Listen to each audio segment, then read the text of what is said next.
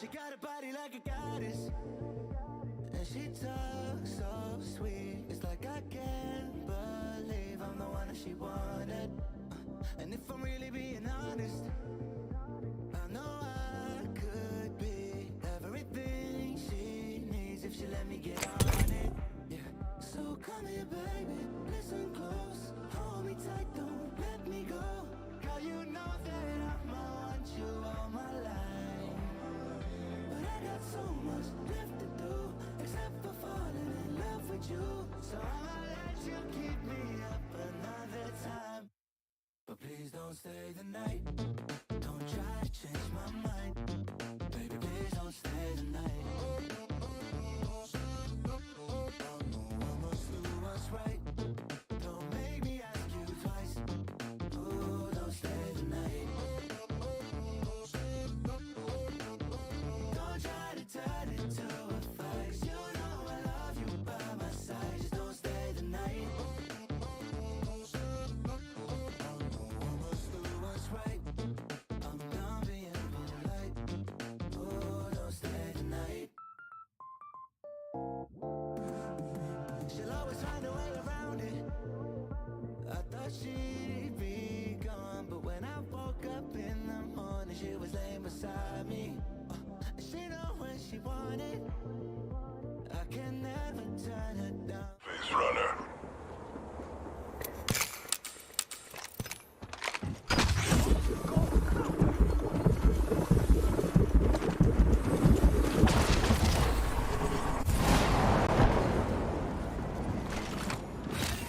There's a skin bag here.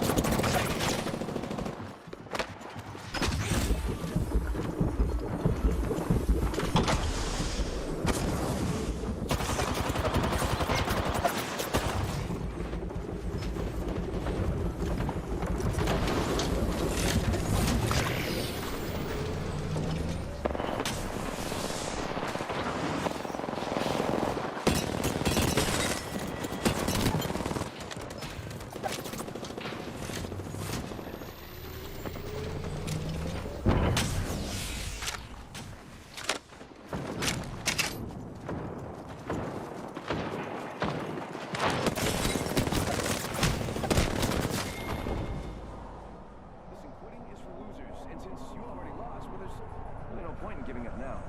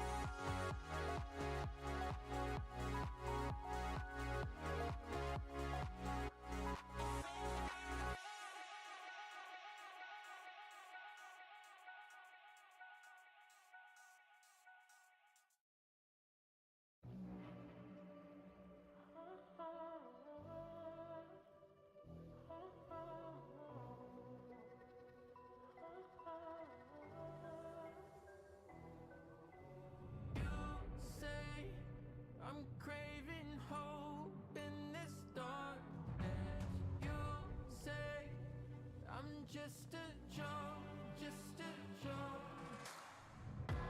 Shivers my spine so bad. Swimming in the river takes too much. I'm trying to let go of us, but the truth is what's really no one else.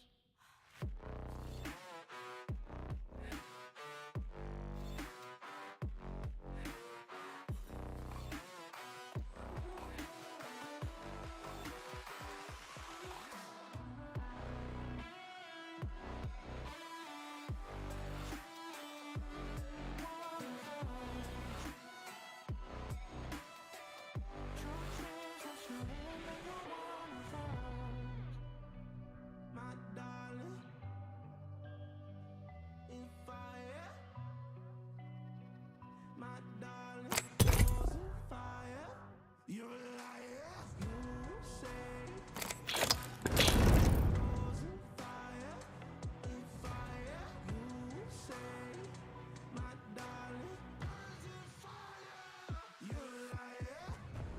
Shivers my spine so cold, so swimming in the rivers, swimming in the rivers. I'm trying to let go of us, but the go of us really no one else.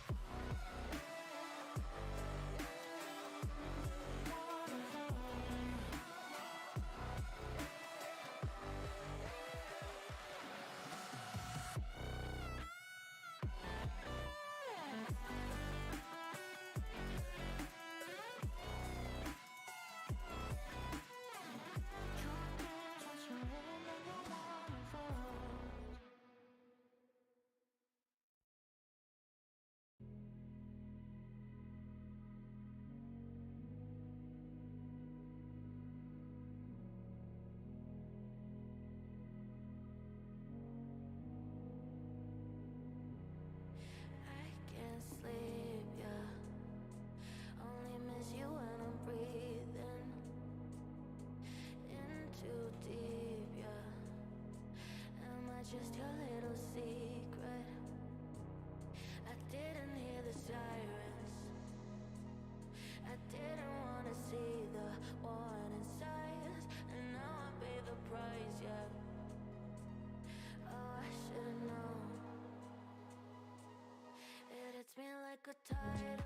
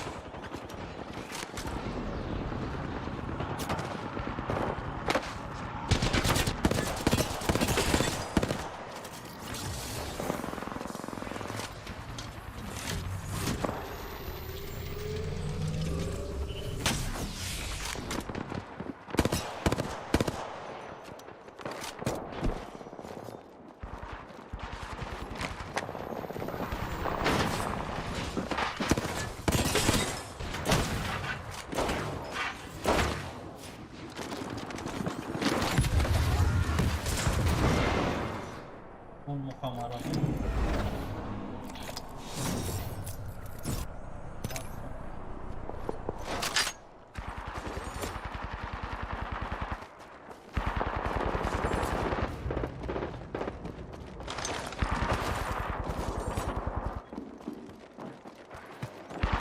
Punching a tunnel.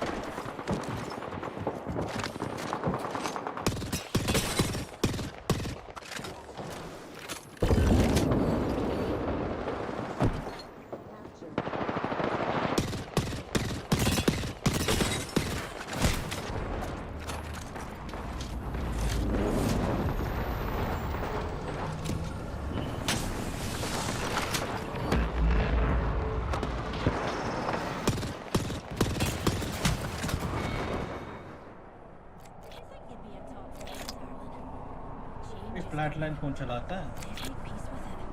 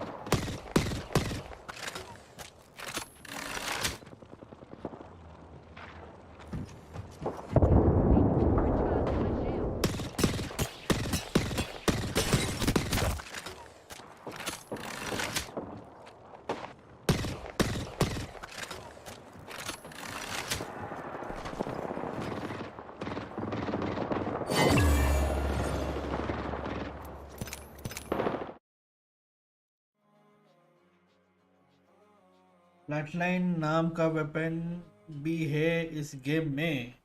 नहीं, वो नहीं बोल रहा मैं। Flatline तो है bro, Imran bro. उसमें अभी ये गाला है, मतलब एवरी वेपन तुम मास्टर कर सकते हैं। तो मेरा तो 100 हो गया ब्रो, तो मैं नहीं चलाता अभी फ्लैटलाइन। तो एक चैलेंज है, वो करना है बस। ये एक चैलेंज करना है, वो तो बाद में कर लेगा। सब वेपन के लिए मतलब तुमको एवरी 20 लेवल्स कुछ चैलेंज आता है, तो वो करेगा तो तुमको एक पैक मिलता है। मतलब चैलेंज किया नहीं तो भी 100 किया तो भी एक पैक मिलता है। तो मैं अभी इसको 40 करने सोच रहा है, तो एक चैलेंज आता है, अनलॉक्स 40 लेवल, तो वो चैलेंज करेगा उस तरफ।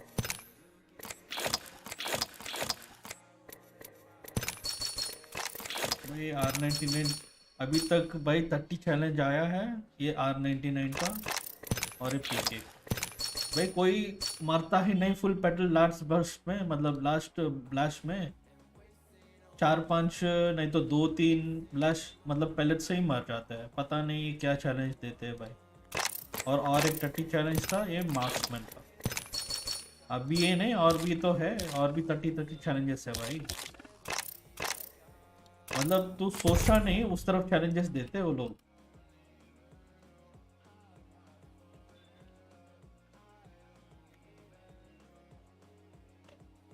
ना दिन हो गया एपेक्स करके, ये तो लास्ट सीजन आया है ब्रो।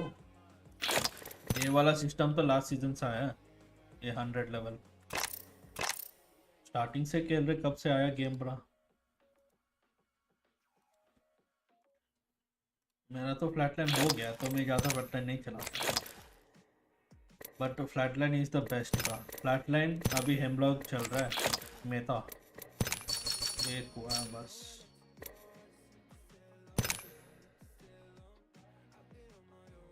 इसको भी 40 करना है। स्नाइपर चलाते हैं। Extra ship fire start to devotion, I don't care.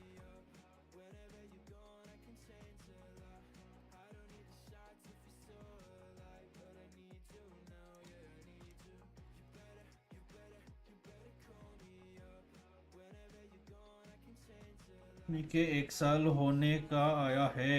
तुम तो 1 साल होया अकेला ने क्या एपेक्स? अरे मत खेलो भाई, don't play this game, I would say दूसरा गेम खेलो, चिल करो। ये गेम अभी कोई नहीं खेलते, ओनली स्वेटी लोग खेलते हैं भाई।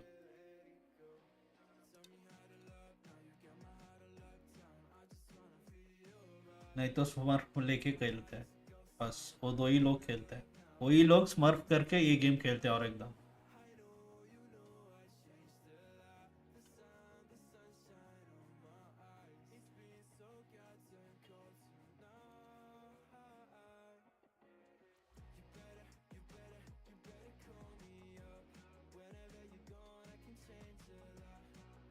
हाँ, खेलना कभी नहीं मन करता है ना।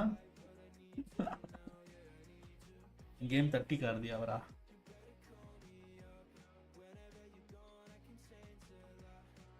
मेरा पीसी में कुछ दूसरा गेम अच्छा नहीं चलता भाई, तो हम ये खेल रहे हैं बस।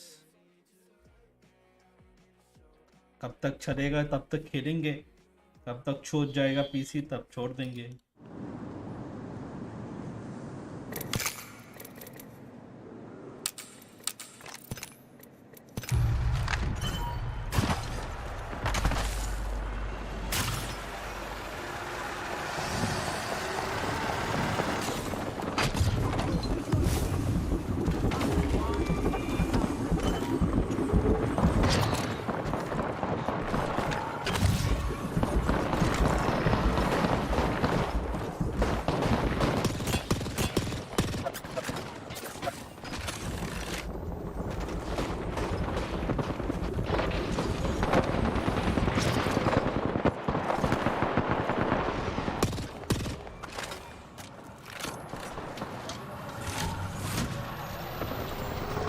बार बिग बिलियन डे सेल में एक्सबॉक्स एक्स सीरीज लेने का सोच रहा था।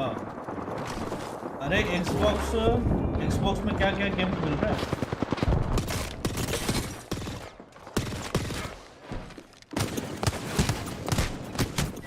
अरे भाई मर गया मैं। दे ये भी फ्लैटलाइन चला रहा है भाई।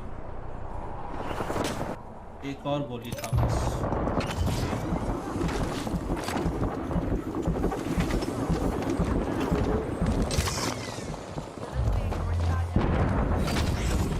में कुछ है क्या सब्सक्रिप्शन प्लान ना, मतलब दूसरा गेम डाउनलोड करके खेल लेते हैं।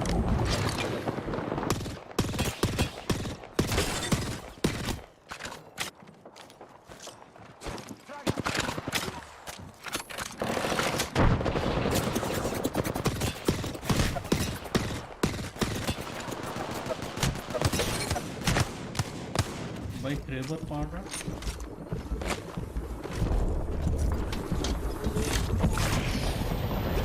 गेम पास ले लेगा, बहुत सारे गेम्स खेलने को मिलेगा।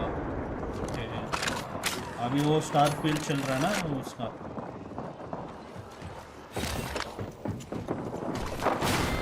लग गया भाई क्रेवर। हेडशॉट मार।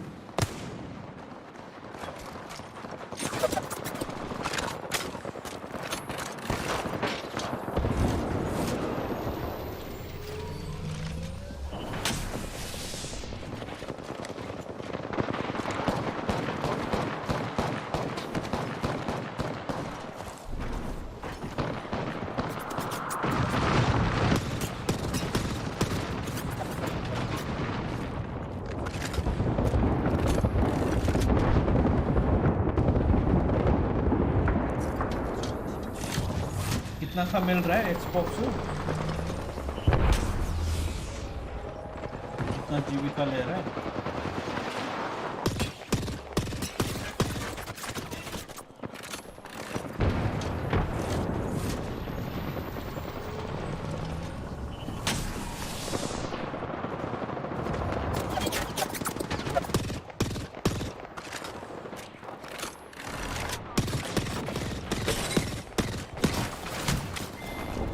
ये लोग सब फ्लैट लाइन मार रहे हैं भाई।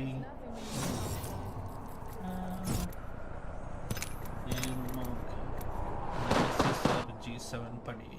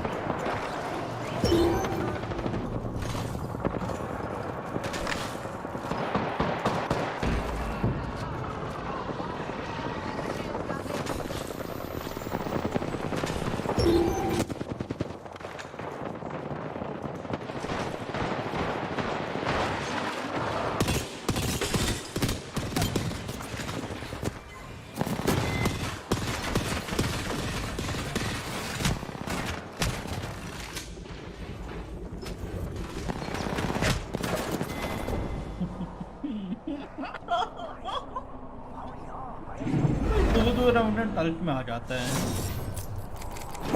एक बंदे को तो मारने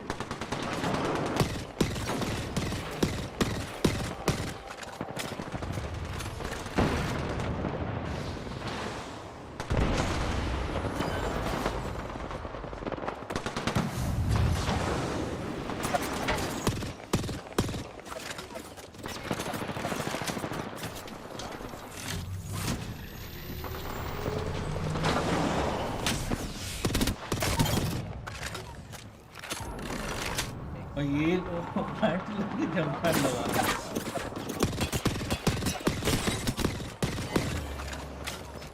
बना के जंपर लेते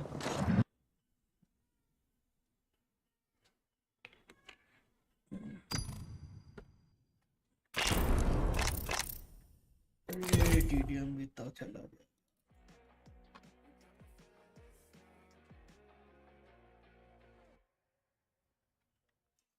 hello bro toxic evil king, good afternoon, क्या हालचाल है, क्या संडे स्पेशल? संडे स्पेशल क्या है आज?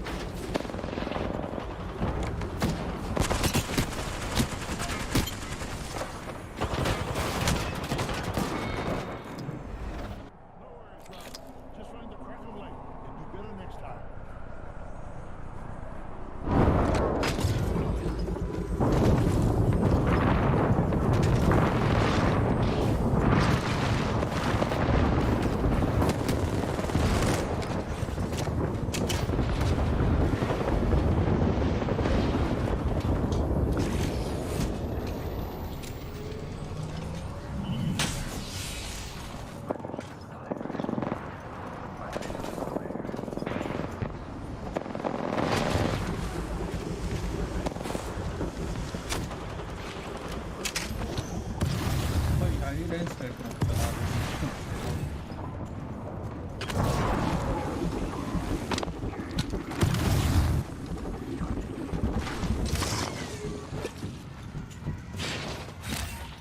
Gas trap deployed. Spotted one.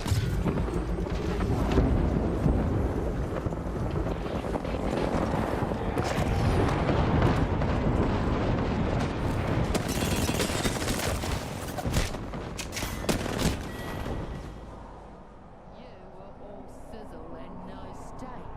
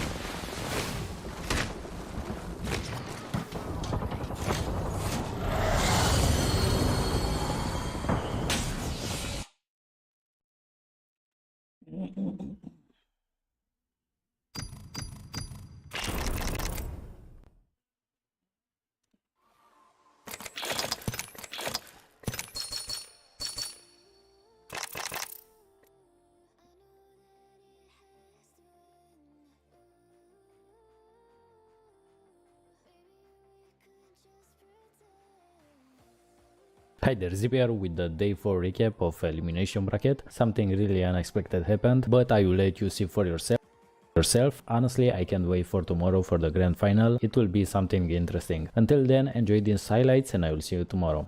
See you. E6, the chants are giving them energy. They held back all the pushes from the 4 different teams that wanted the space in this truck. They did it the hard way, so they get to walk into this fight with 2 red armors versus the 2 purples of the Sentinels. It's a little bit of an advantage, but who knows? Maybe that 50 shields will be the difference. NRG, this spot was played by a rat first, now we've upgraded to a duo, but will that be enough? Catwalk helping them with the rotate, K-Swinny. Oh man, as soon as this Dark Veil goes down, you know they are going to get lit up by that Motherlode. Oh yeah, I mean you got the weather tower, what much can you work with when Sentinels is on the other side? The Motherlode being called in at this time. And since that catwall was called in earlier on, playing on the other side of the catwall may benefit them. Sweet with the car shots. He's got only 9 bullets, by the way, in the reserve. Double heavy, which means he's got limited ammo to work with on the 30-32. Calls for the shield back from the teammate. I don't know if he can drop him any ammo, but he sure needs some. Element 6 rotating around. They actually combine to take out Sentinels. This means Element 6 should have this game delivered to them on a platter. One more thing here, Vicky, as we see KCP unfortunately only walking over the 1 point to start with. Plenty of time. It's all good. Hey! Let's give it up for... Oh, mate. You could have quit while you're ahead there. 1 out of 3. That's a fail. Look at, that's your IGL. Your IGL trying to hype you up, and then when you fail again, he's like, hold on, don't worry, let me do it. And then it's even worse.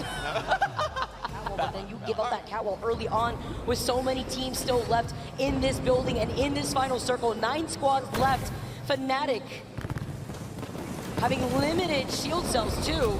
See the fused knuckle cluster shooting right through the cracks of the window. You've got to use every tiny angle you can now. Grenades are going to be raining out. What? There's no point leaving them in your backpacks. That's such an early catwall, though. I mean, it's pretty much your most important part of utility at this point in the game, and Fnatic have had to use it immediately. And FaZe goes down in 9th when this is their POY. Getting shoved out with the amount of teams still in this building. Alliance still on the roof, waiting while looking through the windows of where these teams are going to rotate, when they will, when they're poking from the door side. E6 want a piece of the action. You get so much information just by looking up there. Fnatic are going to go down. Don't worry, not a pause. We're going to keep straight into this action. 6 squads now left alive. Alliance waiting for the very last moment. Another team will be forced out into that black hole. Chaos reigns. That black hole by the edge of the ring too can pull all of them over to the other side and take extra circle damage as it closes in right behind them. Drops down the catwalk called in from the other side. Here comes energy from the skies. 60 bullets to the reserve from Sweet as he melts down the opposition. Certified get eliminated. 3 squads left. Alliance and Pulverex on the other side from energy. NRG dropped down on Pulverex. They had such a great position, but they couldn't deal with the Horizon. Alliance now in a 3v3 with NRG. He's only got a white light back here too. Sweet gets taken out. Nathan's on the other side. He gets beamed, and with the finish, NRG are your Game 2 champions. All 3 of them back up and running. Are they expecting where this goes? I think that's the real question. They see the crafter icon. As you can see it on their screen right now. They know it's happening. They're expecting the team to rotate through here north, and they will wait. They will be patient. They have that information, Vicky. Oh, they get shot out immediately right afterwards. Luda having to be careful. You hear the alternator reading you with the disruptor rounds. He tries to fly away. He actually manages to get behind the wall. IBG lose out on their surprise attack chance, taking them to the skies with the gravity lift, sends out the black hole and the arc star. dropping all the way down, tries to pinpoint that one player that may be low. It was the Valkyrie. Bulwark to your feet, get eliminated here, and IBG re-engaging this fight. Maybe the green light in the future for start a fight to also look on and try to get involved. I mean, they've already got the gold alternator. It's such a powerful weapon this early on in the game. Luda goes down.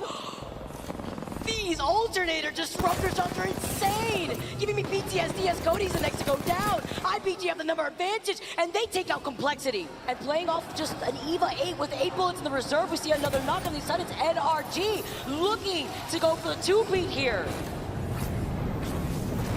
So MD White on the inside, phase. The space slowly constricting now. It will be decided in the next minute. They leapfrog forward with a couple of these fences. That's no option on the other side too.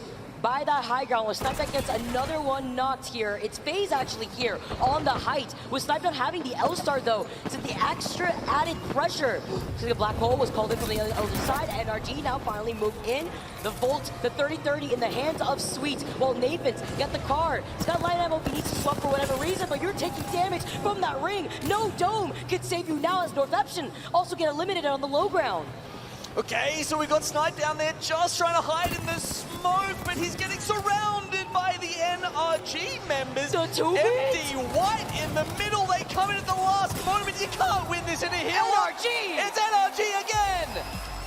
Behind the truck, now pinching Alliance out in the open against Enter Force 36. Musical chairs, which one of these three teams will have their butt on the throne as we get to the end of this game? Cracks are coming out, but no more downs just yet. There we go, Alliance is out, and now Pulverex are in prime position. All that circle damage, of course it's gonna do so much damage. Makes your eyes water as Aimbot goes for the shield swap. Pulverex now playing off a purple Evo. Shamin basically gets that first knock. This is the green light here, but they get the trade. Wow, what a fantastic piercing spikes. You could see they wanted to move forward there, but the utility locking them down. The Catalyst getting more and more used. Teams are getting so good at this, and Pulverex can headshot, get the clutch. Oh, he gets another knock here. Ball in the hands of F10. Can he go for the reset? Sends out the smoke nade. He has to wait another 12 seconds before he has another one here. The 1v1 with Vorez. With the Gen, getting hit by the Gen here, and yeah, I think that was the Rolling Thunder coming down, but it doesn't do anything. He has no ammo left, no energy. He's got to swap real quick. Vorexo, the beam with the heavy Enter Force 36 are your Game 4 winners. One night, slow play. I'm queuing up. Yeah, I like that. Can we slide kill? They're sliding in, they're gonna take my Q, careful. Okay. This other team's looking. Look at kills. Yes. I'm dropping. Buck got an armor sub. We're getting thirded. No, bro. Play my knock. Play knock. Nice. Low. Play knock. Yes. Nice. Being slid on. I'm dead. Oh, I was behind.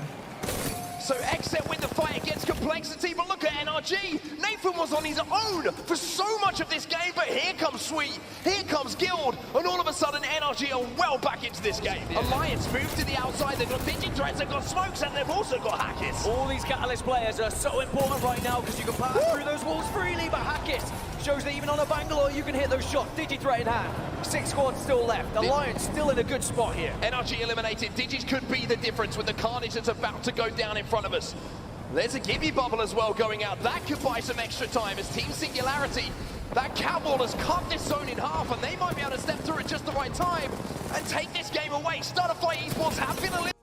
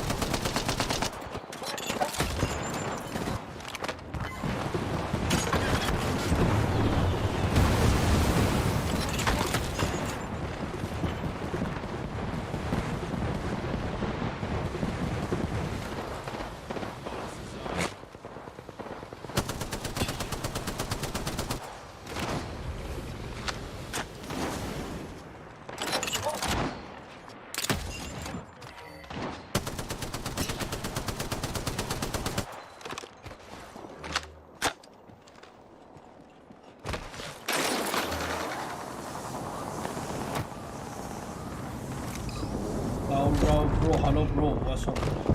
Member 3 bro, yes.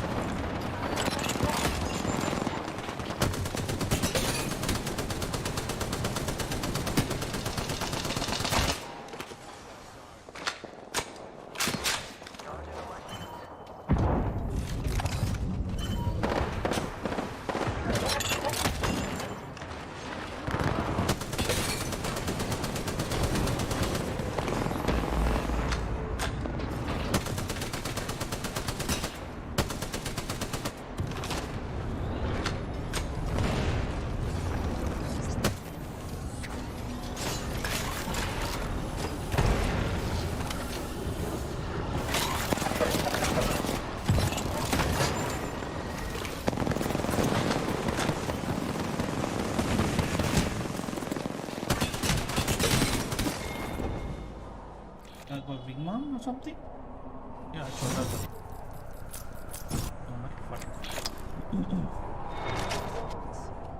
I finally bought a nice laptop. Now I can play Apex. Dude, nice bro.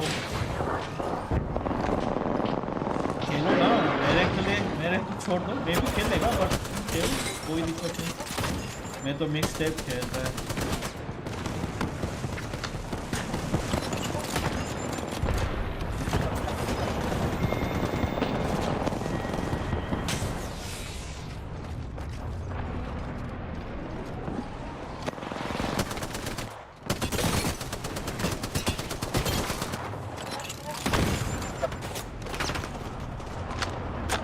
Friend request भेज दो bro मतलब कैसा है तो मेरा नाम है famous channel you can search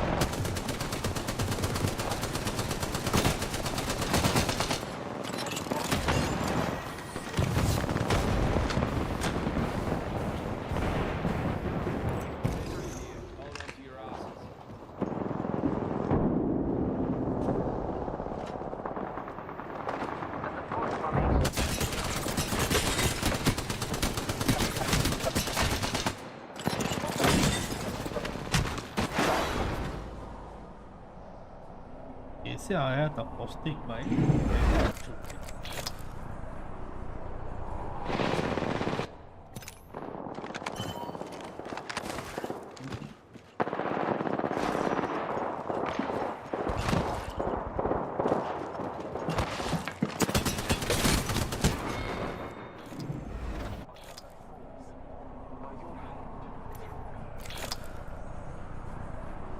तीन बंदे एक बंदे को नहीं मार पा रहा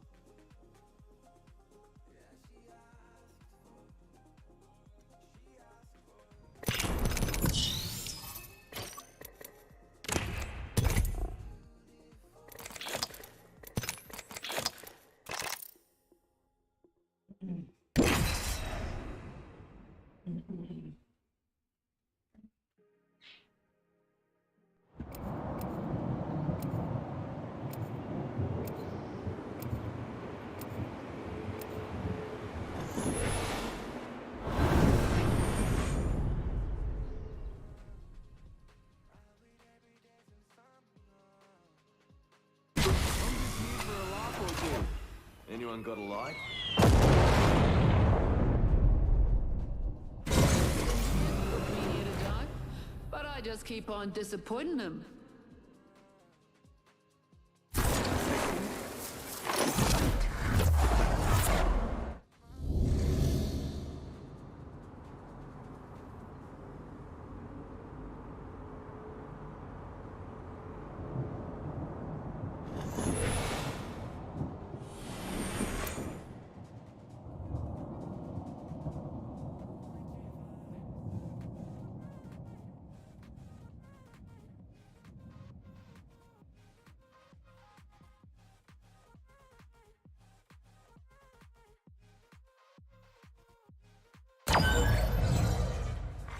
Zone C captured.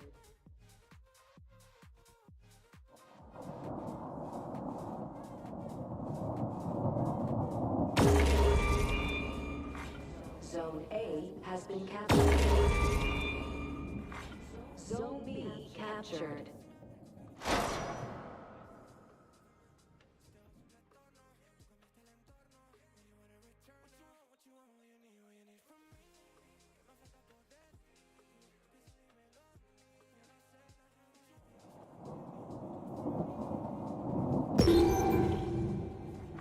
Zone B has been neutralized. Zone B captured.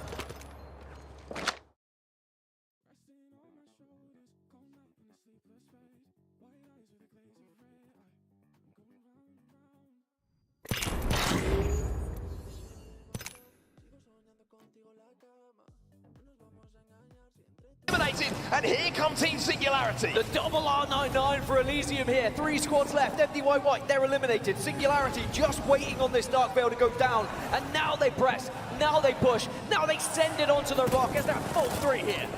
They're going to take this high ground, they're going to take this rock away. It's Team Singularity versus Alliance in these final 2. The armor swaps are desperate, they're not going to find them though. Team Singularity, can they hit the important shots, or will it be the effect show once more? Shield cell popped, it is the effect show once more! That's Dark Zero just kind of saying this is Pride Rock at the moment. You cannot come up here and expect to live. But where do they go? Yes, you get the kills. Yes, you hold this position, but you have to move northeast. Tom Young-Kung are going to be waiting ahead of them. Evac Tower, that's where you go. This is the call from Zero that we're going to go up into the skies, and we're potentially going to go up and above all these other teams when this zone closes. Zone closing, Dark Zero. Start to scale, or was it a little fake out? Are they going to try and play for KP here? Are they going to try and wrap on the remaining players above them? Onyx Esports eliminated in the meantime. Is this going to be something they look back on Dark Zero as a mistake? But that spray from Jen is pretty good, but Dark Zero under pressure. Zainu and Zero, it's all up to Zainu. As the solo, the young man who has done so much since he was an addition to this team, will finally fall into Iron Blood. They get away from Element 6, but Alliance have got tabs on them and they've got grenades to throw. Alliance are doing so much damage to the Pioneers, but the castle wall comes down as a little bit of protection. E6 could use this as a chance to get involved. It looks like they might try and push up, but Dell on the Newcastle, call him Dell Castle. Can he hold strong for the team? Can he give them that little bit of cover where it looks like E6 are focusing them as well, and KCP are the focus of 2 teams. Zane's still alive for now, as E6 make their move too. E6 making their move, but have to be careful. They showed a little bit too much to Alliance here, but this is going to be a fight between E6 and Alliance. Pioneers do have a solo rat trying to survive, but E6 know this is good points for them. This is surely enough to send them to grand finals. Zane's still going. Zane's making this ugly for everyone. They have to be worried about him because it's not just any player. This is Zane, and he only needs 1 clip to put you down, but Pioneers will finally go down, as that is going to be the signal now for E6 to move in. Case Winnie with the alternator finds 1, and with that, Element 6. But one team who are going to find this tough, Dan, is Dark Zero. Yeah, Dark Zero, all the way from Mill, are on their journey though, and they did have a ring console, as did Exit at Cascade Falls. Could be exiting the tournament in Elimination Round 2 if they do not pick up points here in this match. Now, Dark Zero, they're already under threat on their rotation. Oh, Zero's had his shields broken, but here comes Jen Burton, and boy, is he going to have to do some work. Zero and Zainu are down though. Jen Burton, his ankles are burning from the fuse. Oh, it's E6. Oh my God, Dark Zero are gone. Dark Zero are gone. And leave it all up to the final game. 7th position for them at the moment. They're at about 40 points, as now suddenly E6 are still doing damage. And again, it's E6 versus NRG. It doesn't really matter who wins this fight, but this one's for pride. This one's for making sure you look the best going into the grand finals. It's NRG on top, and they take E6 down. FC Destroy now on their way forward. They hold down the 10th place spot at the moment, Dan. They would qualify if it stays like this. And they could be in a spot to rip a team to shreds here, but he had reloaded earlier. FC Destroy now just a 2. Oh no! And they're desperately trying to slide and survive. Hammer Drill left on his own. Hammer Drill trying to survive. NRG eliminated in the meantime. Spray coming in, it's not enough. FC Destroy will fall alongside NRG. Alliance move in once again to pick up the pieces. It's start a fight versus Alliance. And it just seems to be these 2 teams always. It's a 3v2. Effects go in. Effect gets 1. An Alliance add another 1. This is worrying times, and we have to say it again. It's Dark Zero. At 29 points, they find themselves 9 off of 10th place. Now, 9 points is not easy to get in Apex Legends. If you don't include kills, that is 2nd place in placement. We just saw SAF do that, but 9 points would not get them there. You need more than 9. Dark Zero still control this bridge and still have their own fate in their hands. I actually love the positions from both Pioneers and Dark Zero if the circle pulls north, which I've just seen where the circle pool's going, and it's going south, further towards Barometer. So Pioneers and Dark Zero will have to move, and actually, Dark Zero already moving. How many zones do they win? How many games do they win from that position? It isn't going to be them on the high ground. Sentinels will be down on the low, but look at this rotate, by the way, from Dark Zero. But they are taking damage. Zero has to escape. Oh, that grenade, they have to go back, and now it's just a case of surviving for Dark Zero. EMP there as well, they have to get these batteries off. Crossing the bridge just below them, or just to the side of them. Dark Zero make their play. Dark Zero make their push. Zainu goes up into the skies. The black hole is pretty good, but is the damage going to be done? For Dark Zero to take this position away. Surely there's KP just lined up in front of them. Dark Zero, this is their chance to go. Starter fight eliminated. KP picked up here by Dark Zero. Starter fight, we're in 5th position. They may be good, but again, they will still watch on. Dark Zero cannot afford to make a mistake, but it looks like they will reset for now. It's only 3 points away at Singularity. FC Destroy, their nails probably being FC Destroy right now, as they watch on and hope that no one will surpass them. Dark Zero only 5 points away from 10th position. Circle begins to close. The final round here in elimination round 2. And Zero with the Kraber leading the charge as the ring starts to tickle them from behind, and they're taking damage. Zero in trouble. Dark Zero in trouble. Jim Burton. But and Singularity gone as well. They do not make it to the top 10.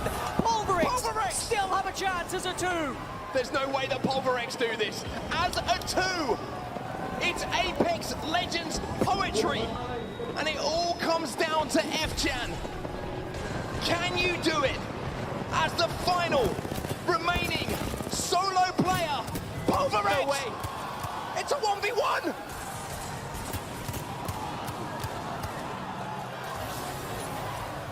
From duo to solo, Pulverex have done it! No way! They do it! They send themselves under 40 points! But is it enough? It's going down to tiebreakers here in Elim 2. It is Apex Legends folklore. It is Apex Legends poetry. That the team who introduced themselves to the world as a duo win the 1v1 to maybe, just maybe, see themselves through to tomorrow. Give it up for Pulverex, everyone. What a performance in that final game. All right, well, it is time for the reveal. Which team won that tiebreaker and has solidified their spot in our match point finals? The series results are tallied and ready to go. Here are your elimination round 2 bracket standings, and it is IBG and 10th Pulverex have clinched with their win here, Vicky. Now in 9th.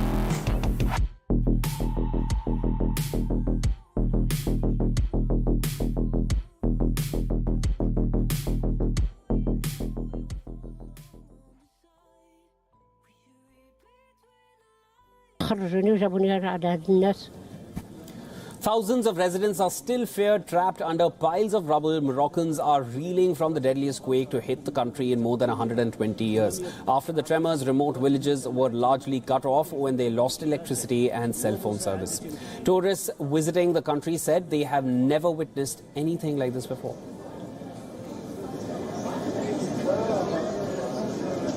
En fait, j'étais dans ma chambre et en une fois, mon lit s'est soulevé et j'ai couru et les murs en fait s'effondraient. J'ai des photos, c'est incroyable. Les murs à côté de nous, de l'hôtel, c'était un 4 étoiles, ils s'effondraient. Et les gens qui criaient, franchement, c'était horrible. Et voilà quoi, il y a 2 filles qui étaient avec nous à l'hôtel, elles sont mortes. Du coup, voilà, ça a été un double choc. Countries around the world, including China, Tunisia and the UAE, have announced emergency humanitarian assistance to aid ongoing rescue operations in Morocco. As Morocco battles the disaster, aftershocks are still expected this week. After so many lives lost, Morocco sees new life. In the face of chaos after earthquake, medical team defies aftershock to welcome 2 new lives. watch this story of hope in the middle of this devastating news that's come in from Morocco.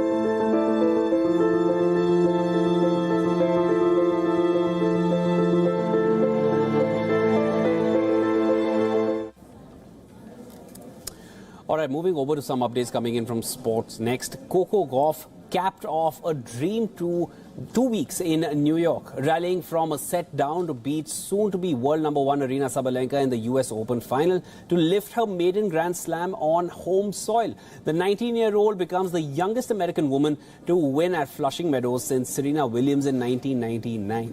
Reigning Australian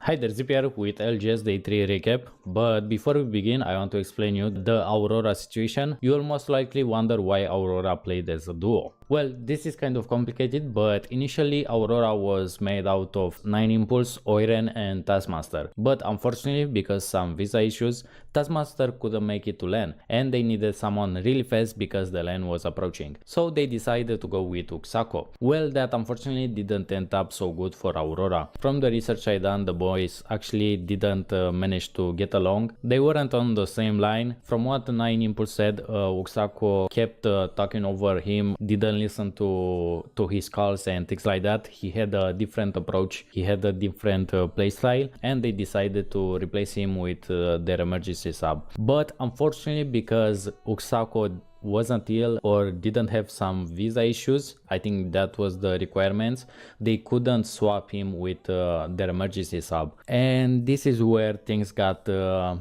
pretty bad. Uxako got to Twitter and said this: after those rough days, Aurora decided to play with Tax, their emergency sub. Kinda sad since I travel for a lot of hours, but it is what it is. I wish them good luck. Just posting it so no one gets surprised when I'm not in the stage playing today. And he posted this message of Oiren saying, Uxako, we're gonna play tomorrow with Taxington, thank you for help. We made this decision since we don't have synergy and super hard to play together. After this tweet and after Aurora realized they can play with their sub, Uxako came to Twitter and said that Aurora told him to lie to the admin so they can get their sub, which was not a great look from the boys from Aurora, but that's not the full story, because 9 Impulse came out with a response. You will have the response on screen. The English is not so good, but I will try to explain you what he says.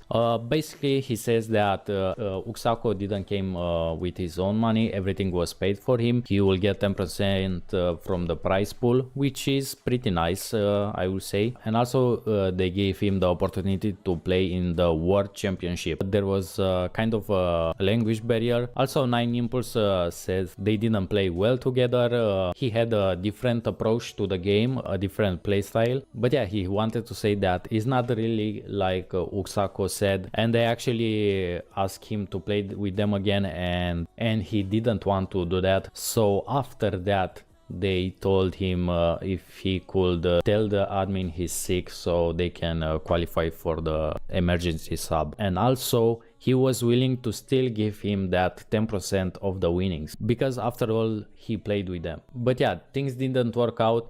They played as a duo. Both sides got a lot of hate. Uxako and the Aurora boys got a lot of hate. But yeah, this is a difficult situation. I'm very proud of the boys playing as a duo. They still managed to beat full teams as a duo as well. I just can't imagine how things would have turned if they could play as a full team. But yeah, that was a recap of this Aurora drama and why they played as a duo in LGS. Okay, now let's start the video. Enjoy this day 3 recap and I will see you in the next one. See you. And now, Element 6, MDY White, they are forced to get into that next zone. There's not a lot of space, and Element 6, they're just hugging the ridgeline, able to grab it, not on to Beju.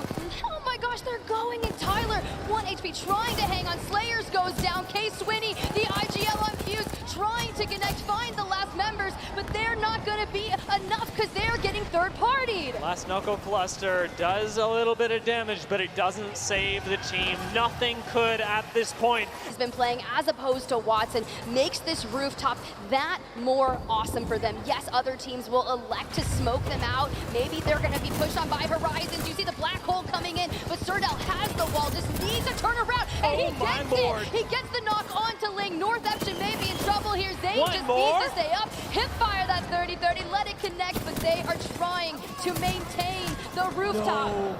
Serdal couldn't save the team in the end. Satsuki has jumped down onto the low ground, leaving just one member left of North Epson. On the other side of this, remember there's a team looking at everyone from height, and Satsuki only has so much he can do. Pioneers, neither Newcastle back in the game. Serdal would provide such an incredible reset for them, and up on the high ground, Licite de France wait for their chance to pick up a victory.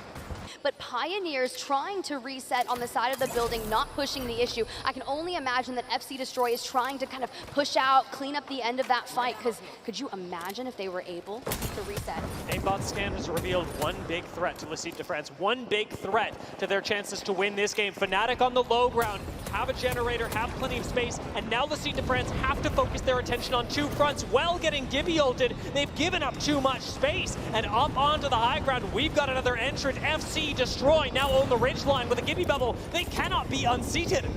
But Fnatic, as they creep ever so closely towards Pulverex, it is now FC Destroy that we turn our attention to. 6 eliminations, they've got a Prowler, they've expended the bubble, they're barreling forward, and Pulverex seek to try and play the building as much as they can, because that's where FC Destroy had originally been. Can they even survive at this point? Licite de France had to send it down onto Fnatic, and they got instantly wiped up. FC Destroy's play has cost them big in momentum towards Antenna, but they could turn it into a kill on Fnatic. Being beamed, Hammer Drill has to back away for a moment, but they get enough knocks that you've essentially secured that Fnatic can no longer participate. FC Destroy have to play for control that they have so well earned. Meltzera is currently the only one up from Fnatic. Yuka has been fooled, so maybe we can see the res, but Suzuki went to the rooftop and is just trying to keep out of sight right now. We have 8 points. They've already packed up some eliminations. We have 4 squads remaining. Not a lot of teams have their full power except for FC Destroy. So utilizing the Bangalore ultimate is the perfect time. And now let's see the grab lift play from Suzuki, keeping alive as much as possible as Fnatic is eliminated. Gibby bubble crucially coming back up in the nick of time, giving a little bit of moments to FC Destroy to heal up. It's North Epson to take out Pulverex, and with just one member left, we all know who's winning this game. It is a well-deserved pickup by FC Destroy. FC Destroy, North Epson, Pulverex, Fnatic, that is what we needed to see, but the majority of that region are starting here in the elimination round 1, and only the top 10 will advance. Well, it is safe in the next zone. Well, they don't have to fight now. If they stay here, they are signing their own death warrant. There's no way to play this area. Kick, they're forced to Horizon ult themselves. It almost turns into a pick. Will they finish the job? Yes, Micey goes down, Bambino is out, but with Skull down and Clone at 50 HP, Kick cannot survive. Complexity come in for the third party, and they get to roll up on Go Next, pushing the last member into zone. But with Monsoon down, things have become really difficult for Complexity. Got to finish off the kill. They lose 1, and we'll go next. Do falter. It's Monsoon that is taken out in a massive way. And Enter Force 36, hearing all the chaos, decide to forego taking a position in zone, and they want to take them out, and they push knowing they have a numbers advantage, 3v2, and Complexity is essentially stuck inside the building. Stunts coming in the double time. Yes, it activates, but you can't move enough. But look at the Dark Veil splitting through, and Luda will fall. Cody, where are you at? You're getting pushed into a corner, and Complexity will fall. Yeah, Tyler FPS, new to the team here for Champs. trying to make something happen. We saw Element 6 take out one member of Aurora early on and have played it forward, leaving that building and trying to take on Onyx Esports. On your screen right now, Bloodhound scans coming in, they're getting information, but all the smoke, it doesn't matter. You can try to barrel up the stairs, but you're gonna get immediately punished by Shady. Element 6 getting a little bit too antsy there, and it's a nice response for a moment. However, sat in this hallway, there's not a whole lot of space they can play, and having just lost Tyler, we talked about the 2v3s earlier. Swinny seems to be clutching it up. A few more shots could keep Element 6 in this, and Onyx go down. But not before the other teams want a piece of this. We knew this was going to be a bloodbath. Slayers able to reinforce the door. Kenny bringing in the mother load, the knuckle clusters, using every bit of ability to keep all the pressure off Element 6 so they could try to reset. It's going to be slow playing it for now. The 2v3, you have to pick your moments. And speaking of picking your moments, it looks like KCP have picked theirs. We talked about how they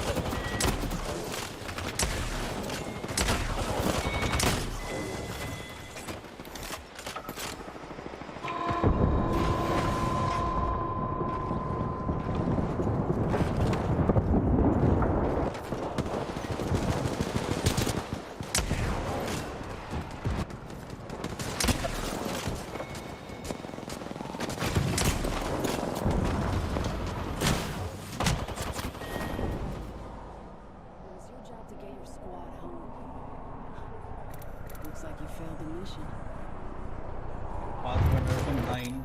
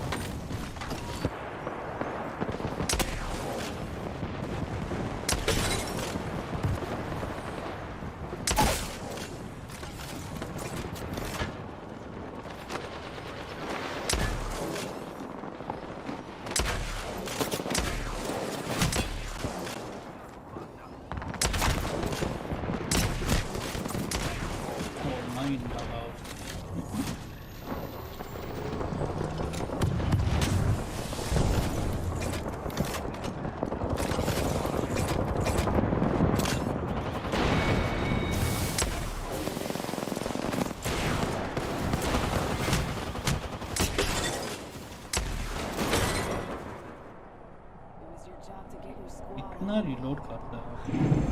Looks like you failed the mission.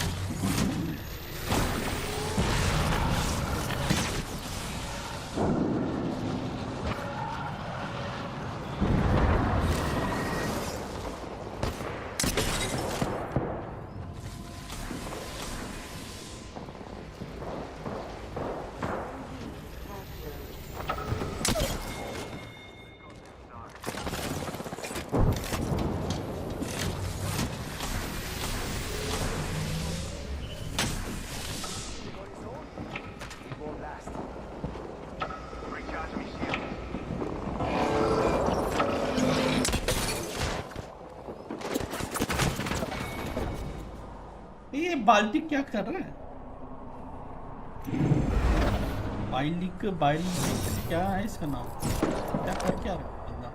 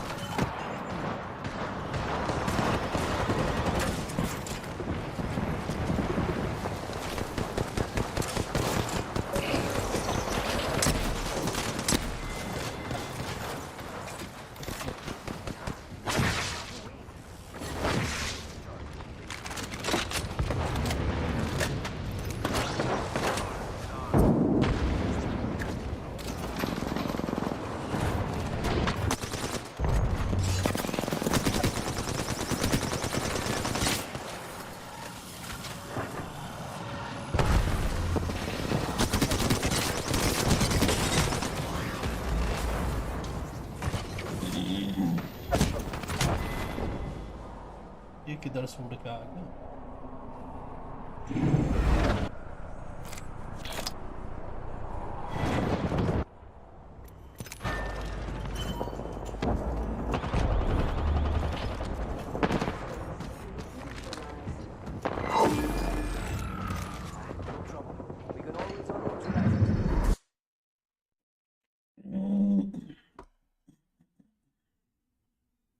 भाई पीके को तो एक मारा, तो पोका की नहीं. I got one guy with PK but it doesn't fucking update. भाई वो fucking मैगी को तो मारा है फुल बस्ट में.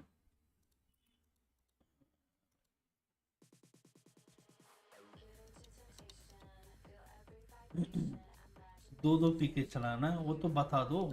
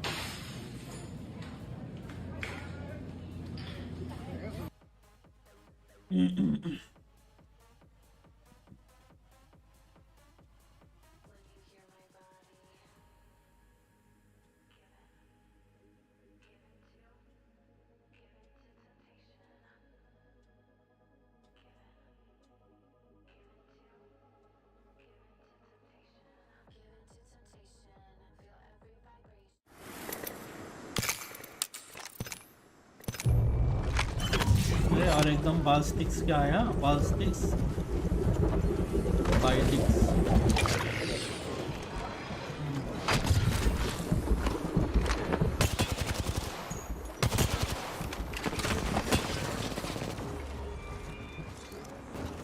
क्या गन चला रहा वो बंदा में?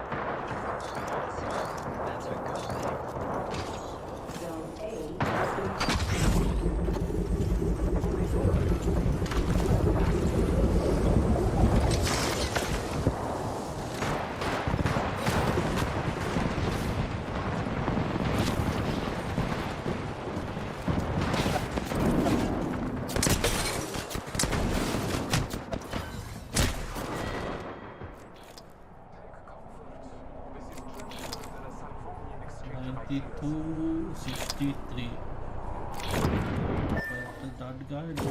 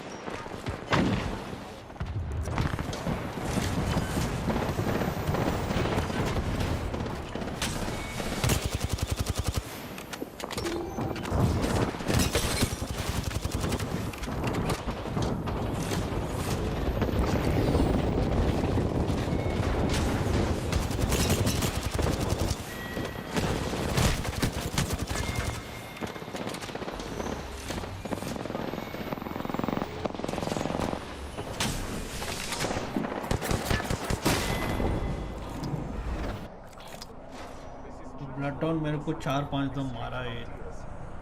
क्या है rampage?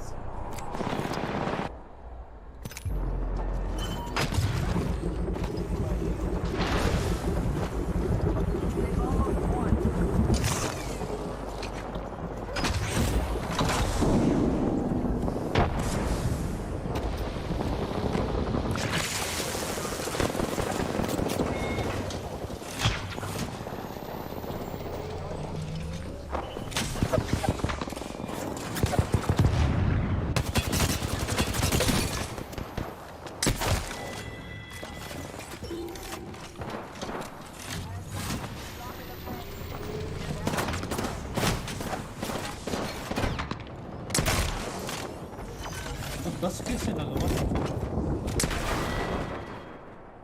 And no squad mates to save you? Buddy. Find a better wingman.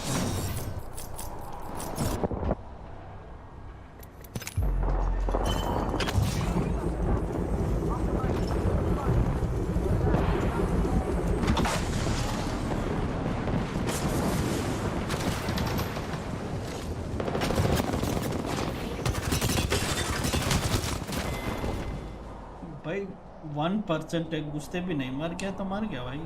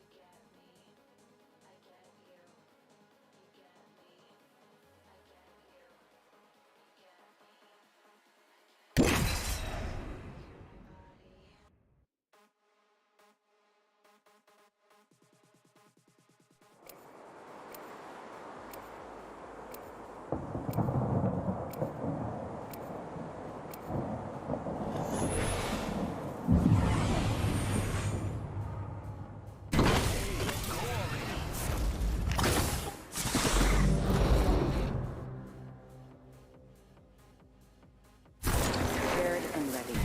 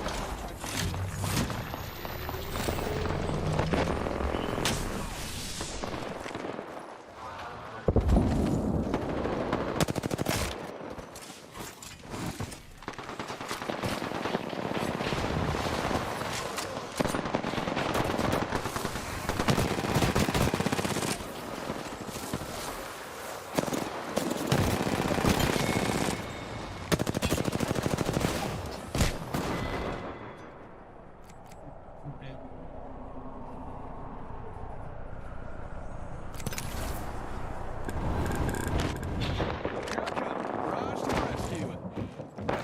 It's go time.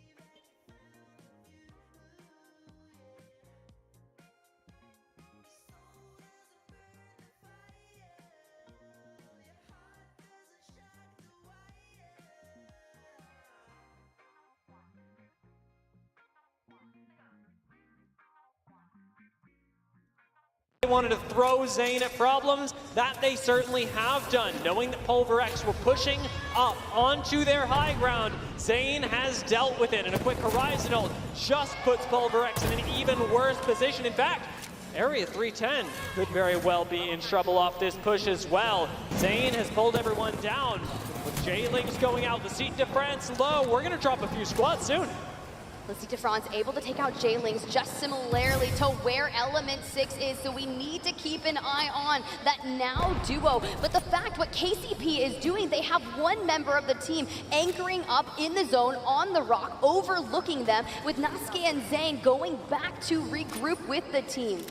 As we get an overlooking, it's actually going to be Enerforce 36 going up against Riddle Order. Yukio on your right, trying to maintain some kind of off angle with the mountains. The Dark Veil has already been expecting, and Yukio with the Bangalore smoke, knowing he has a digi threat, it's almost like luring them into a trap. At this point, Riddle Order playing off the low ground are running out of time, with Yukio falling to half HP. Tappy struggles for a grip on the fight and goes down instead. up on the high ground. BK has got to clutch it up for the team. With an R99 in hand, anything is possible, but now he's being shot in the back. And now Riddle Order, even after a small victory, will ultimately go down. Enter Force 36, own the north side of the zone, and they've got plenty of time for a reset. And while they reset, can we please talk about the 30-30, because it has been so detrimental in some of those up-close fights. And 100 Thieves, speaking of up-close, Gibby bubble the Trident and run straight into the hands of GO and KCP. Now Scurry, last alive, electing to choose to throw the defensive bombardment while he goes for the res. I think they're actually going to get this as well. Nobody else seems to be pushing them, and as you say, defensive bombardment provides a really nice zoning tool. Unfortunately, as soon as it expires, Scurry loses his teammate once again. 100 Thieves are back to just a solo. Have to plan out a rotation of their own. Ult excels onto Kizaron will help them a lot in terms of being able to use a Catalyst Wall and block out a lot of other squads that could contest them. Well, if there's one thing I've learned about 100 Thieves right now, it's like I get knocked down, I get back up again, and Pioneers, they barrel forward, knowing this is a power position against Enter Force 36. Naski will fall, but they've already got a knock on to aimbot. The trades are coming in, and they just need to find the last member. Enter Force 36 will fall, and a gold knockdown in the hands of a Newcastle is a blessing. They have a world of a mountain ahead of them. Look at all the space that KCP is working on taking, and yes, an evac tower in the distance are about gold, actually, but it doesn't matter. Zane's gonna shoot him, and we're looking at Duck Hunter right now. Unfortunately for Pioneers, this flank, even if it's by a squad that will ultimately die, is splitting their attention, letting teams like LCDF start to move up on them. In fact, Zane is committing so much attention over here that it could go very poorly for them. Element 6 have just gone down. We're into the top 5 squads, but Pioneers have to regroup and find a way to dissect this engagement. They are just sitting back, looking to find any amount of KB, and Zane from a mile away with the R9 black hole going out, trying to capitalize on this. LCDF has fallen, and Gonvere might be next. They are. Yeah. Now we turn our attention to the final squad, Area 310, but this is all Zane, baby. Let's go, Zane! Absolutely incredible finish. What was that out of Zane? But he looks like he is vibing. Honestly, those jerseys are super sick. I like the reflective, but you can see 9 eliminations from Godrock, and even splitting up as a squad, electing to leave your Newcastle, your anchor from Meat Mountain between. At this point, Pioneers, I think we could all have expected where they sit. Pioneers, though, they're positioning themselves inside the wall, hedging their bets that it will close towards this. Think of where complexity is. Now, the last time I saw a similar zone to this, it was actually LG Chivas that was electing to play from where complexity was. It did get them a top 5 finish, but you have to be able to survive, especially if we're still in outside the zone. We've already used a Gibby bubble, and just like that, DSG making waves. It's going to be a real battle in the crowd because MDY have a lot of support. What they don't have is their Gibraltar, but in a 2 versus 1 situation, Disguised go down and MDY claim another victim. 17 squads in the lobby and teams like 100 Thieves trying to make it in, and just like that, Area 310 pushing up on them, and Scurry's already fallen. And once you lose your Gibraltar, you lose so much more than almost any other legend because of the instant reset that he otherwise allows. Area 310, they know this. They know they've got the numbers and have taken out the cornerstone of the team. And look for the finish. Hemlock's gonna do it. And 100 Thieves go down. 3 and GO Dogma is down, but they do have the Newcastle up. May prioritize trying to get down there and get Dogma back. But this is gonna be tough because Go Next is the team underneath them. A little bit of a tough spot as well. Just understanding how far the Washington would go. No nade connects and Go Next. They certainly do. That is a clean finish from Go Next. FC Destroy, though, with the zone at their back, are climbing up that hill. They cannot stop here. The final boss is calling. It is time to engage in battle. An evacuation tower is the last hope from Case Winnie's Knuckle Cluster. This is bad. One bullet in the air would take out their Gibraltar, making their landing all the less safe. Where will FC Destroy go? They managed to land just in the nick of time underneath the bridge, but they're split. Yuka makes it with 25 HP. Well, Riddle go down, 8 teams left. We get another defensive catalyst wall, and somehow FC Destroy are alive. Not sure if they'll have enough time. Hopefully they'll have ult excels to get that Dark Veil back up should a team push. But Fnatic on the left-hand side of your screen and Element 6 have cleared out the backs, and they just need to fight. But playing the high ground, I know it's going to open them up, but as long as they can smoke out everyone, AK Swinny doing a lot of damage, not necessarily going to take them down, but Tyler FPS, this he gets one, Complexity Element 6 hit the floor and dropped like flies. Complexity were waiting here the whole time and finally pop up to collect a little bit of KP. This is a top 5 situation that Complexity will find themselves in. They just have to survive these couple of fights, but Monsoon does get caught out, forced to retreat. Smoke and dodge, Cody with an L-Star. They just need to prioritize not overextending, because their play of action should be to hold forward and go left on the building. Holding out the remainder of the teams to their north. Okay. Go next to the last couple of members of Element 6. That is a huge drop on Micey. And ultimately, they don't even need to make the push. Go next. Sandwiched between 2 squads are out. Health or meds or anything from that, but you can see they're just going to loot quick, upgrade their shields, and then prioritize going back. All of the ultimates enacting across of FC Destroy, and Fnatic still needs to move. FC Destroy, albeit it was a very scary move to take this bridge, but doing it is going to be proving dividends. Absolutely. Now, their concern does have to be Fnatic, who are positioned off to the north. You can see them on the highlights starting to rotate up, a catalyst wall separating these 2 squads. It's nice and opaque, but it is paper thin. And very little that Fnatic have to work with is actually going to let them be safe. A Phoenix kick popped by Umichan lets him move a little bit closer forward. Complexity wait on the low ground. Complexity, who have one of the best spots in this end game zone. The biggest problem for them is going to be the contest on roof, and Monsoon has that well in hand.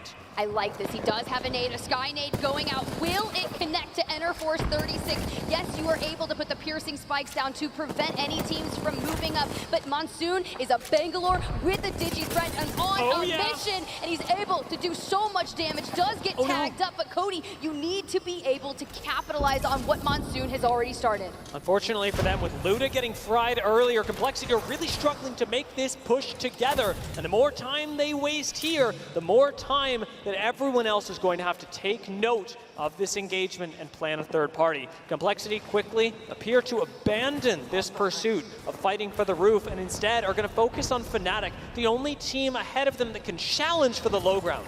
This is crazy. Enerforce 36 playing from where we saw Start of Might Esports win this zone early on, and this is going to be everything. Complexity trying to maintain. They're able to eliminate Fnatic and now have enough points to break through the cusp and put them into the top 10. Wonderful play from Complexity again, approaching this wall zone with precision. Monsoon's clearly got a lot of energy even after the first 2 games, because the pre-game song seemed to be enough. Enter Force 36 on the high ground, get to farm up. This is what the position is for, and make no mistake, Tiff, it is a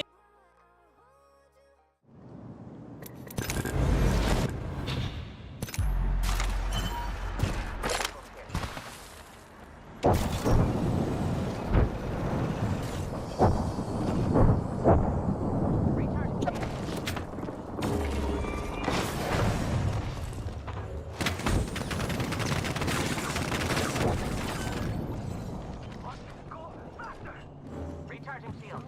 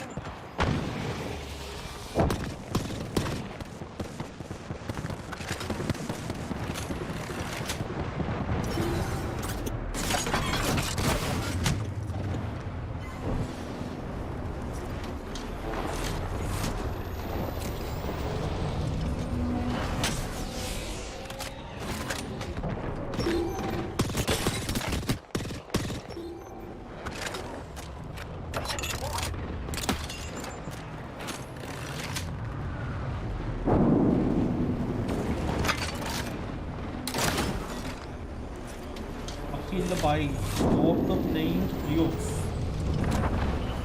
उस तरफ कुछ नहीं है, मैं तो nemesis का master कर रहा है ना, तो नेमेसिस तो क्राफ्टिंग में सर्च एंड डिस्कशन कर लो.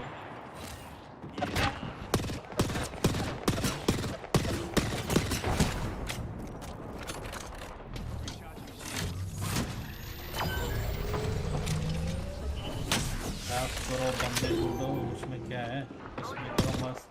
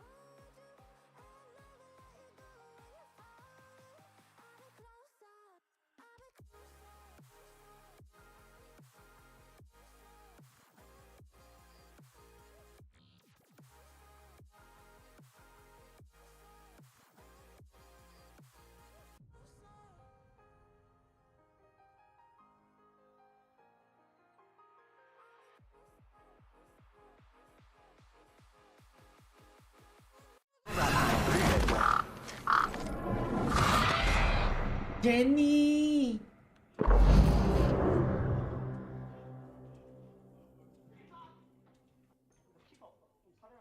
Let's go for a ride.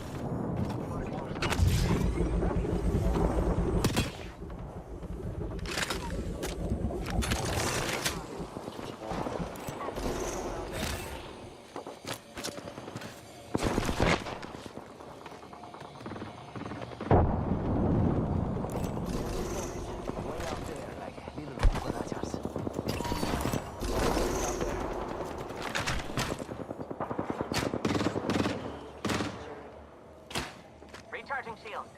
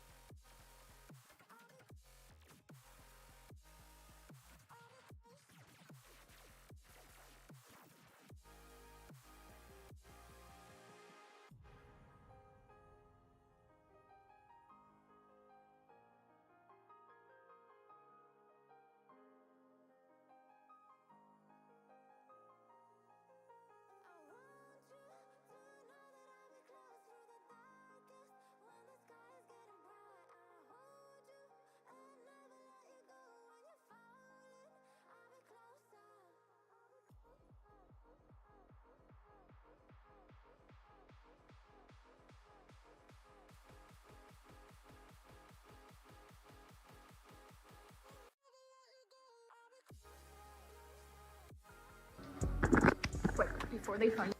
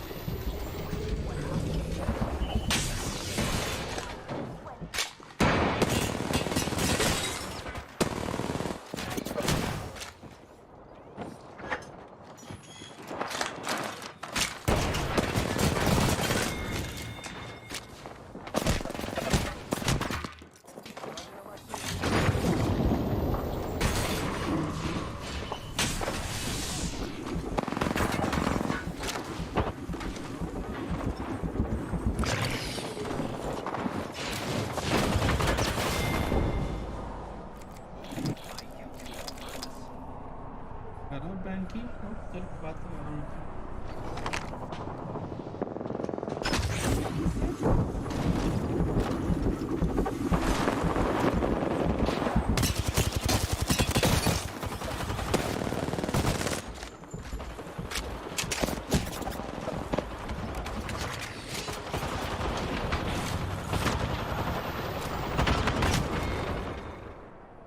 Sorry, Scrappy.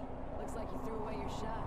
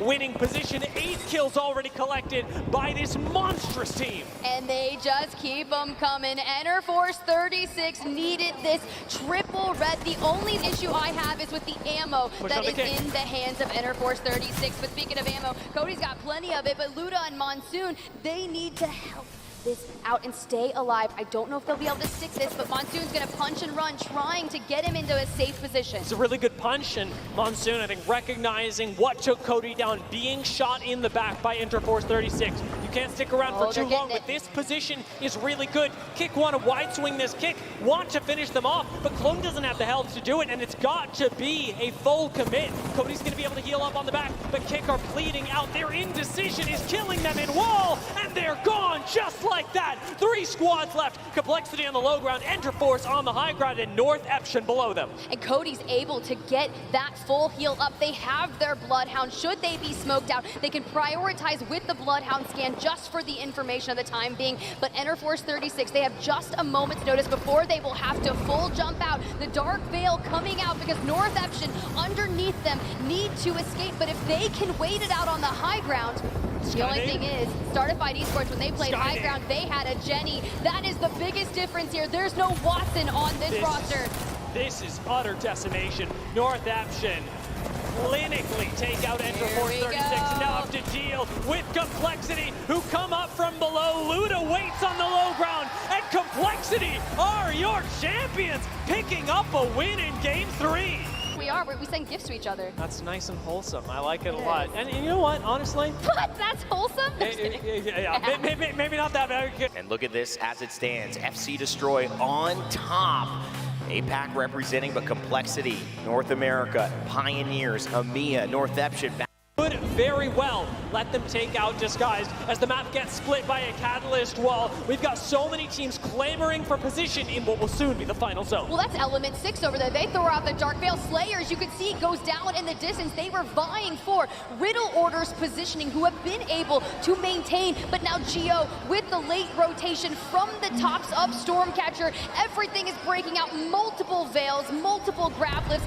Leica, 1 HP and a Dream. North Eption leaving the building, trying to survive, and Ling appears to be the last one. Complexity are doing great right now, playing right underneath. They're catching so many teams by surprise, farming up so much KP. 5 kills alone have been picked up in the course of the last few minutes, and they have yet to drop a member. But as they start moving up into Riddle, Complexity are damaged. They're being shot from above. MDY are contributing, and they've lost Monsoon. MDY drop to finish the squad and take the engagement with a second. Riddle Order fight for their lives, but MDY have the tools to take them out. LQ takes a quick reset. Gibraltar Bubble still around.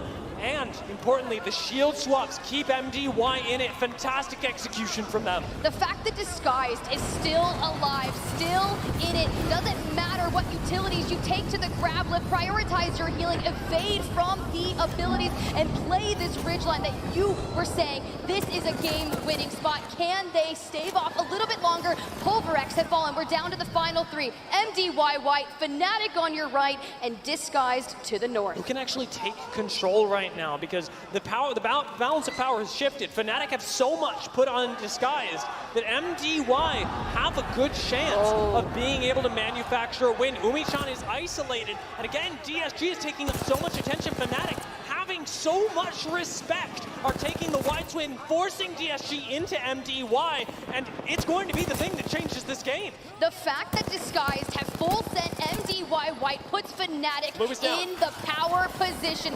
They can just push straight into the gimme bubble. Okay, Yuka, we see you. Able to grab a knock. Now to the final 2 squads. MDY White in front of them. I believe in a Yuka supremacy. I believe in Fnatic. I don't know if you can hear them, but the crowd is going crazy for Fnatic. We will be seeing Fnatic in tomorrow's games. For now, it's a matter of time and of holding on. Are also showing what they can do on the northern side now against Pioneers, but there's Go Next and Kick and Riddle Order here on set. Look at Zane. Zane's holding this. Oh, he gets a stick as well.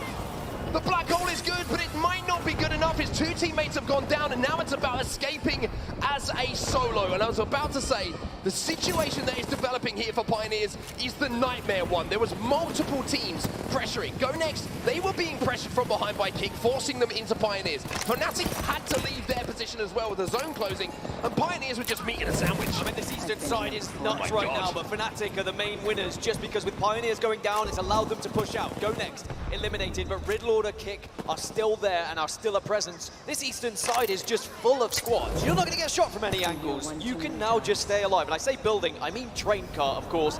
That's going to be up there and available for them. But FC Destroy still have to find a way up here on set. Well, this is going to be a continuation of the battle on the southern side of the zone.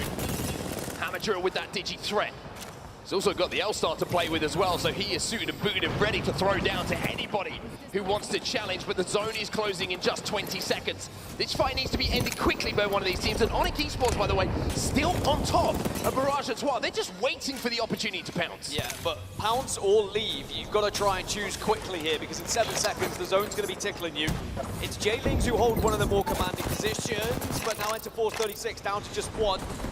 Force is going to have to try and work with whatever you can here, but there's so much attention over towards him, and even if you get the shield swap, are you really going to survive? Well, the question is he going to have the health meds in time? He's going to have to walk next to this zone, tiptoe, and hope that that smoke in front of him keeps him alive. Onyx now have to drop. You see them dropping from the high ground. Naski has been eliminated, meaning that Pioneers will go as well, and Onyx Esports trying to use his grappling to get away. Oh my god, Crusader! He's hitting anything that moves at the moment, but can Onyx survive?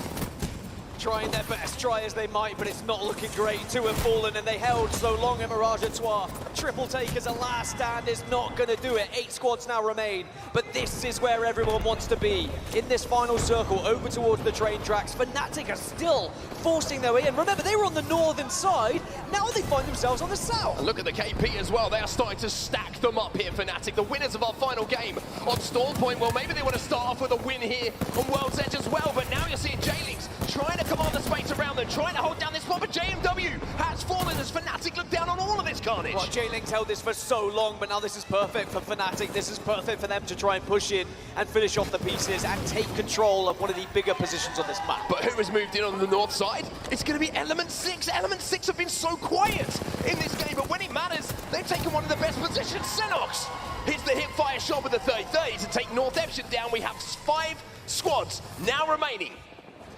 This is so important for Disguise. As a 2, may I add, they were able to get center zone, but as you quite rightly pointed out, it's Element 6 that have now got into the high ground. They have taken control of the tracks. And the Element 6 fans in the crowd starting to maybe think there is a win on the horizon for them here, especially when Tyler's hitting shots like that. This is where Tyler does his best work. When he's got bodies in front of him, when he knows he's got the support behind him as well. And there is an example! Duple fall. Tyler goes in for the shield swap, will be able to get it, stays alive, J-Lings eliminated. In the meantime, Fnatic still scrapping on the low ground and looking to work their way up. Realistically, this is Element 6 versus Fnatic. The rest is just rats. You've got one from Aurora and you've got one from Disguised. Can Fnatic and E6 avoid those rats and take a straight 3v3? Tyler knows there's one rat here. He saw one player leave the building, and that's going to be a member of Aurora. Disguise have been eliminated in the meantime. It's 9 impulse from Aurora, the duo who takes down Senox. It's E6 versus the solo. 9 impulse from Aurora taking on Fnatic. And this should be E6's game. They hold the high ground. Fnatic have to come up towards them with where the circle's moving in. But what's going to make the difference is the rats. 9 imps can really ruin someone's day if he can go unavoided, maybe shoot someone in the back. But I think E6 have spotted him out. Yes, they have. And Tyler looks to try and make short work. Tyler's going to drop on this. He wants that kill. When he gets it, he can use the grappling to get back up. It's a smart play from Tyler, because now he can rejoin the fight. But the problem is, the dark fail is even better from Fnatic. They completely cut the zone in half. They step through, and this should be back-to-back here as Melzera goes in. Fnatic! Back-to-back here in the elimination bracket. But I'm worried for the likes of 100 Thieves, Onyx Esports, even J-Lings. That's 18th, 19th, and 20th at the moment in the overalls here. To keep Riddle Order.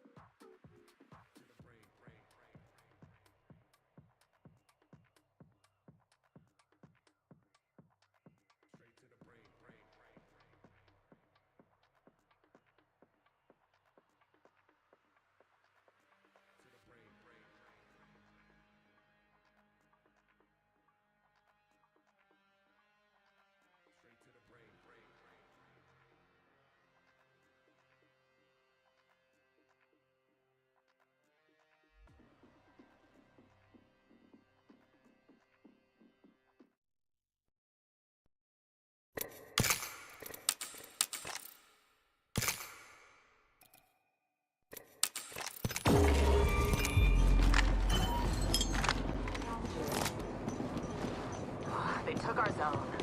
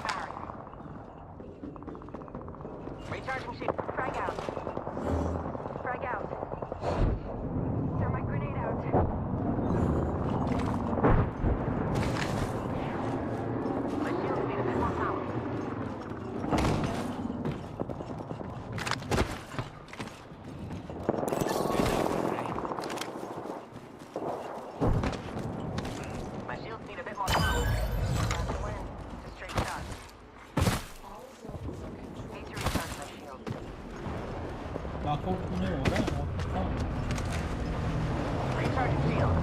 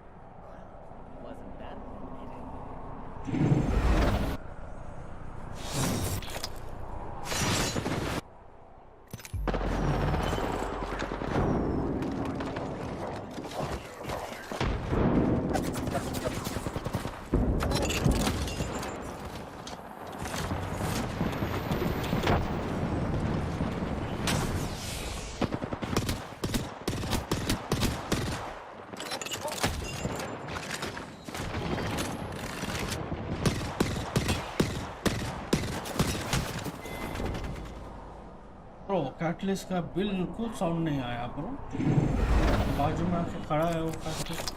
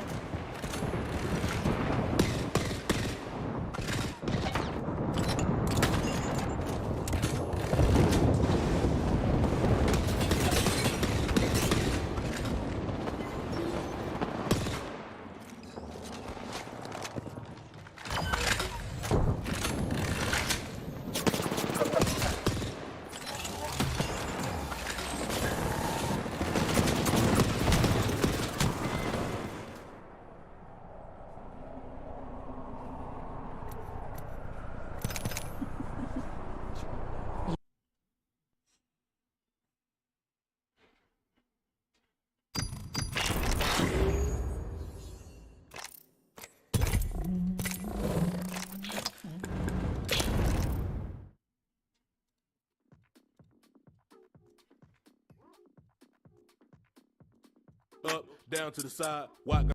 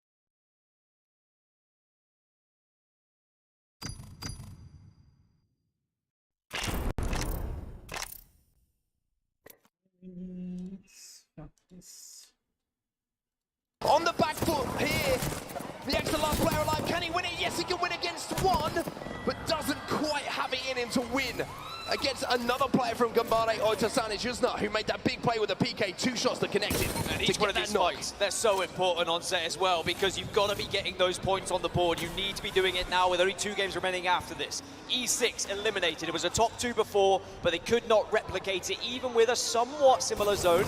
As now Fnatic are going to be pushing up on MDYY, saying this tunnel looks quite good. I mean, they have to fight it. It's as simple as that. The zone is forcing them into this engagement, and Fnatic, who are going to have to take a few seconds here to heal. You can see Yuka and Melsera have to pop batteries. Are going to rely on Umachanchich to keep the pressure on. Now that reset has come on, it looks like Fnatic might be losing this fight. MDYY moving in, trying to pick up the pieces. The spray with the Nemesis. The Peacekeepers here as well. Fnatic will not get the 3-peat. And it's MDY White who clean them up. Oh, 100 Thieves are in trouble as well. Omnu now the last to remain. Arcstar's going down, but it is a 1v1. Northeption on the other side, great damage, and he knows his flesh too, as 100 Thieves eliminated elsewhere. And Northeption, even though they were able to win that engagement thanks to some help, now what do? You're stuck between a rock and the ring on this northern side, and there's other teams that have already got eyes on you. It's Onyx Esports. Onyx Esports, who are still alive, by the way. Remember how quickly they made their rotate to that truck. Well, now they've cleared out this side of the ring. If they could take care of that solo, it would be massive for them. But here's the fight we were waiting to see. The Vault Tunnel, access to landslide, about to be decided. Complexity got that first knock, but are they able to capitalize on it? Can they close the space and keep the pressure on? The knock has turned into 2, and now you see Complexity force their way into zone. Yeah, Complexity making sure that last remaining Kick player was running with the tail between their legs as Kick gets eliminated because they ran into Pulverex, who are waiting on the other side of this tunnel, as are MDY White, by the way, looking to try and take down Pulverex. So there is so much action on this southern side of the circle right now. Aurora gone as well. The solo player is out of here. Pulverex as a duo.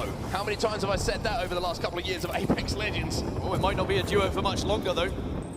They have the banner, and they can get that beacon in.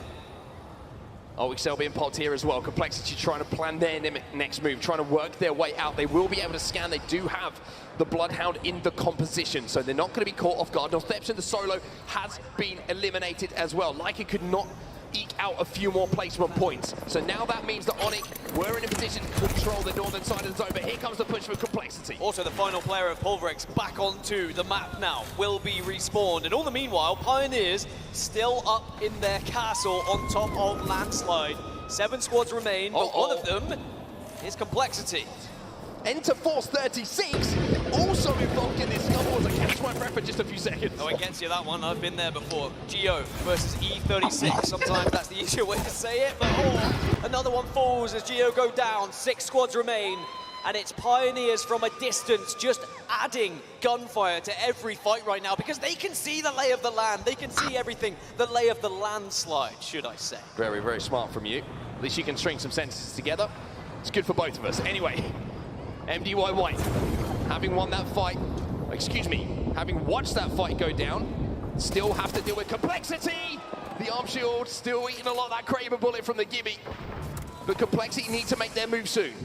Yeah, Complexity can't afford to stay here because they're going to be forced out and they will be in the vision of the likes of Onyx, the likes of Pioneers. They do have smokes to work with. Monsoon taking his angles and says, you know what, screw you guys up there, I'll smoke you as well. Here we go. There's a 140, that's the opportunity to push, but there's the Gibby bubble as well, but they will have to leave in just a few moments' time. Does Mon have the timing on this? Can't quite connect. As the Gibby jumps over the bullet. I mean, Gibby bubble plus Rolling Thunder going down, Complexity. This is their chance to try and escape. They are safe though, they are safe. As long as Monsoon can keep smoking off, Pioneers up on that high ground, they will be able to survive here for a few moments. At heaven, it's just arrived. Oh, Monsoon! Still alive, but I tell you what, that was dangerously close. Now being focused at the moment by Pioneers up on that high ground. Enter Force 36 as well. They're finding out what it feels like to be at the end of Zane's 30-30. And E36 are not in the worst position. With where this circle moves, it's going to move to E36 side of this crane. So Pioneers are actually going to have to move across the crane if they want to. But they're still in one of the commanding positions, of course, with the elevation they have. Pulverix still alive, by the way, as a duo. It's what they do best. Here comes the push. Finally, we're going to see the fight. Cody! Cody with the big shots with the PK. Complexity are winning this. Complexity have won this fight that's been going on for so long. But can they get the shield swap? Because here comes Onyx. Onyx want to get involved on this one, but they're being pressed from the other squads as well. Pioneers are looking down on it, saying, you know what? We're not allowing anyone to have a free push. We want a little bit of this damage. Complexity's still alive for the moment. EMP going down as well. As Zane tries to take this off angle, but has this just opened the door, Dan? Has this just provided the invitation here for Interforce 36 to enter the fight at just the right time? I think it's actually perfect for them to avoid the fight, because Interforce 36 can just go onto this western side. Pioneers down to one, Zane the last remaining player, but he gets shut down. Luda still alive. Complexity managed to stay here, dominating, but Luda should fall, and he does. 3 squads now remain. And Onyx, who were 20th position coming into this, they're still alive. Interforce 36 now make the contest on that high ground. They will take it away. They will command the top of this crane. Pulverix is still alive, by the way, as a 2. They took the northern side when Pioneers, they moved off of the north. And Onyx is still a 2-2. This is great for E36. Onyx have taken control of the zone. Interforce 36, though, they have control of the height. And you'd be very surprised to maybe see E36 throw this away. By the way, Pulverix, Shinmi, F-Chan, no shields whatsoever to play with here. But still alive, so who cares? I mean, I've seen crazier things happen, but you'd imagine that this is unwinnable for Pulverix. And it should be extremely winnable for Interforce 36, but this win could be enough to send them into elimination round 2. So there's no reason for them to take any risks here. You play this safe, you play this riskless, you ensure this victory. Aimbot with a digi-threat. Living up to his name right now as he's shredding through Raki on the low ground. Onyx Esports eliminated, and you said it was impossible for Pulverix? Well, if they could get a couple of shield swaps and something wacky happens, then maybe they could do it themselves. But Interforce 36, they will fall. They will clean up the pieces. And E36 get the win on the board. There's possibilities. Anybody can do it. APAC representing. But also, this is an elimination bracket round 1. So now that you head into these final 2 games... This Vault Tunnel was the place to be in the previous game. We saw quite a few showdowns. But it's L'Cite de France who picked it early. Oh my. And they're going for the ambush. 100 Thieves have to be so careful. L'Cite de France, patience is the name of the game here. They do not want to show here down. One reload, one shield cell gets popped, and their plan is ruined. And again, this wouldn't happen in a Sia meta.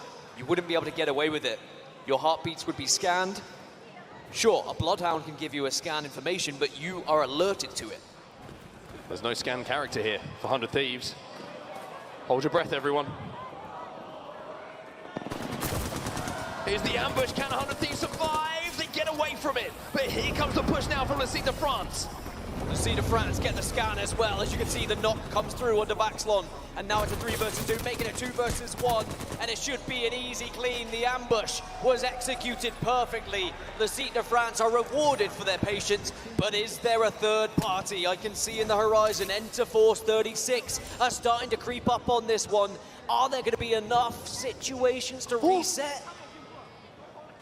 Do the rats become the ratted? I'm not sure that makes sense, but you can kind of get an idea of what I'm talking about. There's the Sky Nade, there's the scan, and now Aimbot goes to work. Oh, wow, that's a big nade, though. Dark Veil goes down to give you the coverage, as now they can use the scan from the Bloodhound to give you that extra info through that Dark Veil, but I don't think they were able to get that initial knock quick enough, so L'Cite de France are able to scamper away and will be able to reset in this Vault Tunnel. A little taste of your own medicine for L'Cite de France, but for 100 Thieves, the worst possible result. Let's be real. I mean, when you're looking at the standings overall, 100 Thieves were bottom of the table coming into this game, Dan, and they go out inside that top 3. It's heartbreaking for them. And the worrying thing is, you know, when we talk about what that placement point situation must have to be to get you into that top 10, they're going to need a victory plus a lot of kills if they are going to survive in match 8 and get into elimination round 2. Now, Interforce 36 are entering with force. Oh, the shot's coming in for the R9. It's going to be L'Cite de France who seem to be losing this fight. The hit fight from the Scout is pretty darn clean, and so is the fight. L'Cite de France lose their Vault Tunnel. They will be eliminated, but one still alive, I believe. The Sky's now on the edge of zone. Xenox and Lou with it all to do. Lou getting burnt by the ring. Can he survive? No, they can't. The Sky's eliminated. Fnatic eliminated as well. 15 squads remain. You were right, one did escape from Lucid France, but it's not going to go well, and it probably will fall soon, as suddenly everything's blown into action here on World's Edge. It's MDY White who hold the high ground. Gibby Bubble goes down, and we'll see the Gibby Bombardment also start to fall and rain down on those that are below them. Pioneer's been a nuisance, by the way, in this game. Feiyu's gone down as well. Aurora eliminated in the meantime while this fight takes place. Mingyu left on his own. Can he connect for one? That's yes. But is he going to be able to turn it into more? Looks for that shield swap. Not going to get it. Pioneers live.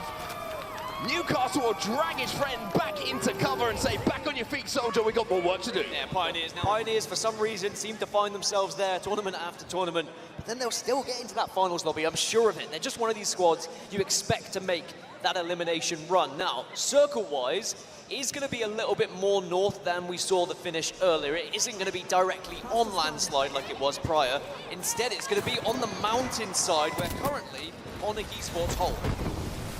One of the most iconic plays I can remember in Apex history was made on this zone. It was the Hardeki solo play to win a game for his squad. We're going to have to see if we see something equally as special from one of these teams. Gambane Otasan under a lot of pressure here in his complexity, who seem to be getting the better of them. However, there's the shield swap coming in from Yuzna. Oh my god, Luda's gone down as well. He's a one-man army, surely. Not the 1v3 in this situation. It isn't going to happen. Monsoon clutches up. But if Riddle Order can just force some of these team backs and play the rock on the western side, they'll actually be in a really good spot, because they'll have more cover than any other team.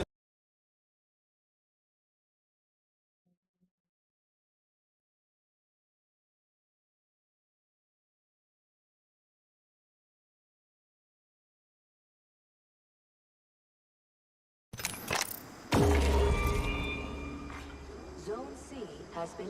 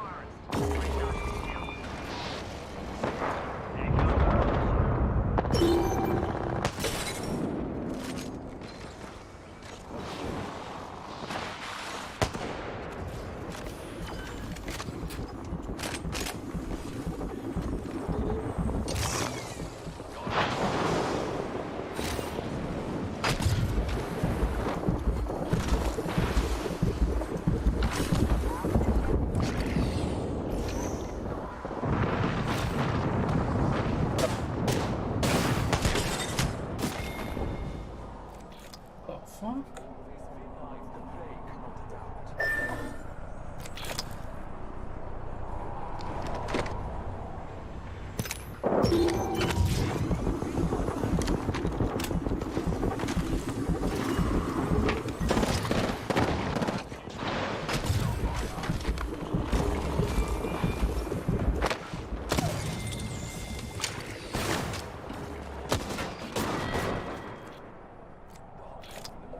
कोई मारा लेके बहन की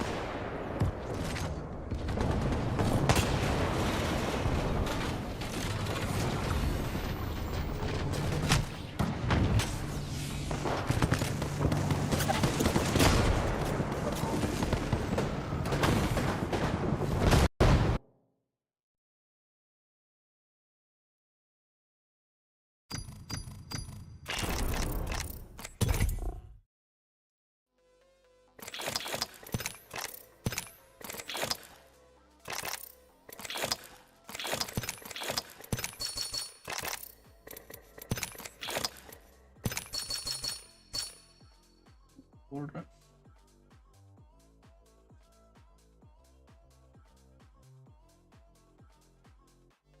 14th or 15th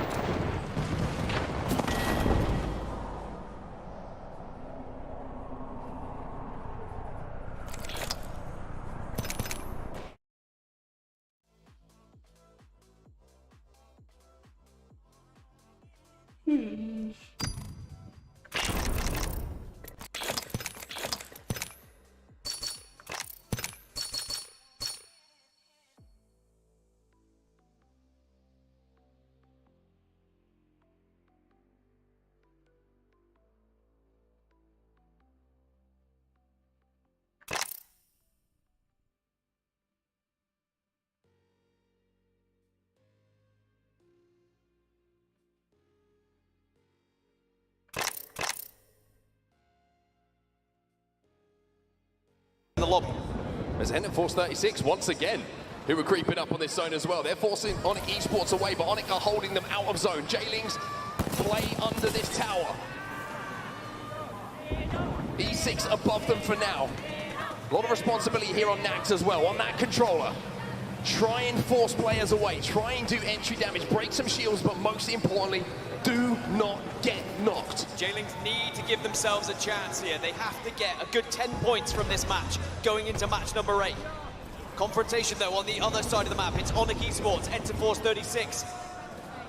And it's a difficult one to try and navigate, but now here comes Jailings. This is massive, this is E6 in front of them. If they can eliminate them, then they have a chance. They now control this northern side of the zone. But all of a sudden, Riddle Order see this fight break out. They're pressurizing them. They're pinning them in this corner. And oh no, Jailings, this could be a nightmare for you. And this is what I was saying about Riddle Order on this western side. You've got the extra coverage, you've got the extra elevation as E36 go down, and Jailings might be next.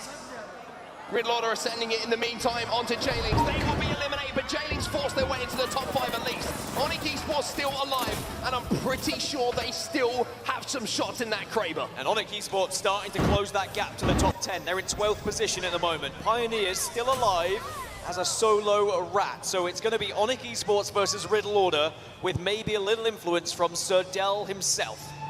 If Dell can win this game from this position as a solo, then he fully deserves the title of Sir. Well, you mentioned the historic plays, the solo wins that we saw in this final circle. It's happened before with Hardeki. I wouldn't put it out of the realms of possibility. I tell you what, there's an opportunity here because these two teams, they're going to have a little bit of a scrap.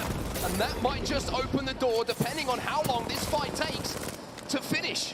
Raki moving in here, good damage coming through. Crusader gets the first knock, Yukio will fall. But where is Dell in all of this? Where are the Pioneers? There he is. Dell gets involved, he sees where the knock's happening, he wants to get that extra little bit of damage. I tell you what, maybe there's still a chance. Dell, he's going to step up. He sends the shield forward, but can he get into a position to close this out as the solo? I don't think he can, but for Onic, what a moment this is. A huge win in the penultimate game in the elimination bracket. So 100 Thieves on 10. They need to get to what, around 4? You would imagine they should be safe, but look at this. It's Jailings. It's Jailings out of nowhere who are trying to clean this up, and JMW taking so much damage. Can he survive? No, Jailings down to just 1.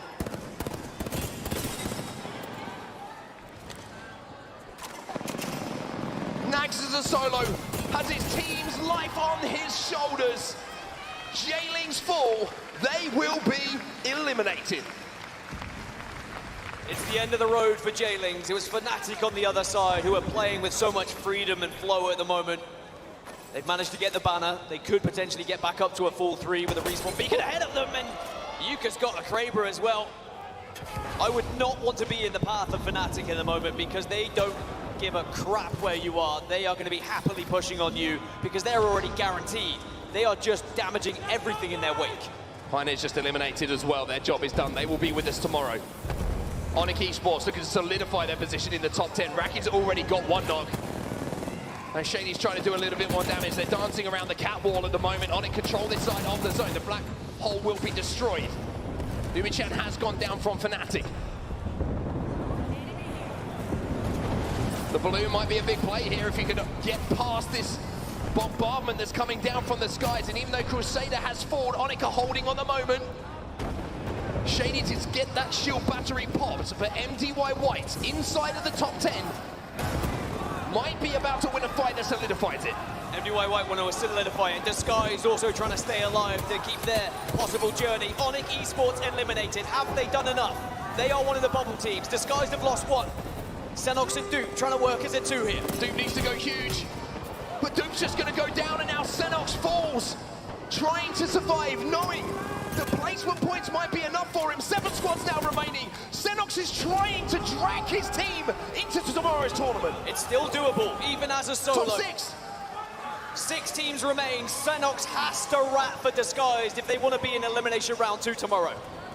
There's a Crypto in the lobby though, and he is going to be scanned. He doesn't want to pop these cells. He doesn't want to give information away. But now comes the push, and Senox gets help from above.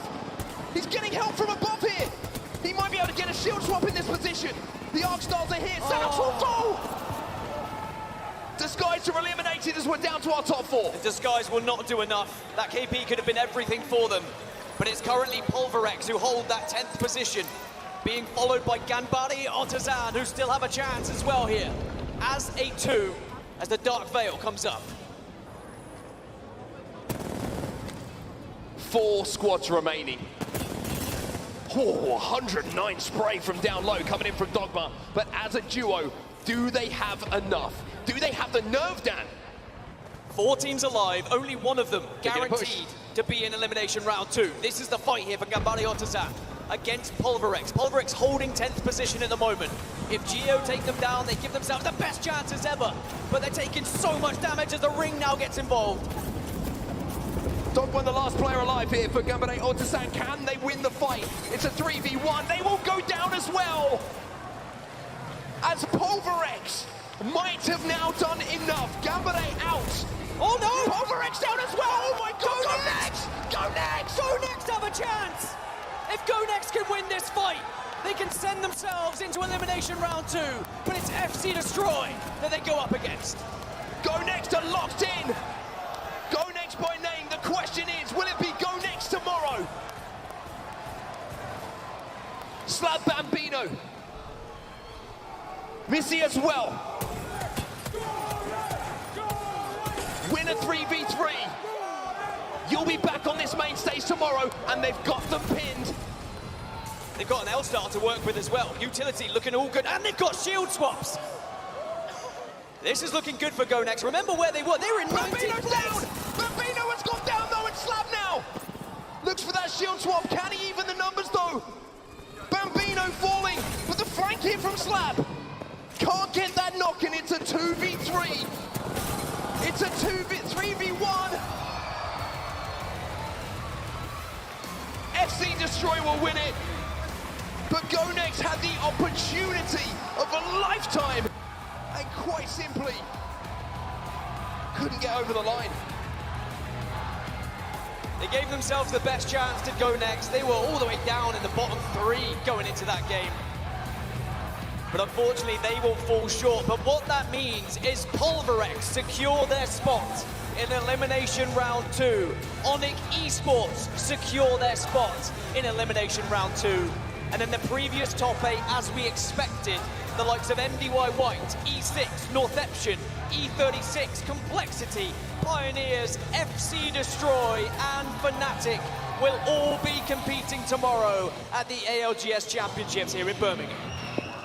Some teams like 100 Thieves, that would be the end, coming in 20th, coming in last place here. As we take a look at our overall series results, your top 10 on the left side will be going to tomorrow. Our elimination bracket round 2, they of course will await the bottom 10 of our winners finals, which will also be playing tomorrow in order to see which 10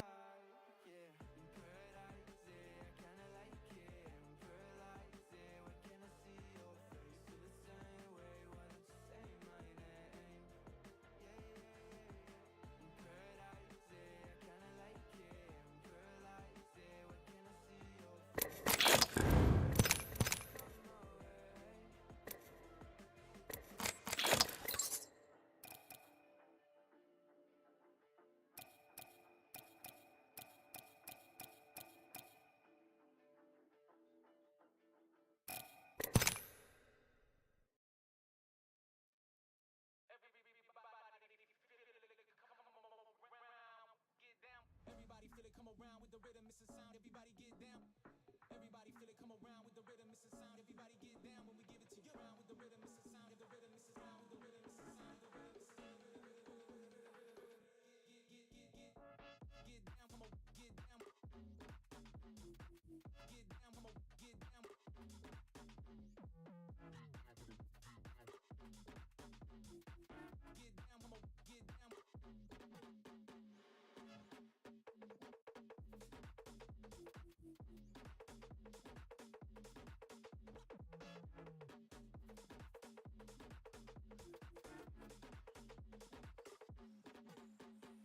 Everybody feel it, come around with the rhythm, it's a sound, everybody get down when we give it to you. Everybody feel it, come around with the rhythm, it's a sound, everybody get down. Everybody feel it, come around with the rhythm, it's a sound, everybody get down when we give it to you.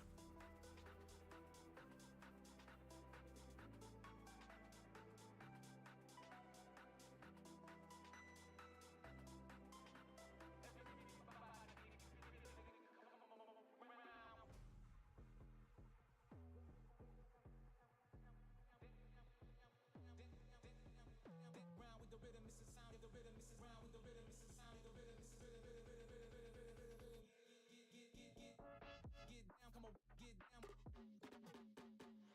Get down, come on, get down. Get down, come on, get down. Get down, come on, get down. Everybody feel it, come around with the rhythm, it's a sound, everybody get down. Everybody feel it, come around with the rhythm, it's a sound, everybody get down when we give it to you. Everybody feel it, come around with the rhythm, it's a sound, everybody get down. Everybody feel it, come around with the rhythm, it's a sound, everybody get down when we give it to you.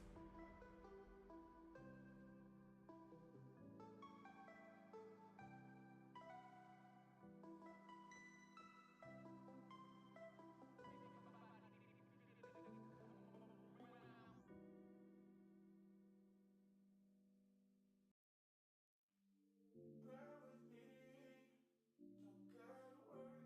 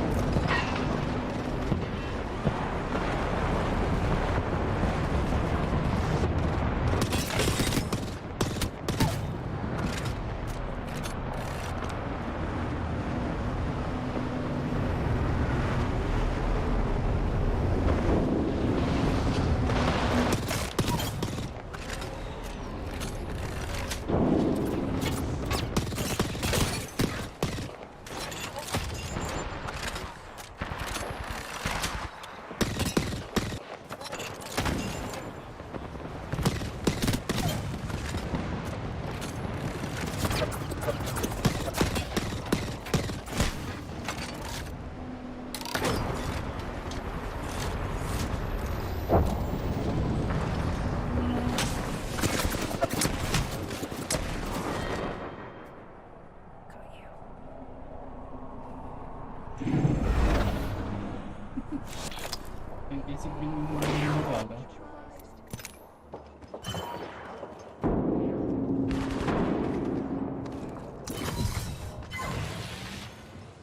one, fellas. That capture bonus is out.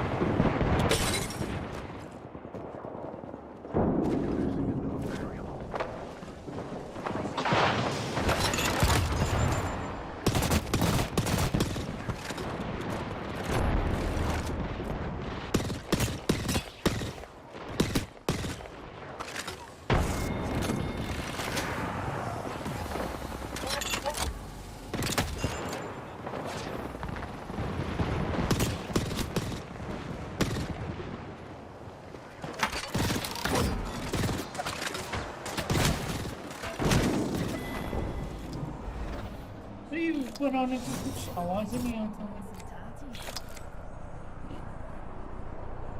Zip line का sound है यार zip line है क्या होता है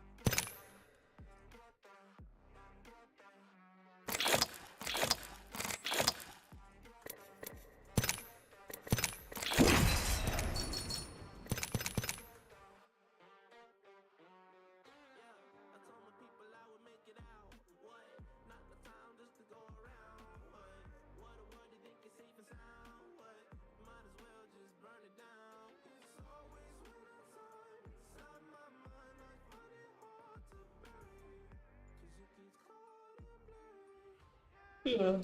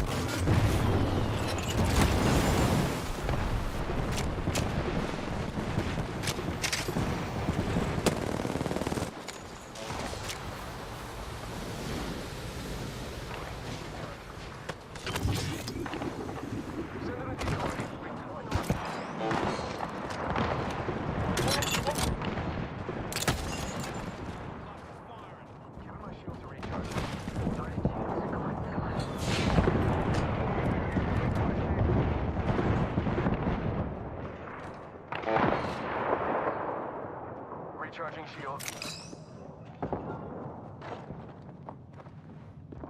Someone's out there.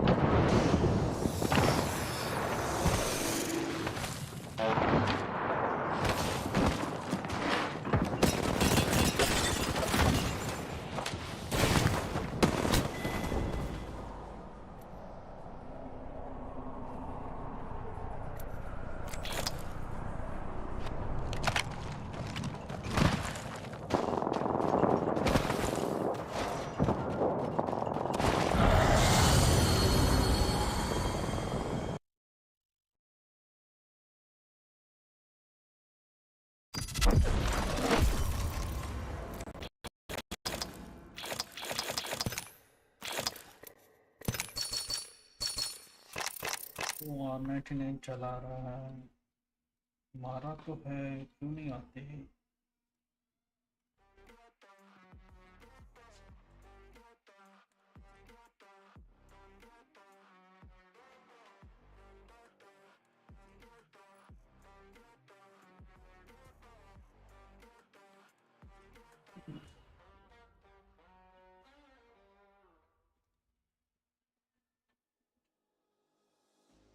Thought that you should know I've been going solo.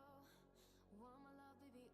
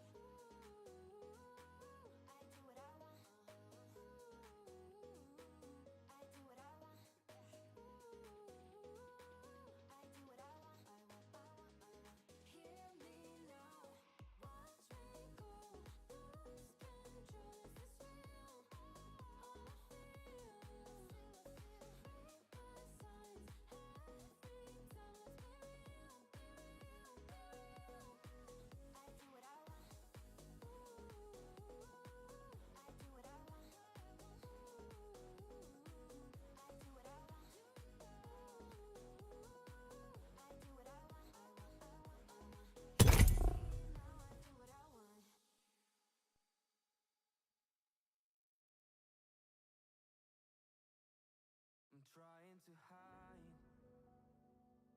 from the demons inside my mind. There's nowhere. No matter how hard I try, they show. I've tried a million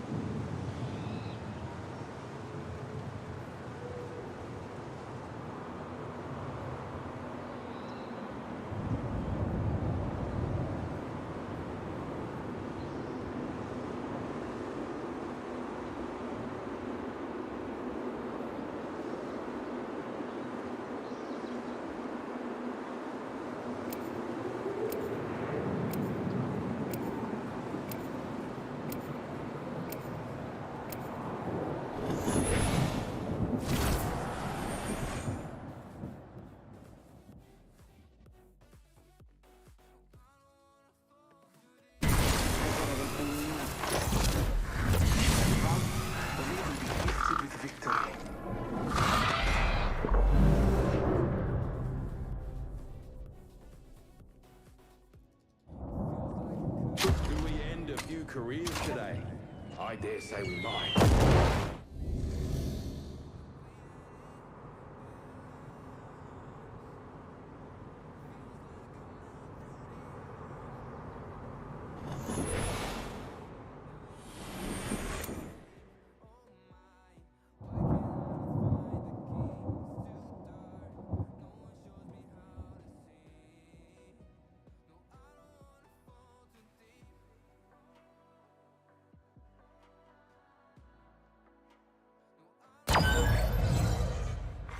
Zone C captured.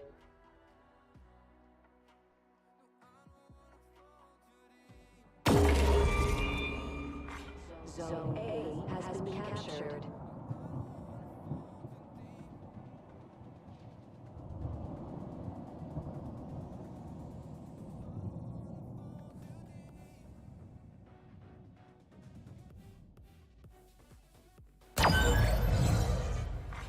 Zone B has been captured.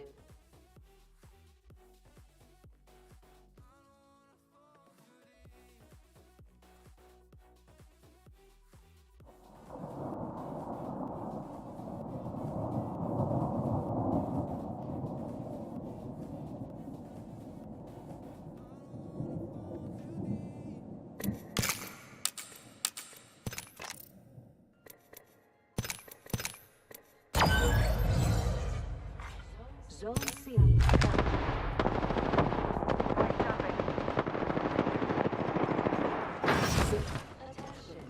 Delivering care package. By Chevron.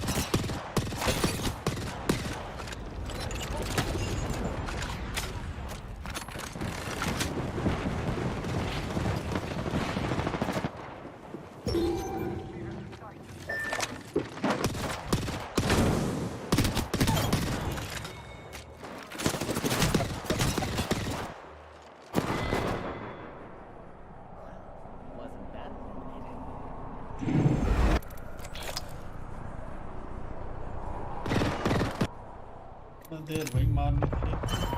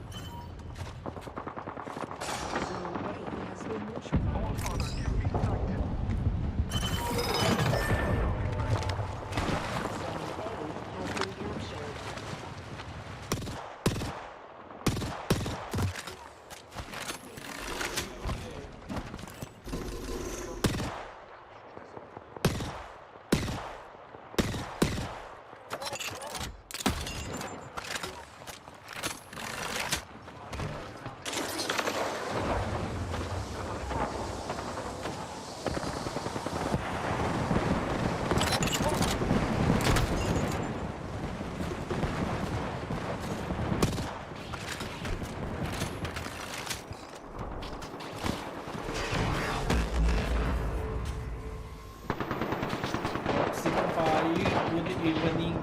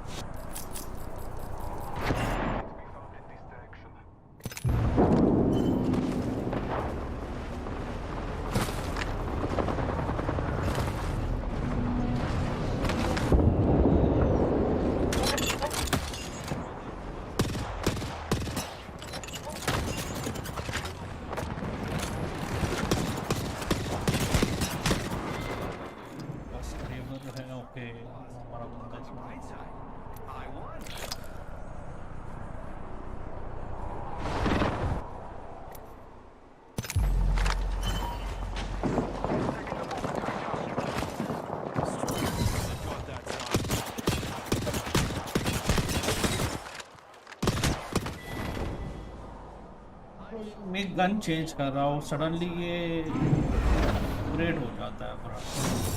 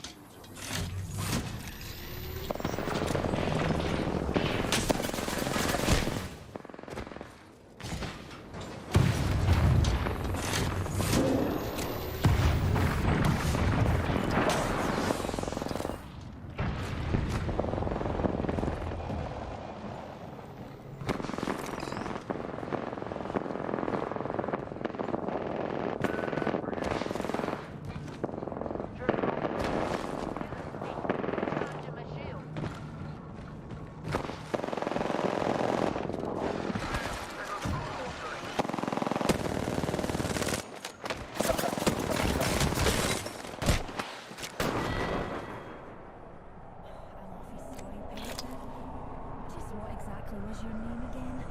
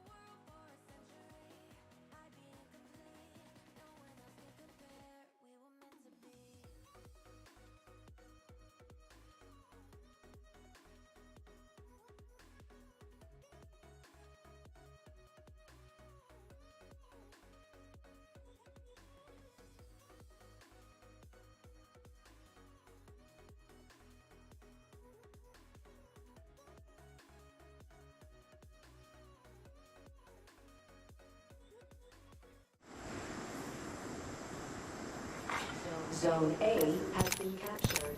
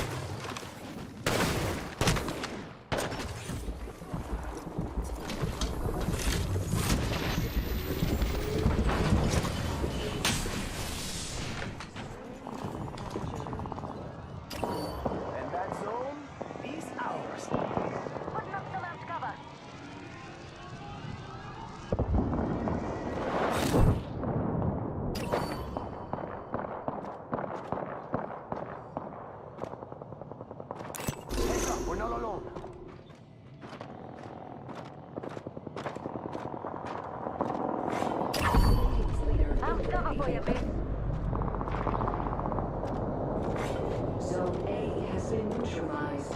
Recharging my shields.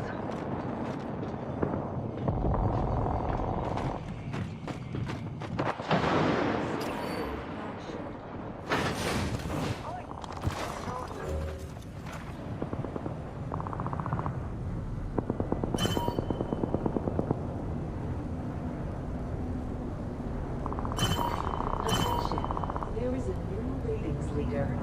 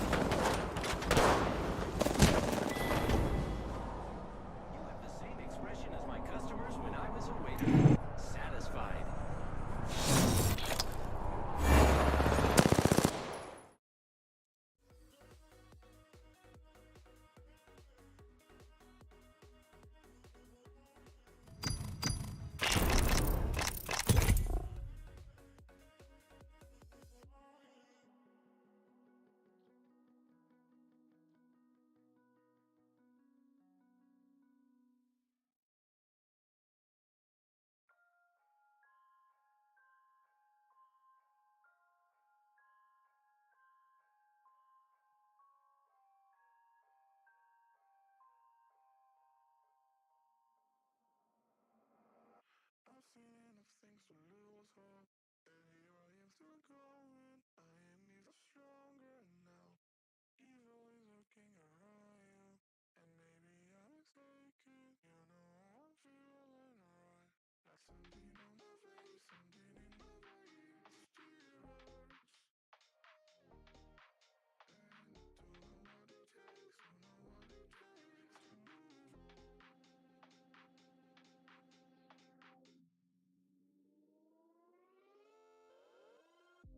The more that I've done, the less I become.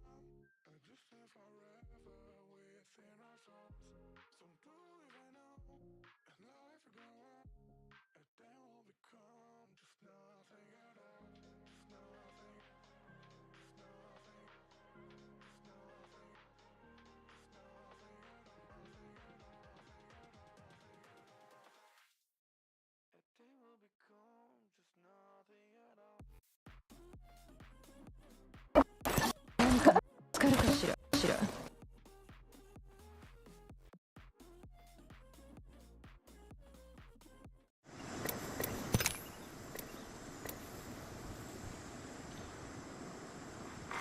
Zone C has been captured.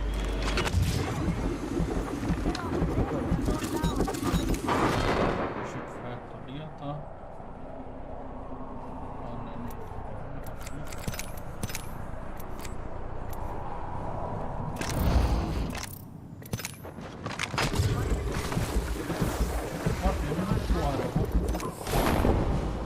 Change हो गया क्या guns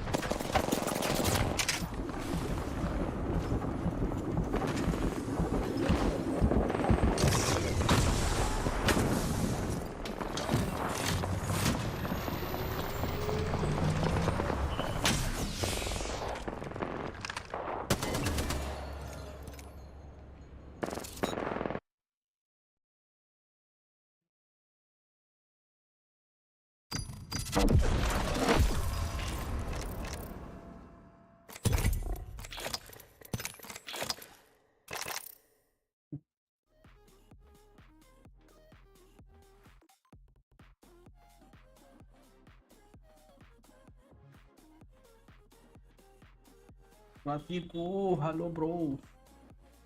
जीजी, अरे इसमें कुछ जीजी नहीं है ब्रो, तो मारो जीतो क्या फर्क पड़ता, मिक्स टेप है।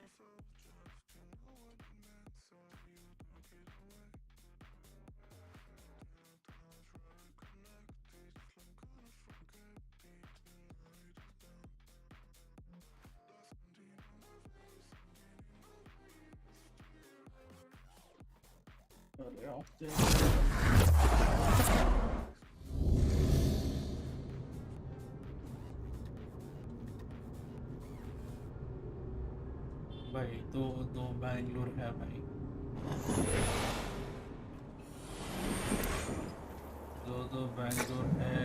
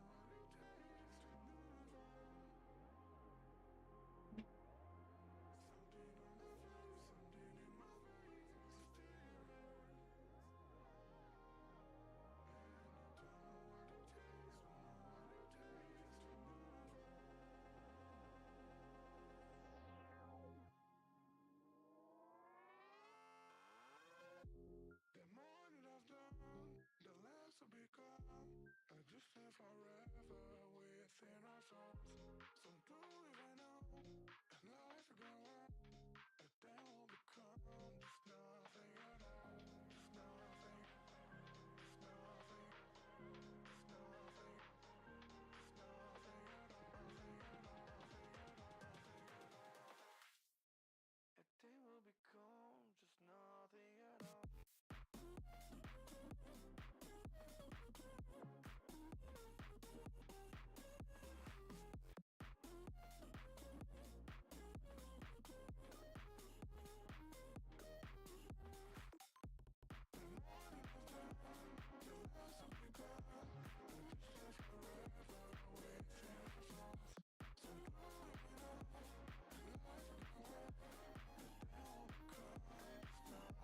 all. Nothing at all. Nothing at all. A day will become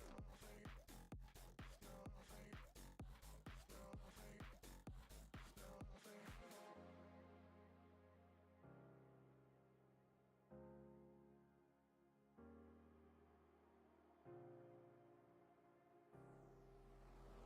I've seen enough things to lose hope, and here I am still going. I am even stronger now.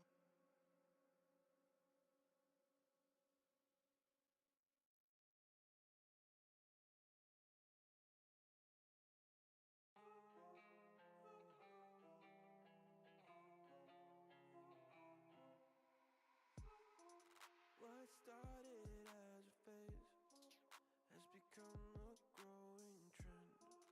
I guess what I can follow is my self-delusion. Cut me a piece, just a piece of that pie. Don't matter what, I am missing the high. Melting me down with that kerosene smile. Was full of hope, now I'm turning senile. Painted pictures, faulty fictions, contradictions, forceful scriptures. One thing I can tell you is you're heading straight for hell. Compromise your pay for sensing me under your spell.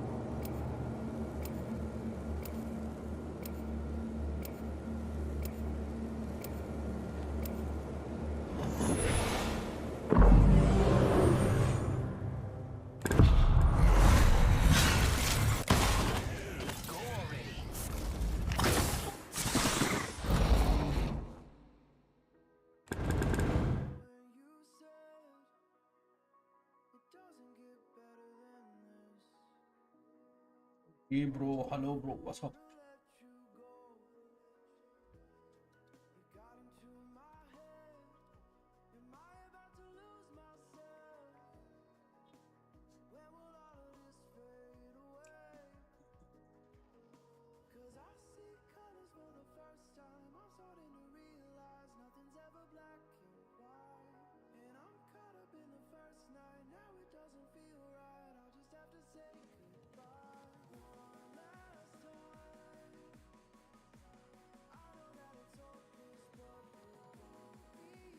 Zone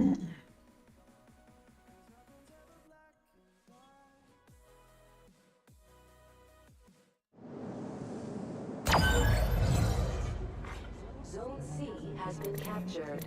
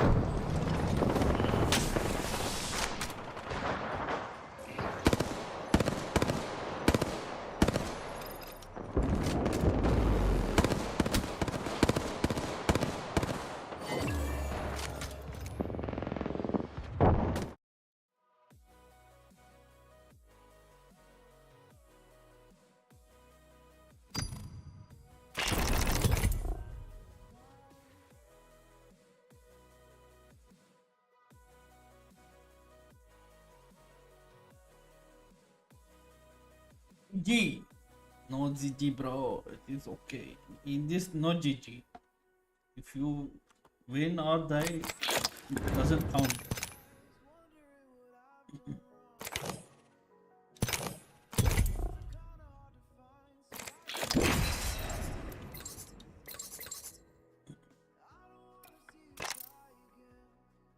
Just to have fun.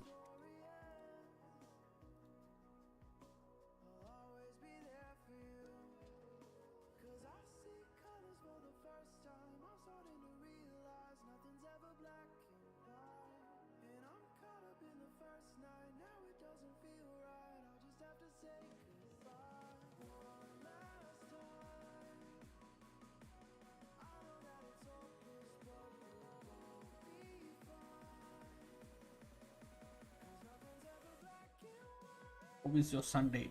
Anything special?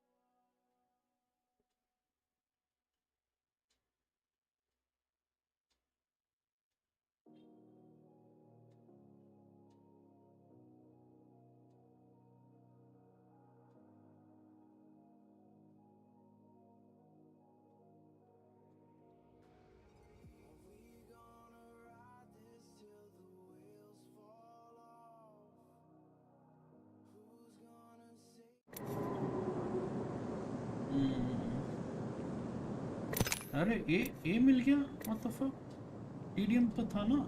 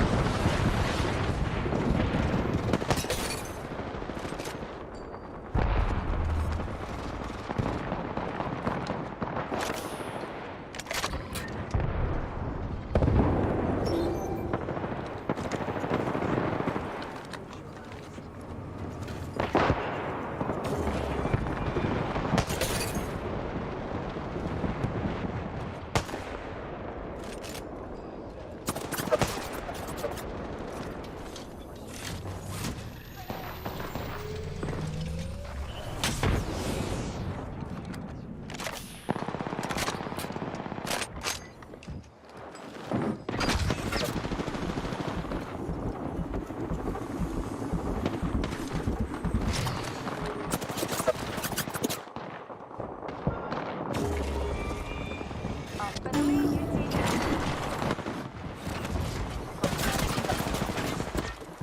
what the fuck? How the fuck I was stuck there, bro?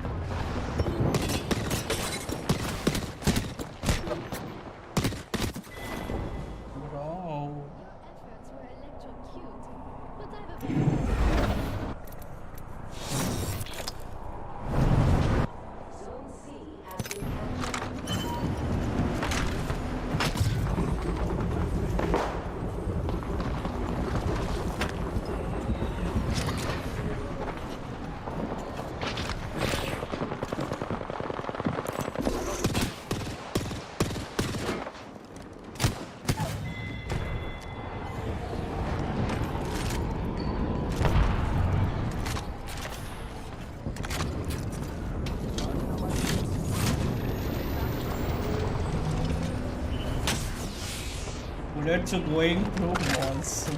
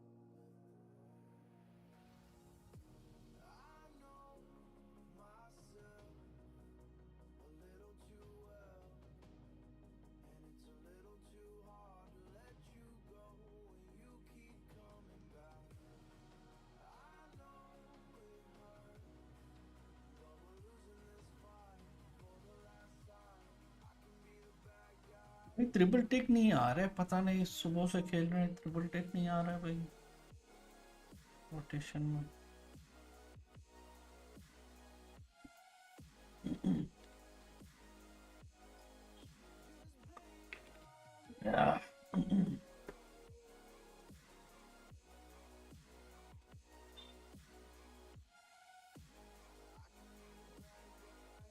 Ram Gaviya. Hello bro, I am from New Zealand. We can play together. Can you add me bro? Bro, I play Singapore bro server. No triple take bro, why there's no triple take?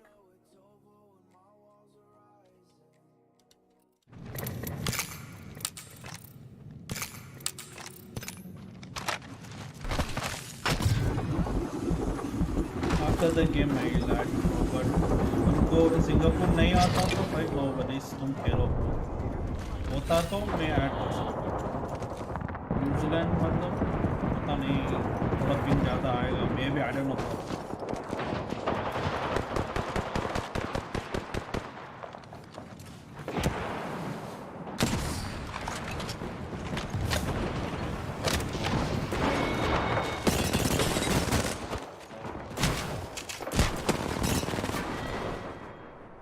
ये किधर है? They look like dropped moons and tatties.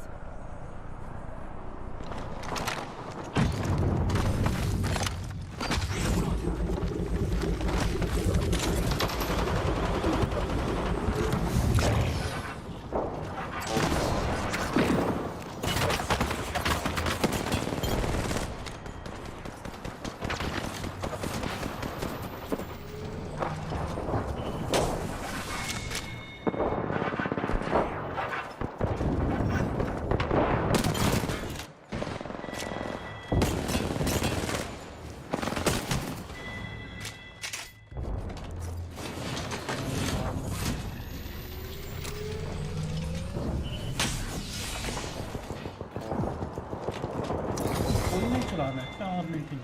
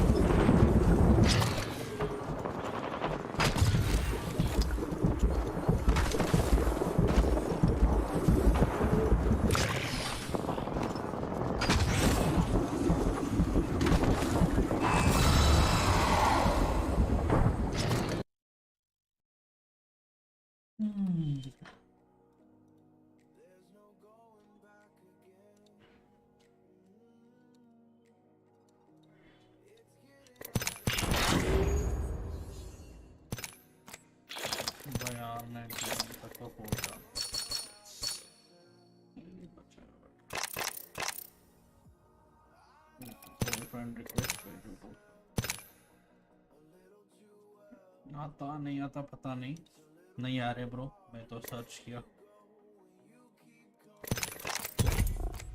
Gun run I don't want to play gun is shit bro 8:30 start हो रहा है LGS finals कौन जीतेगा एनहाजी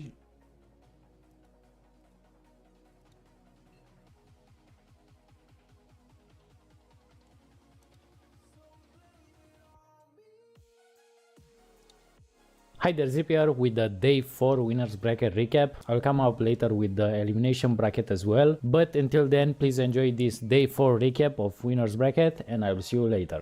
See you.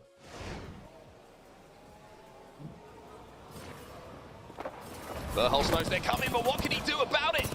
Blackhand want to take this fight. The wall will go down, and now Verhulst, he's being singled out. He's trying to escape back to reps. But Blackhand, having crept up on these final remaining members of TSM, are trying to take this fight, and why wouldn't you? You can see how awkward it is to fight against a Catalyst, though. You'd imagine in any other circumstance that player goes down. He will finally fall as TSM lose their second. And these are the games that can really matter for you as a team. If you can survive as a solo, if you can get 1 point, but I tell you what, there's more to the party. Here comes Alliance. Here come Alliance. Might be the party poopers here, finally moving in. Are they going to be able to catch him off guard, though? That's the question. Mozambique is going to be good enough to crack some shields. But Hackis now goes down at Strafing Flame. Turns the fight around. That's 2 dead now. And Alliance tries a third party, but all they've done is fall. Not a lot of ammo to work with in this G7 Scout for now, but the flat line in the back pocket will be good enough to continually press that damage. And they've spotted someone out here. Artin will go down. And now you're seeing Team Singularity find themselves under a bit of pressure, but Sandwich has fallen as well, and Roy is taking damage. Tom Young-Kung eliminated in the meantime. Realize also fall as that battle for checkpoint starts to conclude. I mean, the Rolling Thunder is doing so much damage at the moment, but look at this, I tell you what, the Prowler can hit different!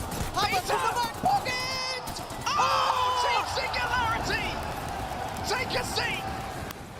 Good. I'm their head. They're just right under me. Do we have any nades? No nades. I have to wait. Smoke me, Mark. They're double blue. I got fucking... Bro, there's someone on the roof. He's flash. Take one. Chill, go down. I got nade. Yeah, they're shooting.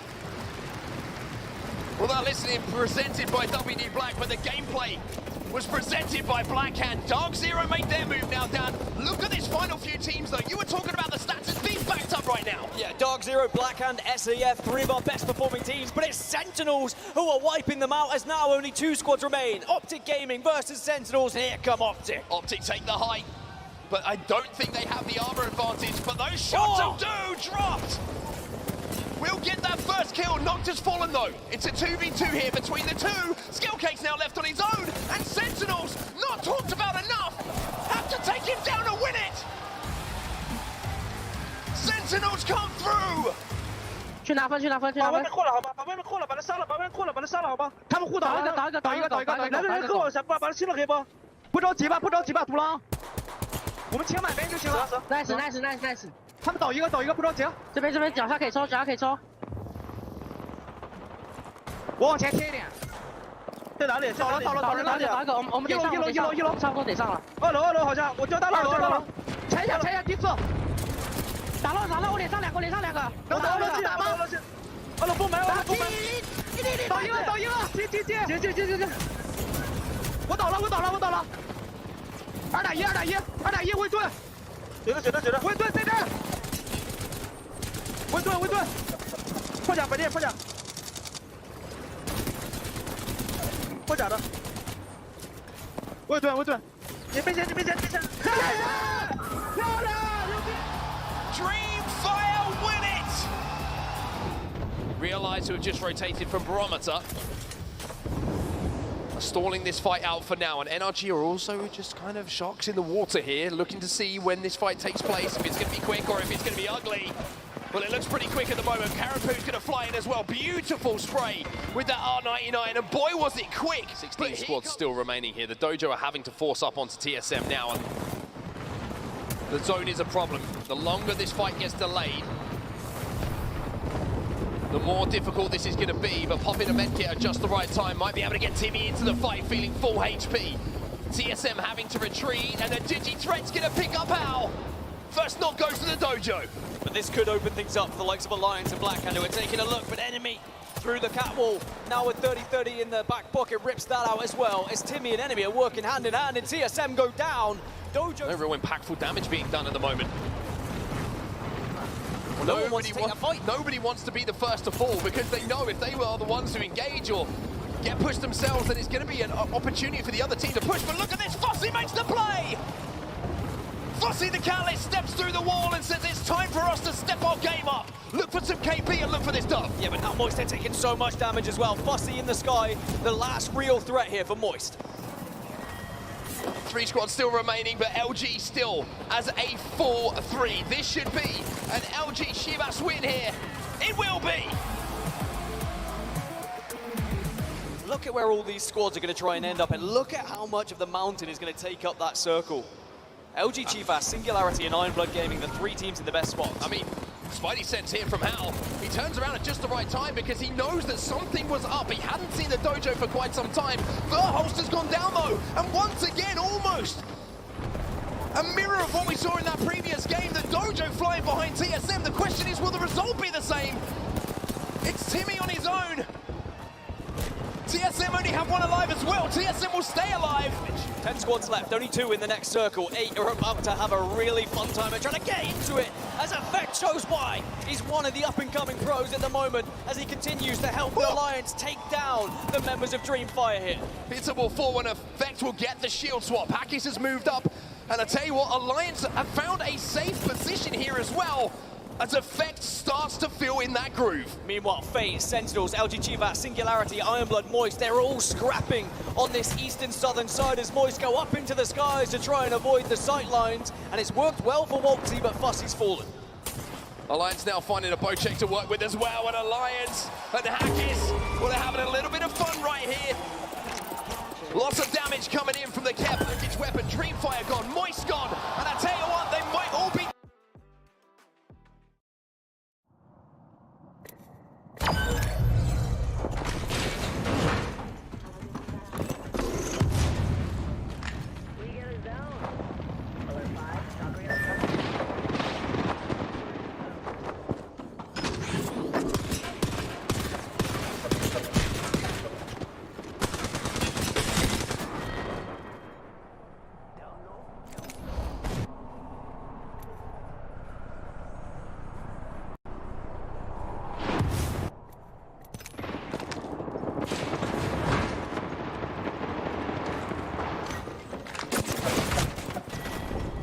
What the fuck?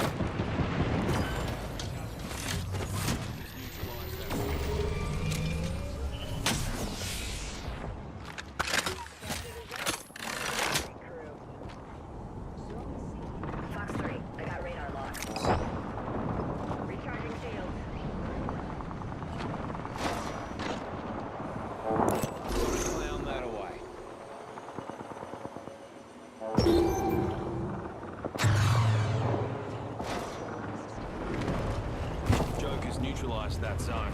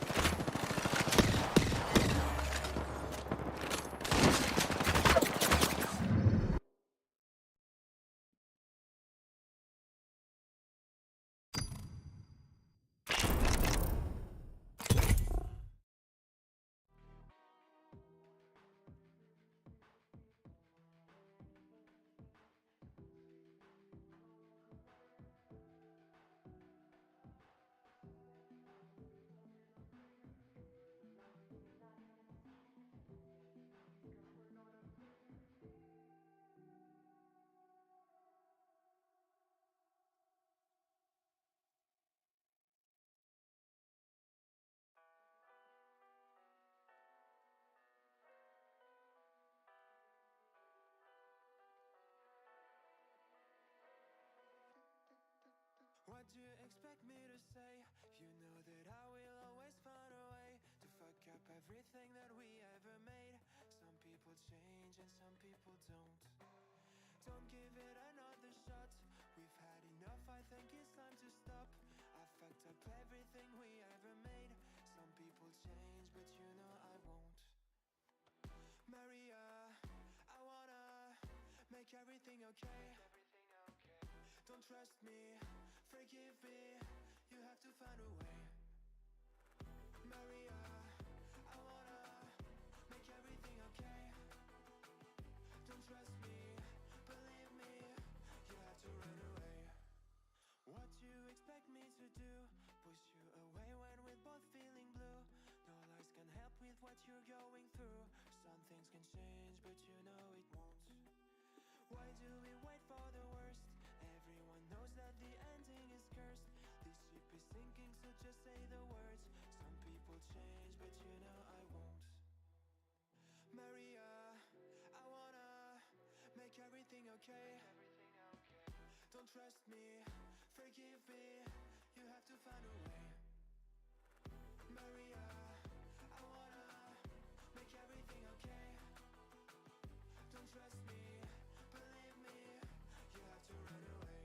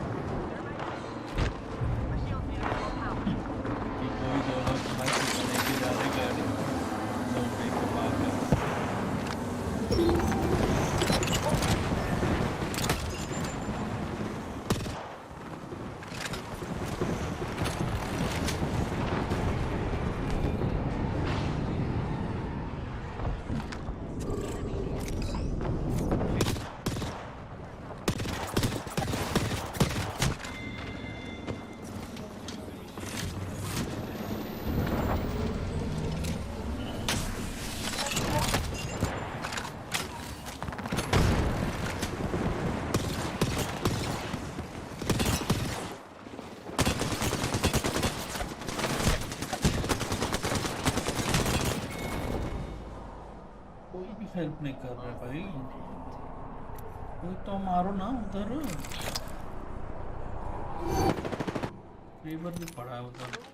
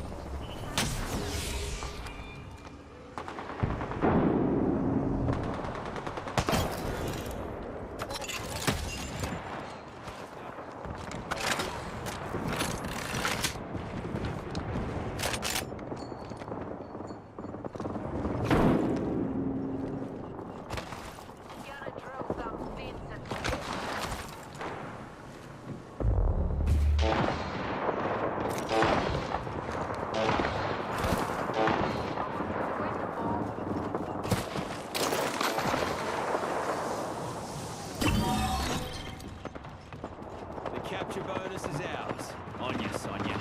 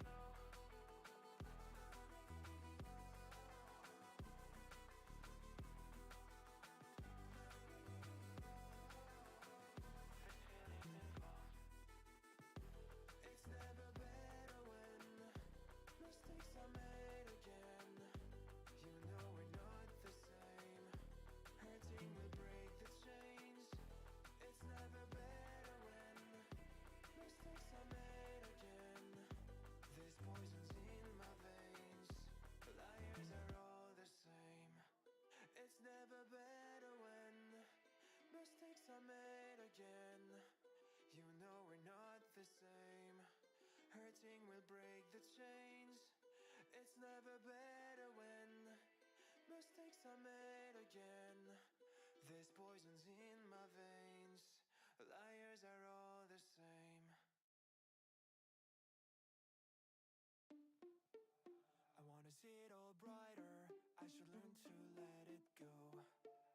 I know I've never been a fighter. Let me know how I can grow. And if I seem to get closer, it's all getting out of hand. I have this never-ending screaming, always going in my head. We're on our own.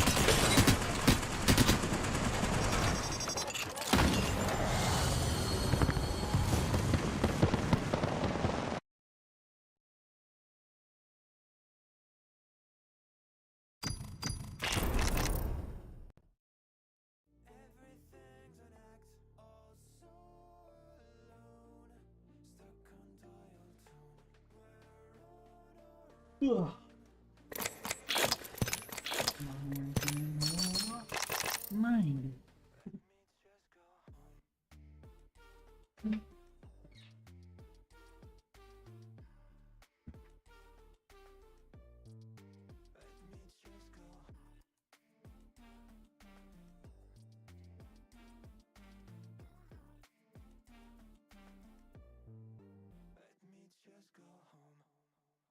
Shouldn't care about the faces, find myself some peace of mind. I know I'm never going places, do they have what I can't find? When the life is getting harder, every thought is just a dread. I have this never-ending riot, always marching in my head. We're on our own, everything's an act, all so alone, stuck on dial tone. We're on our own, everything's an act, all so alone. Let me just go home.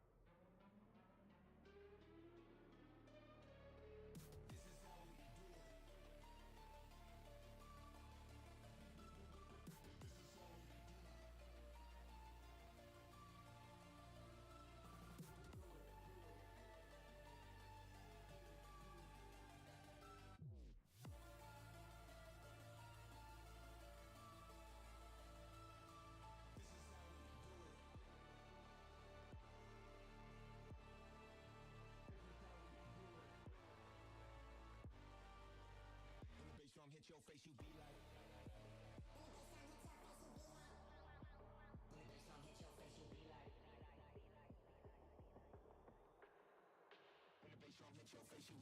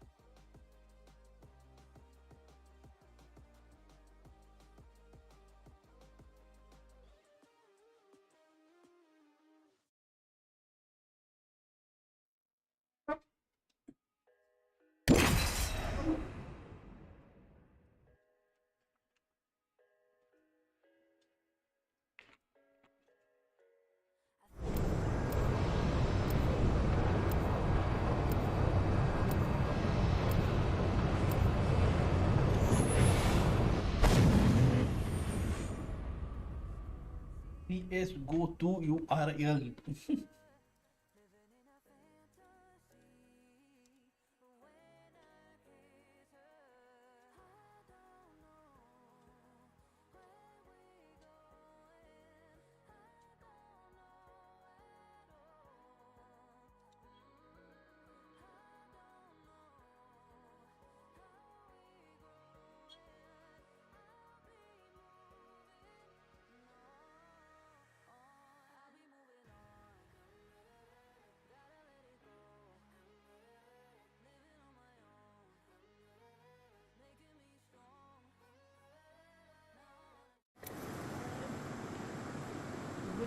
नहीं आ रहा ब्रा.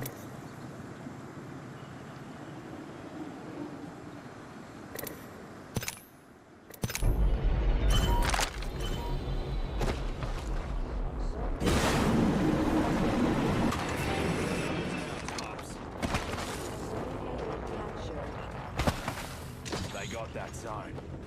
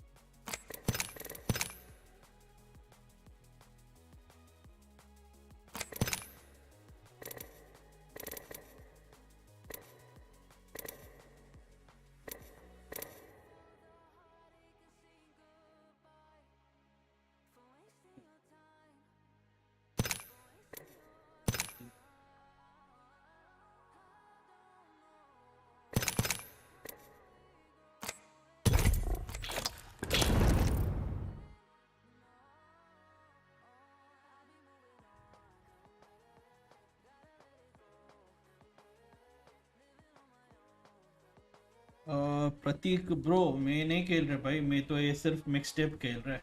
तुम खेलो वो pubs Gibbs खेलना है, मैं mix tape only खेल रहा हूँ अभी के लिए।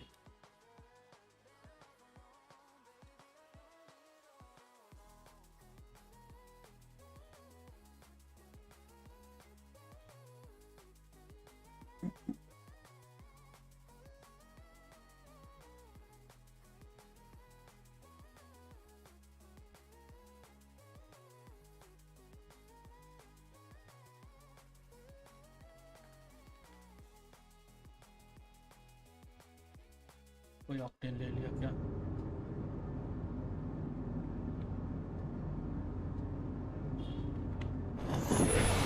बाद्यम करेक्ट ट्रिपल टेक है बट ये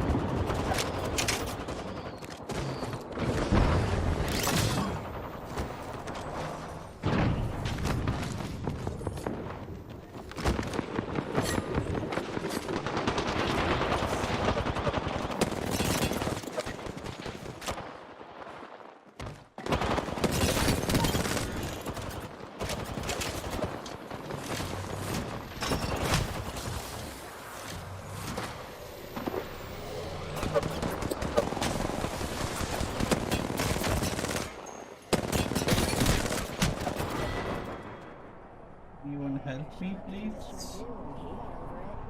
So we're good?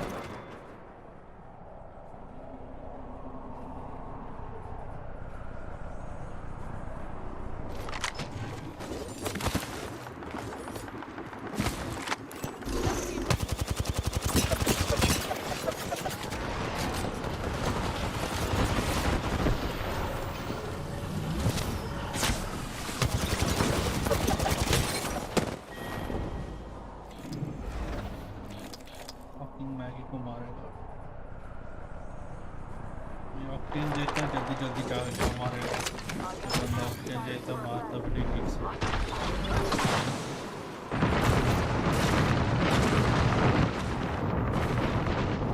कोई भी नहीं है पायलट मार रहा कोई भी नहीं है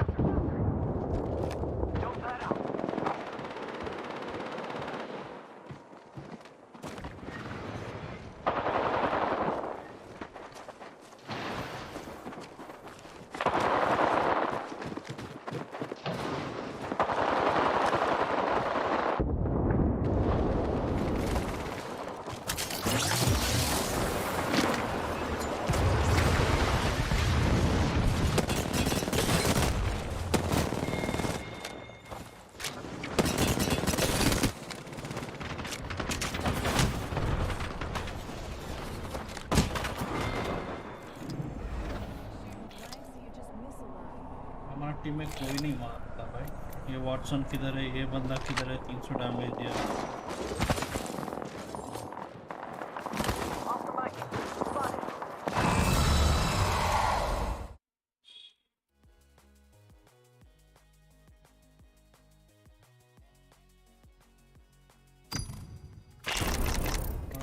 9 तो होता भाई एक तो ओ ब्रा नाइस और एक लगाता हूँ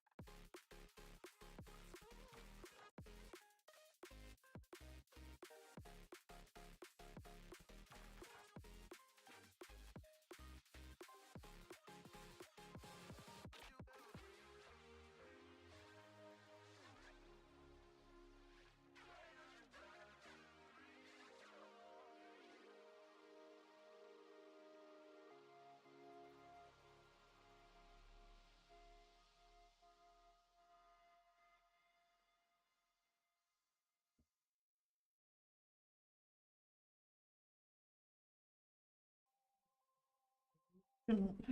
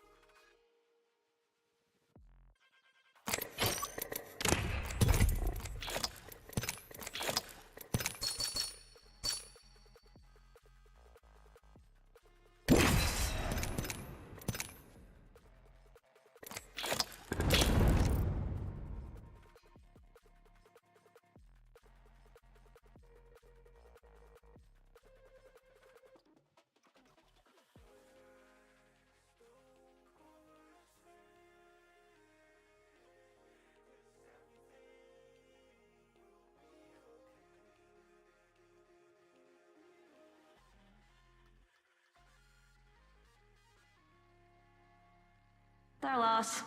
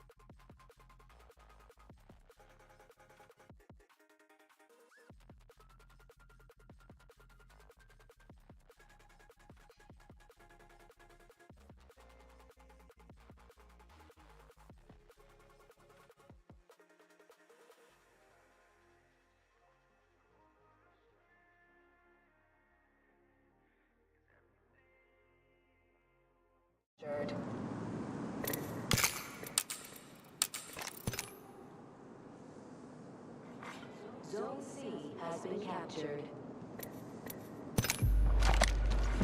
Zone B captured.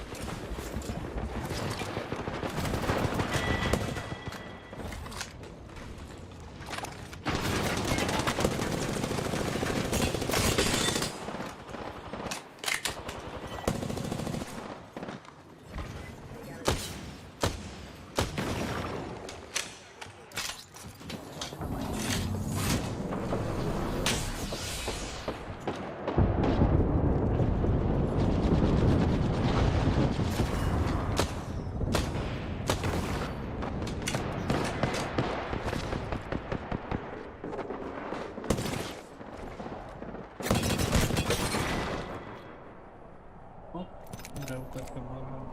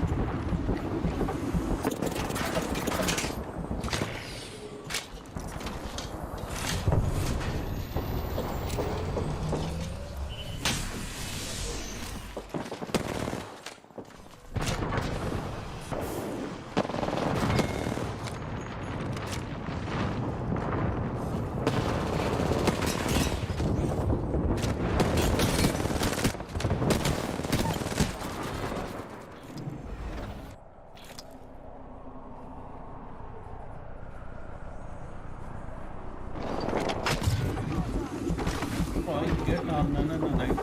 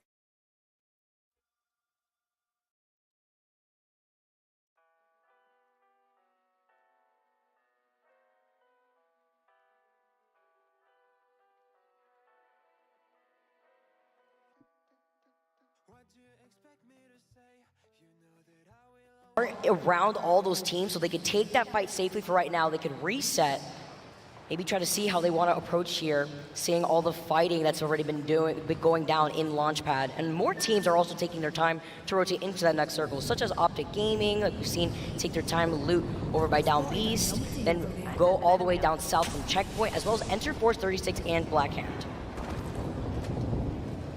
Alliance. No points as of yet, obviously coming through from the elimination bracket. They don't start with any.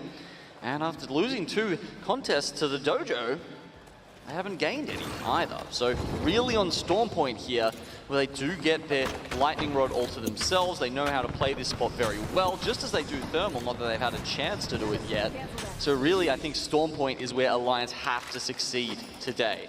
We also saw in the feed, LG Chivas unfortunately go out at the hands of Moist, that have been able to take that northern building by Launchpad closer to the edge of the circle where Alliance may want to rotate unless they decide to wrap around the rock closer to the Prowler's Den.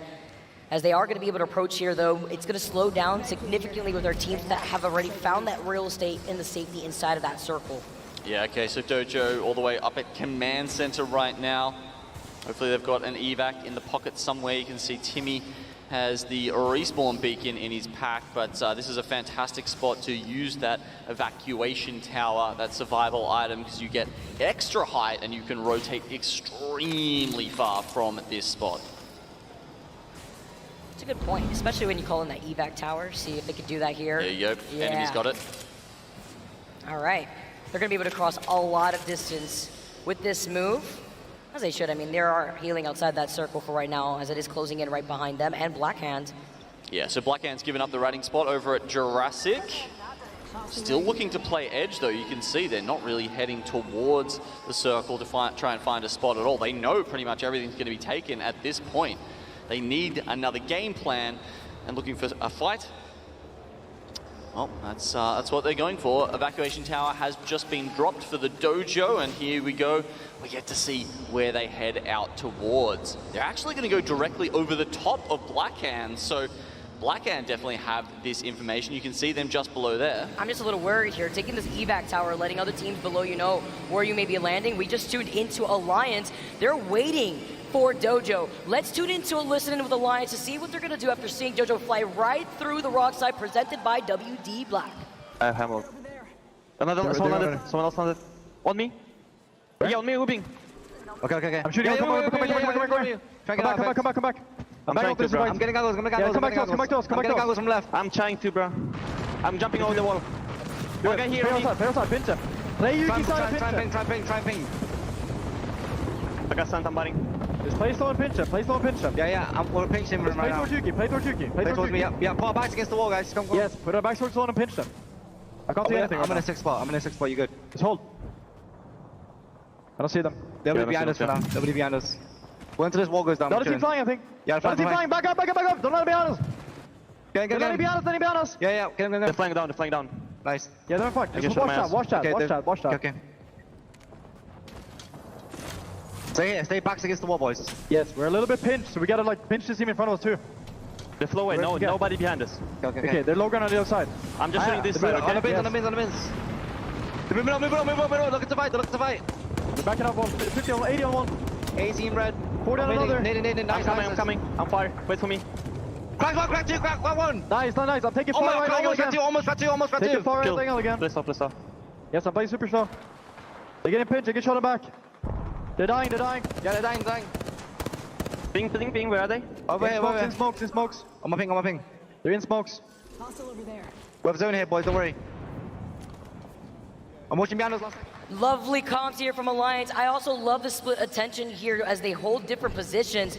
Meanwhile, in the feed, Moist have just been non-stop at contesting each and every one of the teams to try to fight for this building. It looks like Black Hand, unfortunately, were the victims. On the other side, you can see the blood boxes at the feet of MT. But I love hearing those comps from Alliance after we saw two teams take two different evac towers flying over their heads, which was Black Hand at that point and Dojo.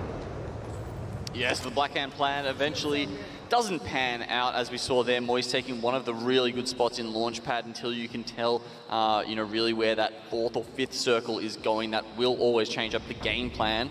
But yeah, the building, the catwalk that Phaser on NRG we saw in the sewers underneath, another fantastic spot. You also got Start a Fight in Element 6 hanging around, and then we go further afield and we've got IBG and Pulverex. So Pulverex directly on top of IBG right now. These guys are actually going to have fairly good access to the circle because it's gone quite central. It's going to be to the left of the fingers of Launchpad, and therefore teams who have set up over here where Moist are at Launchpad, but also where Pulverex and IBG were, they're probably going to meet in the middle. Optic Gaming made a great call out on where this circle was going to be pulling by the high ground rocks, exiting out of those 3 fingers like you were saying before, Genome. We also saw in the feed Zane go down, being the last solo of KCP from the very beginning. Very rough game, unfortunately, for KCP. And Pulverex are going to meet them back in the lobby as IVG. You said it, they were going to eventually fight to go into this next circle, but Enter Force 36, hearing the fighting, looking to get engaged. Oh my. Evac Tower was called into by IVG. Look how stacked up Optic are. All 3 of them in that. I'm surprised they're not kind of clipping outside each other at the moment. This is a single name could spell disaster for Optic. It'd be a shame if an Arc Star just just made an Optic Gaming shish kebab. IBG getting involved in this fight. Again, this is Enter Force 36 that rotated onto IBG, and Ziki, usually always the player to get that first knock. In 6 that rotated on shish kebab. Could spell disaster for Optic. It'd be a shame if an Arcstar just made it. Man, Realize come in, and IBG, they would have been, you know, really feeling themselves after winning 2 fights in a row, but sometimes in Apex, that's just not enough. So the third party from Realize, they'll take over that position now. Oh, Timmy. Still alive with Design on the other side of the catwall. Alliance trying to profit. Aki's got the Prowler in his hand. Sends out another smoke, sees the gravity lift. Yuki gets Design knocked. It's only up to Timmy to get away if he can. Dojo. Maybe needs to be sent back to the dojo as they get eliminated. 11 squads left now in this lobby. Yeah, look, you can see Alliance, they're really holding on to that tunnel. That's important for them, but wow, NRG have a team right on top of their heads right now. That's Element 6 sliding in on the top of the rock. The wall bounce hit. Oh, the wall bounce just to top it off. Nathan, though, with the Nemesis in his hand. He's still alive. He can't get the reset. They find him out. Optic Gaming, they were lying in wait for too long, get a little anxious, see the opportunity, and try to capitalize. Yeah, I think they're going to do that as well with the one member of Oxygen that's trying to get away from them. Desperately coming out, they do manage to finish that one off. It's not. Although Optic are in that next circle where no other team is so far. It's a very open circle aside from the rocks. You have to be careful there because you can get pinched from so many different angles, especially since Realize is still on the northwest side. FaZe looking to clean up some heads themselves after all the action that was happening over by Launchpad, now taking care of Alliance. Alliance, so they did manage to make their way through the tunnel, but then they run into FaZe. FaZe calmly making their way from the catwalk through to the fingers and using just the inside, the bins there as a little bit of cover. They run and they win a clean fight there against Alliance. Now we've got 3 teams left alive. This is going to be a fun end circle. Optic Gaming, they're the ones actually within it right now. It will pull towards the south. This actually could be quite an early finish to the game, relatively, considering, you know, we haven't even finished Zone 5 yet. Just for right now, I do expect Realize to take their time to rotate in since they're also on the other side in their approach into that next circle, as well as FaZe. Matching that with one another, you see the 30-30 shots also ringing as FaZe just waiting to see where Optic Gaming is on the other side of the rock. They've already called them out. Also, Phony has the Prowler himself, so FaZe are rocking such great loot aside from the triple red Evos at this late part of the game. Aside from Optic, who've taken their time and they still have the 2 purples. Optic are currently on 49 points, by the way. One more will move them as the first team onto match point. A single KP does secure them. Wow. Next game, Optic will be the only team with a chance to win. Already? After game 3, Optic Gaming looking to take the dub. We got the ulti with the Disruptor rounds dropped on the other side with the Digi Threat 2. They took down one member of Realize. Looks like they were also able to get the finisher onto Oogly. The catwall has gone down. So each 3 team have already used the catwall with the circle closing in. It's now the fight for second place for Realize against FaZe. Oh, is a black hole enough to bring this back as a duo? Maybe. It's a very good ultimate. They get sucked in straight into it. But Optic, on the back of it, 50 points isn't enough for them. They will secure the dub.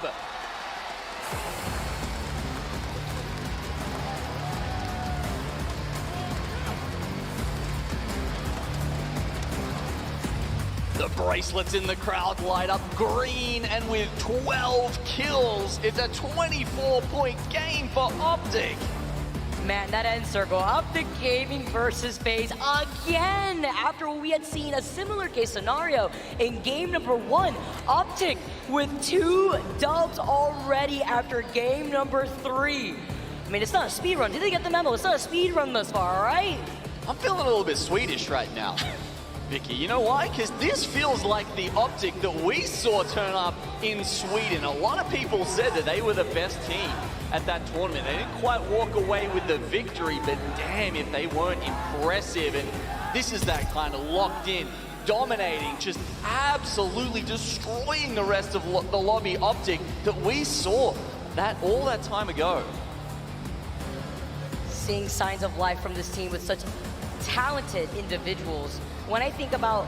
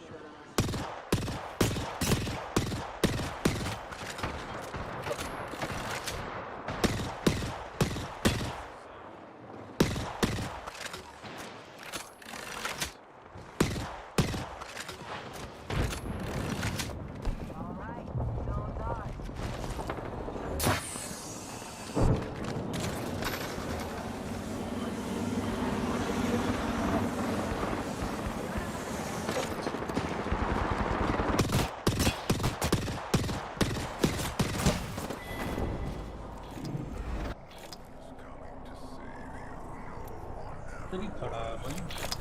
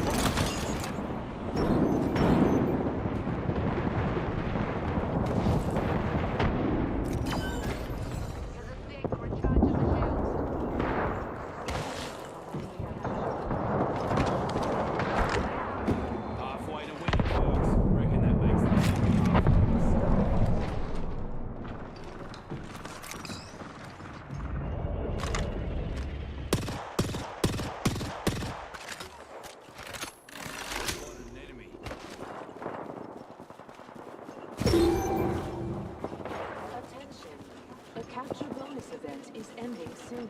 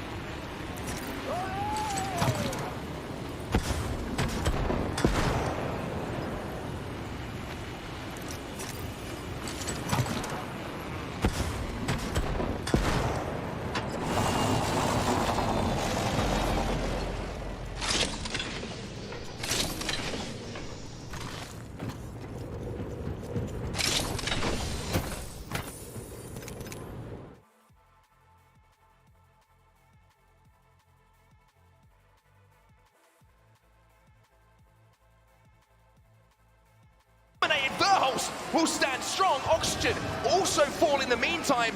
Can TSM get this reset? As long as Dojo don't dive on them here, as long as Optic don't dive on them, which they won't because Optic will want to hold this position, TSM should be fine as Optic continue just to skirt around the edges here. It's NRG, it's Optic. They're the two squads who are in prime position at the moment, but on this eastern side, it's going to be absolute carnage. Drop just got ripped out of the sky, and it's the Dojo now who have fallen off of that main building, that ultimate high ground, who are causing Optic a problem. Noct has to retreat. Pop that shield battery, but somehow all of Optic still on their feet, or knees. Well, Optic have been doing well at occasionally just poking, prodding, getting those Evo shields up ever so slightly. As you can see now, Aimbot getting involved as Realize they're taking the fight.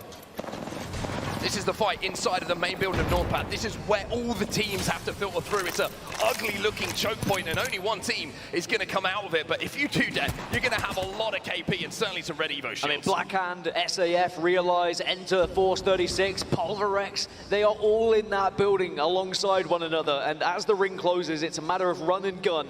It's try and survive and try and get kills at the same time, and then if you are the last remaining player, hope you can rat out and get those extra placement points, because now we're into the top 10. Placement points start to increase tenfold. Every single placement that you go up, you're going to be in a far more comfortable position once you reach top 8, then top 6, top 5, and onward. These could be the differences to you finding match point later on in this tournament. Here comes the zone, and here comes the play. From every single team that's left in that lobby, 10 squads still remain here.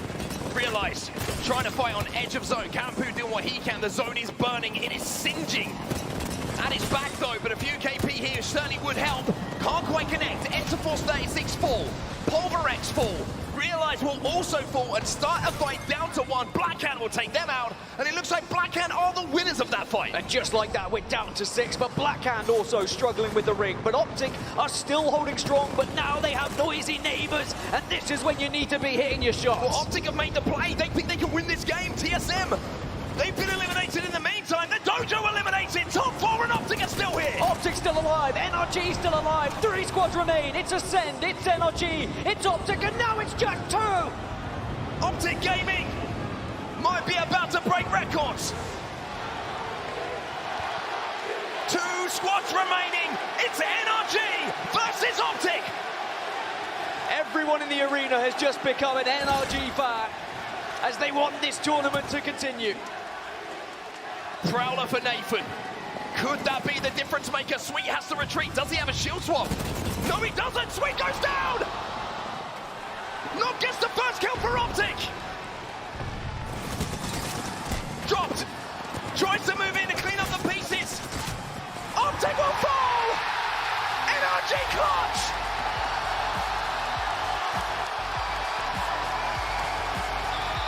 And Optic Gaming, who are on the precipice of becoming your champions, will have to wait a little longer.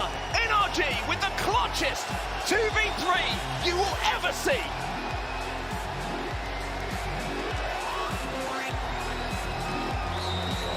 NRG keep things going here in Birmingham as the crowd erupts. I have never heard a louder chant for any team because every single supporter here wants to see more Apex action. And NRG with their backs against the wall, with it all to do, clutching up when they needed to. But it is still not enough for NRG to reach match point. It is still only Optic Gaming who find themselves there. But was that the game?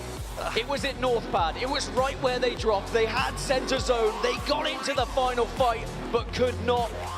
Gaming, wow, what a start. Dreamfire eliminated, but the zone is going towards Northpad as well. They have fantastic priority to this zone. Well, NRG stole a trident from someone else's POI and said, we'll have that, thank you very much. And it means they can have a quick old journey towards Northpad. But you are right, I mean, Optic now with one of the priority positions, they had a ring console at Down Beast. They can move on that northeast side very quickly. Now, NRG, Optic, they're all racing. There's a race going down. This is just going to be a situation where, are you going to beat them to the punch here? I think NRG got over that finish line first, and Optic Gaming now have to reposition. And a little bit of Formula 1 going down there on the main stage. Optic Gaming just getting kind of pipped to the post there by NRG, who had their foot on the accelerator for a little bit longer, but this spot that Optic have found is still extremely playable for now. But it looks like they want to try and get a little bit deeper into zone. This is looking like a zone which is going to pull right to the back of Northpad around some of those dock areas. So NRG, who got there first, well, Optic, they're trying to weave their way through the traffic now. So Optic need to go under the radar a little bit here. You want to try and be as less visible as possible, get to that late game, give yourself the best opportunity. Now, luckily for them, is they can blend in. Their composition is very similar to the majority of the lobby right now. There's nothing that gives them away.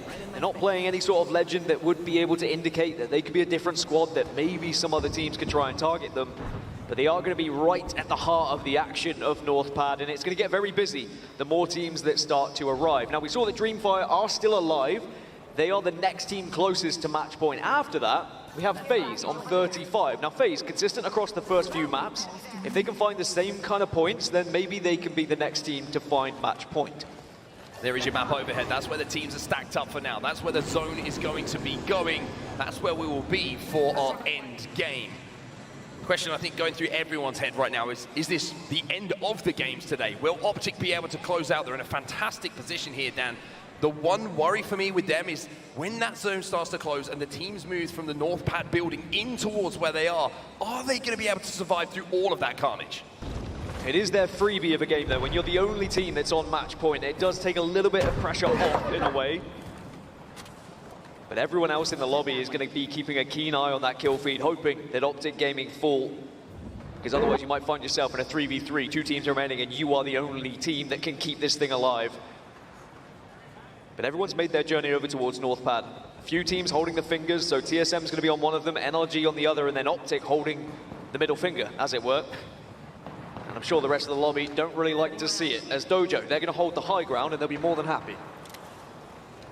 Dojo will have the height and able to influence a lot of fights from there. But Optic, the one probably concern for them at the moment is where does the damage come from? Because they can't really show and peek too much. White armors, blue armors. Is that going to be enough to survive for that endgame? Elsewhere at Down Beast, you can see that Pioneers, they've started to rotate the backside of Down Beast. But closing in on them was E6. We did get a chance to speak to Naski just before the tournament. He was a bit concerned that they were going to be contested at both maps. And he said, we're not going to win the thing because we're being contested, but they're in 4th place at the moment. And if you don't think you can win, you better believe you've got to get some points on the board so you can find yourself into those top 3, those top 5 positions, because prize money's still insane if you are in that top half. Of course, $2 million on the line here at Championship Sunday of the ALGS. Well, Pulverex down to a duo, but we saw what they could do yesterday. We know what they can do full stop when there's only 2 players. Moist Esports in 10th position overall at the moment. 15 points to work with so far. Quite a long way off of match point, you would have to say. But trying to control one of these trenches as well as that donut you can see to your left. And if they can get a little sniff that Pulverex are down to a 2, then they might try and take this fight. Elsewhere we mentioned KCP versus E6.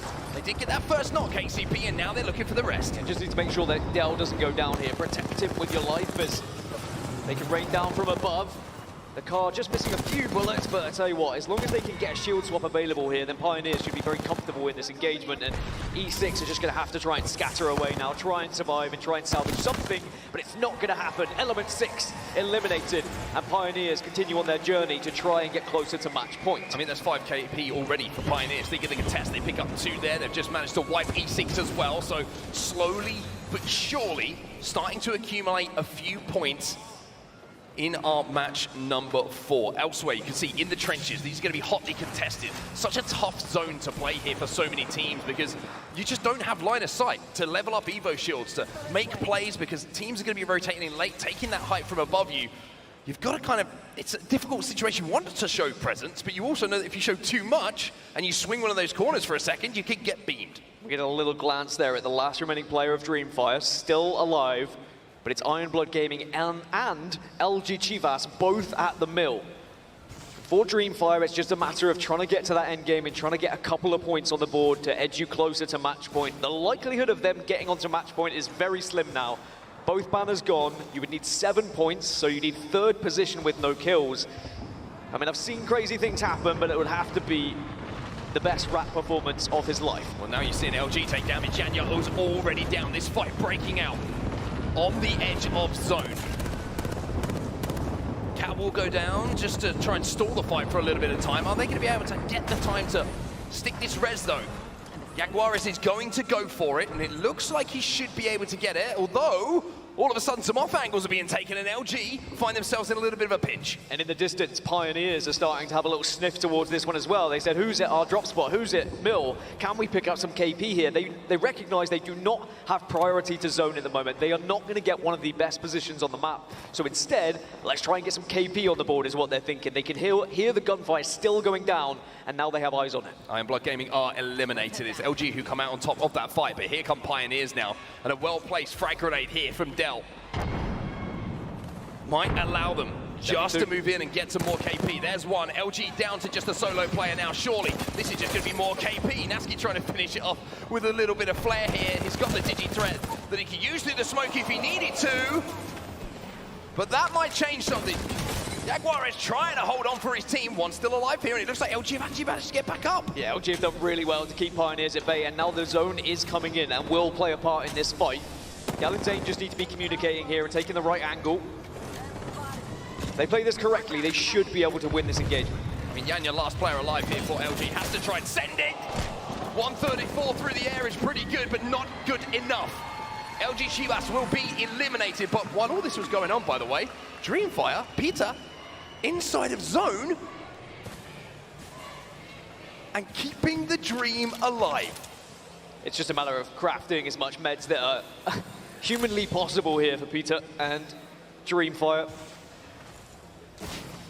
And it is a case of if you can get up to about 45, I'd say, and the game does carry on, we go to match number 5, Dreamfire maybe will be feeling comfortable because it will be World's Edge again. They won't have to worry about the potential contest. Well, back to where the zone is going to be going, North Pad, and look how busy it's already starting to become. And this is how important that rotate was for Optic Gaming. This is an almost inaccessible zone to teams who arrive late. You would say there's maybe 5 or 6 priority positions at the base of those fingers. If you don't have one, the game plan isn't about winning the game. It's about KP and trying to force your way into that final fight. Optic Gaming set up at the moment underneath the bridge. Let's see what the comms are like. I'm 22 off. You can shoot between the boxes.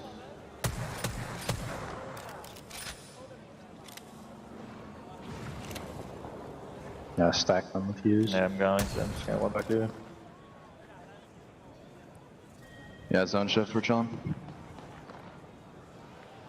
They certainly don't sound too flustered at the moment, and why would they be? Trying to keep a low profile, not just in the listening, but in the lobby as well. Here come FaZe though, Pioneers on the edge of zone as well, when we might see them knock into each other. So Pioneers, yeah, just taking a look over towards FaZe, a couple of shots with the Hemlock. Dreamfire still alive and will be behind this fight.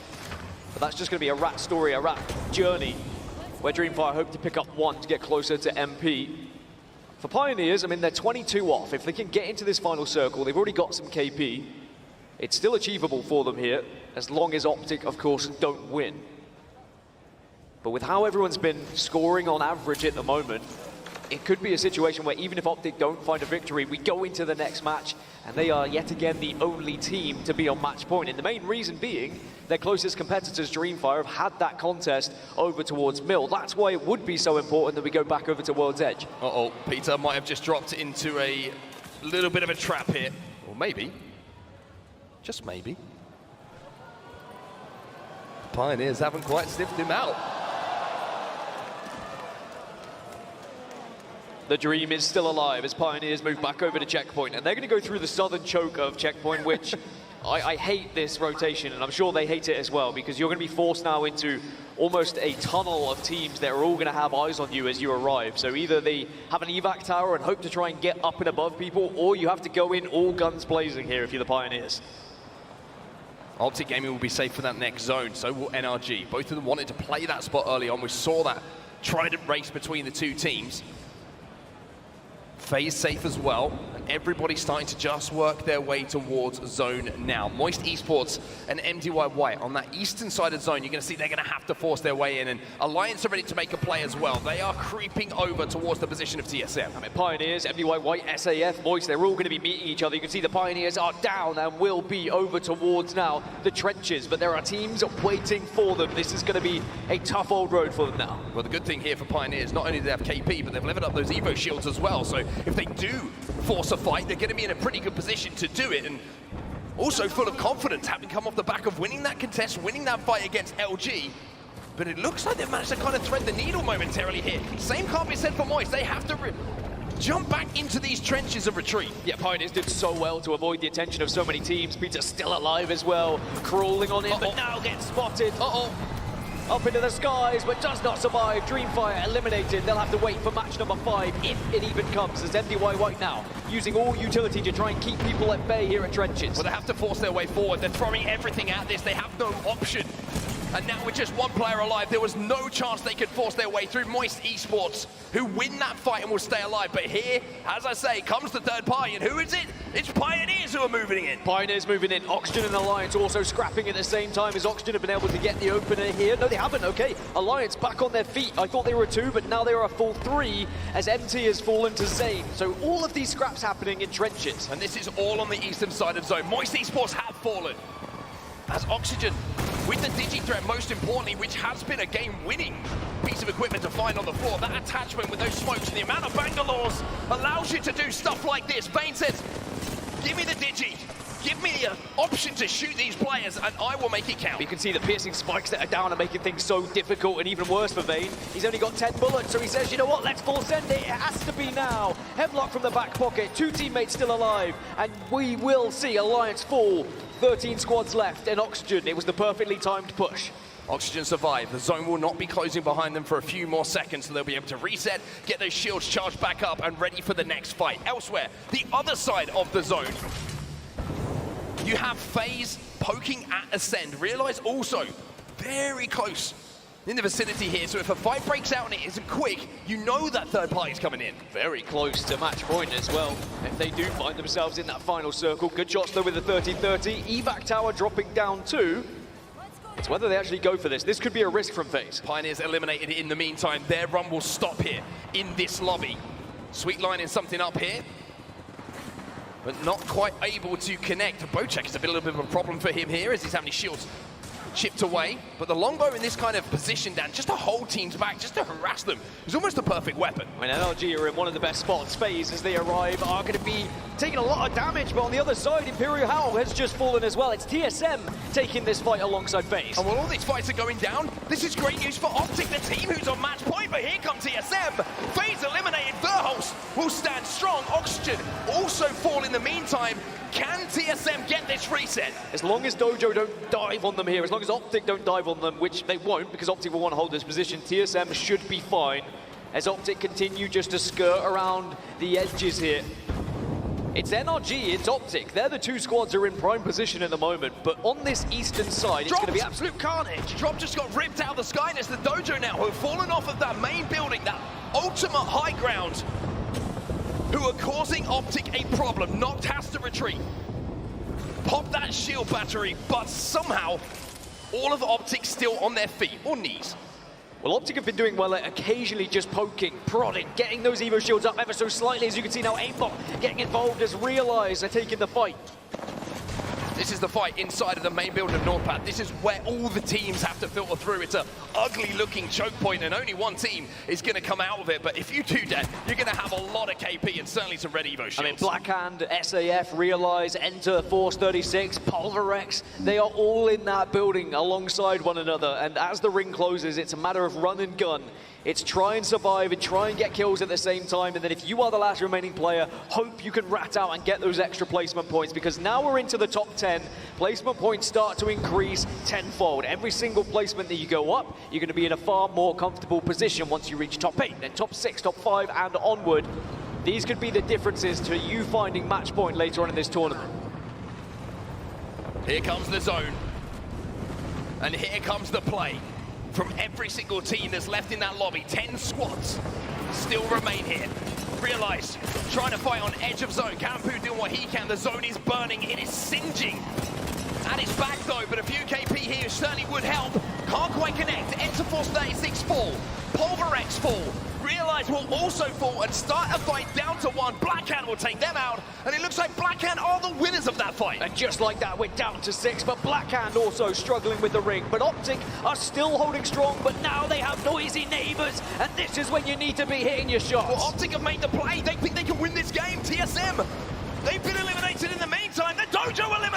Top 4 and Optic are still here. Optic still alive. NRG still alive. 3 squads remain. It's Ascend. It's NRG. It's Optic, and now it's just 2.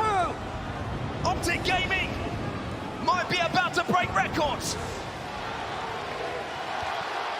2 squads remaining. It's NRG versus Optic.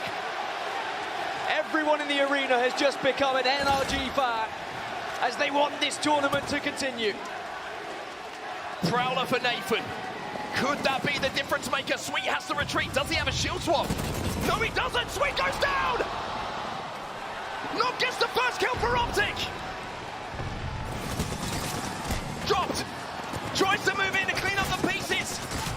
Optic will fall. NRG clutch. Even with his eyes closed. 7th position in a moment for the Dojo, from the LCQ to the World Championships to contesting one of the best thermal station teams in the world and winning the contest 3 times. They now find themselves edging towards match point, but it's FaZe who are the 2nd closest after Dreamfire. They need 14, but they're holding this northern choke that I was talking about that we may well see Optic arrive quite shortly too. If you can control this, you might have a pretty good walk in for the end game as well. Here we go. As Optic now try to step up towards FaZe's position. FaZe have kind of given up a little bit of space here as they step towards that next zone.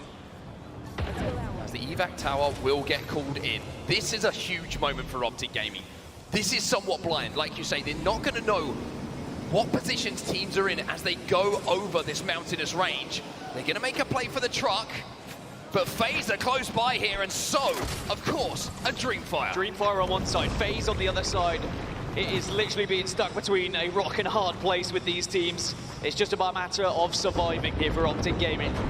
FaZe are not going to get overzealous. They do not need to send it onto Optic, and because FaZe are closing in on that match point, they are going to be taking less risks. As for Dreamfire, there's always going to be that consideration of, I mean, we only need a few more KP here. Do we risk taking this fight? Shots going to be exchanged, but none that are really going to impact one team pushing onto the other. This is your 1st place team at the moment, your team on match point versus your 3rd place team. You can understand, like you said, summed up perfectly, Dan, why this is such a nervy and kind of edgy feeling fight. Well, Dreamfire are staying put. FaZe are just constantly keeping aware of where Optic could be pushing, but I think both teams will just be avoiding one another as TSM have lost 1 and they're being sent on. Yeah, you can see that Verholz was trying to punch Reps back into the building and hoping he can get a reset. 3 figures on the spray from Imperial How. They do manage to reinforce that door, but are they going to be able to stick this res in time? Reps back on his feet. TSM hold strong. And boy, was that needed as SAF missed their window of opportunity, and they will leave and will allow TSM just to be the only team that holds that building. I was about to say, not just the only window that was missed there. You can see they fall down into the lava for a few seconds. Luckily, there's a zip line there to make it look a little bit more fancy and deliberate than maybe it was. But TSM survive, and I think that's the most important thing to take out that little engagement you just saw. And TSM need a game here. This was my main worry coming into match point finals, is that TSM have not really done much in terms of points per game. But Pioneers, they're taking an engagement now, and Nathan's gone down. It's NRG. NRG. Oh, NRG are getting run over right now. And it's because of the man on your screen who's almost single-handedly 1-2 contests in a row for them. And he's going to take down everyone. Same with the L-Star. This man is looking like a superstar at the moment. I mean, Pioneers have just been destroying everything in their way. The fact is, when you get a contest, you're going to be fighting well. Now, TSM are being pushed again. Reps has fallen. Hal and Verholz working together as SAF gets shut down.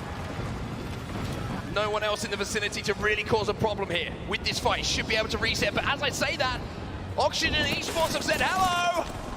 We're going to overextend. we see some KP available for us. Oxygen sending it onto TSM. Yeah, they heard what was happening. They heard the gunfire elsewhere, and Oxygen want that KP. But I tell you what, there's still life here for this fight in TSM. It certainly is, and now you can see Reeds trying to join, and maybe you can see Oxygen Esports look a little bit at 7 and 8. They don't know whether to push. They don't know whether they want to try and collapse on this. Both teams might be selling for the res. Realize eliminated in the meantime. FaZe have been eliminated in the meantime, and Optic Gaming are still alive and creeping up in this zone once more. Oxygen get the revive, as do TSM, and they split. Neither team wants to fight. Our current team, our only team on match point, Optic Gaming, are still making their way down towards landslide. Pioneers now eliminated. 10 squads remain. Optic Gaming to their right side at the moment, as Ironblood Gaming will be falling, is Dreamfire. That's the team they have to worry about most at the moment. Their focus is on LG at the moment. Chivas just moving to their south.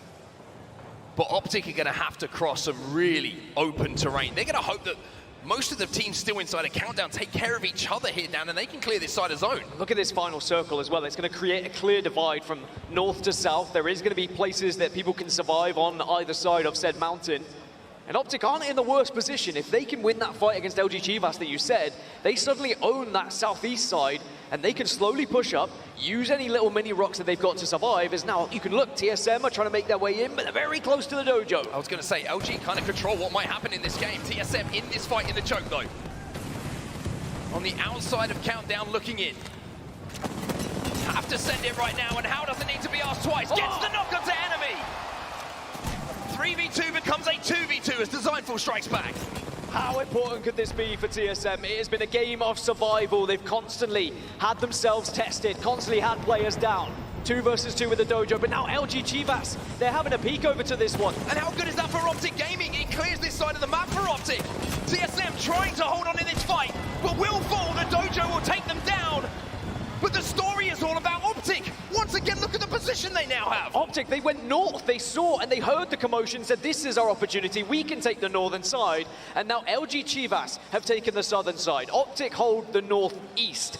And we have 4 teams on this northwest side. MDY White, Oxygen, Blackhand, Element 6, Dreamfire, all in these buildings, but Dreamfire are down to 1. They only need 2 points to get to the match point threshold though. Roy has to hold on for his team. Optic Gaming might have another chance here. They really might. They really do have an opportunity.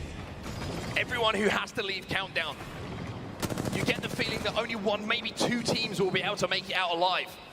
LG, they control the southern side of zone. We've been talking about that fight potentially breaking out a few moments ago. It could be the final fight between the 2 teams we have in this lobby. Well, will we see Blackhand be able to spoil the party for Optic Gaming?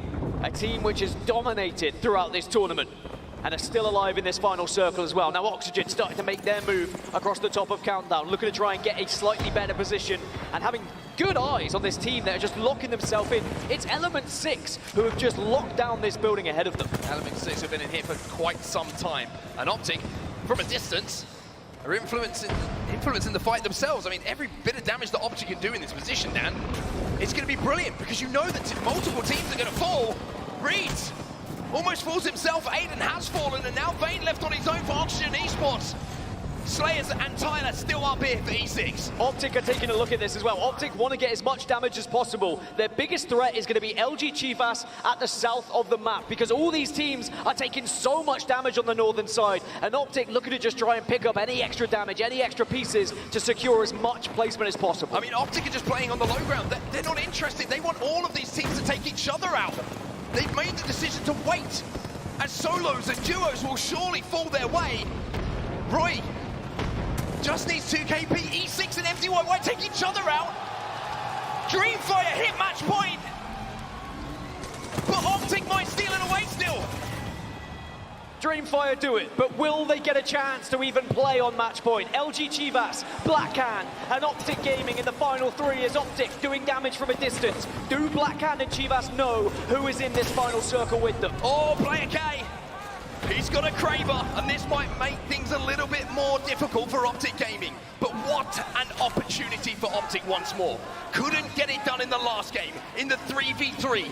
Well, now it's a 3v3v3. And what a journey it's been for Optic, all the way from stacks, making it over towards this countdown landslide area. LG Chivas, though, hold prime position. Not only are they closest to the center of the circle, but they have cover to work with as well. And Optic maybe know that. Dark Veil goes down, so they can get a little bit of a closer look to Blackhand. I think they just had to burn that Dark Veil there, Optic. Ult Excel's going to be going down, though, so they might be in a position, if they can buy enough time, to wait for those ultimates to come back. But this Kraber could be the difference between us having more Apex on our screens, or Optic having a chance to win this game.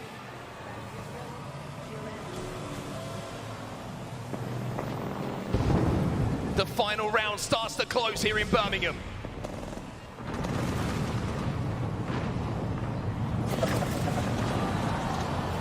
Blackhand find a corner, and this is good for Optic. Optic forcing Blackhand and LG a little bit closer to each other. Optic are taking damage here, Dan, and Optic are being forced to retreat, and Noct, he's got no shields.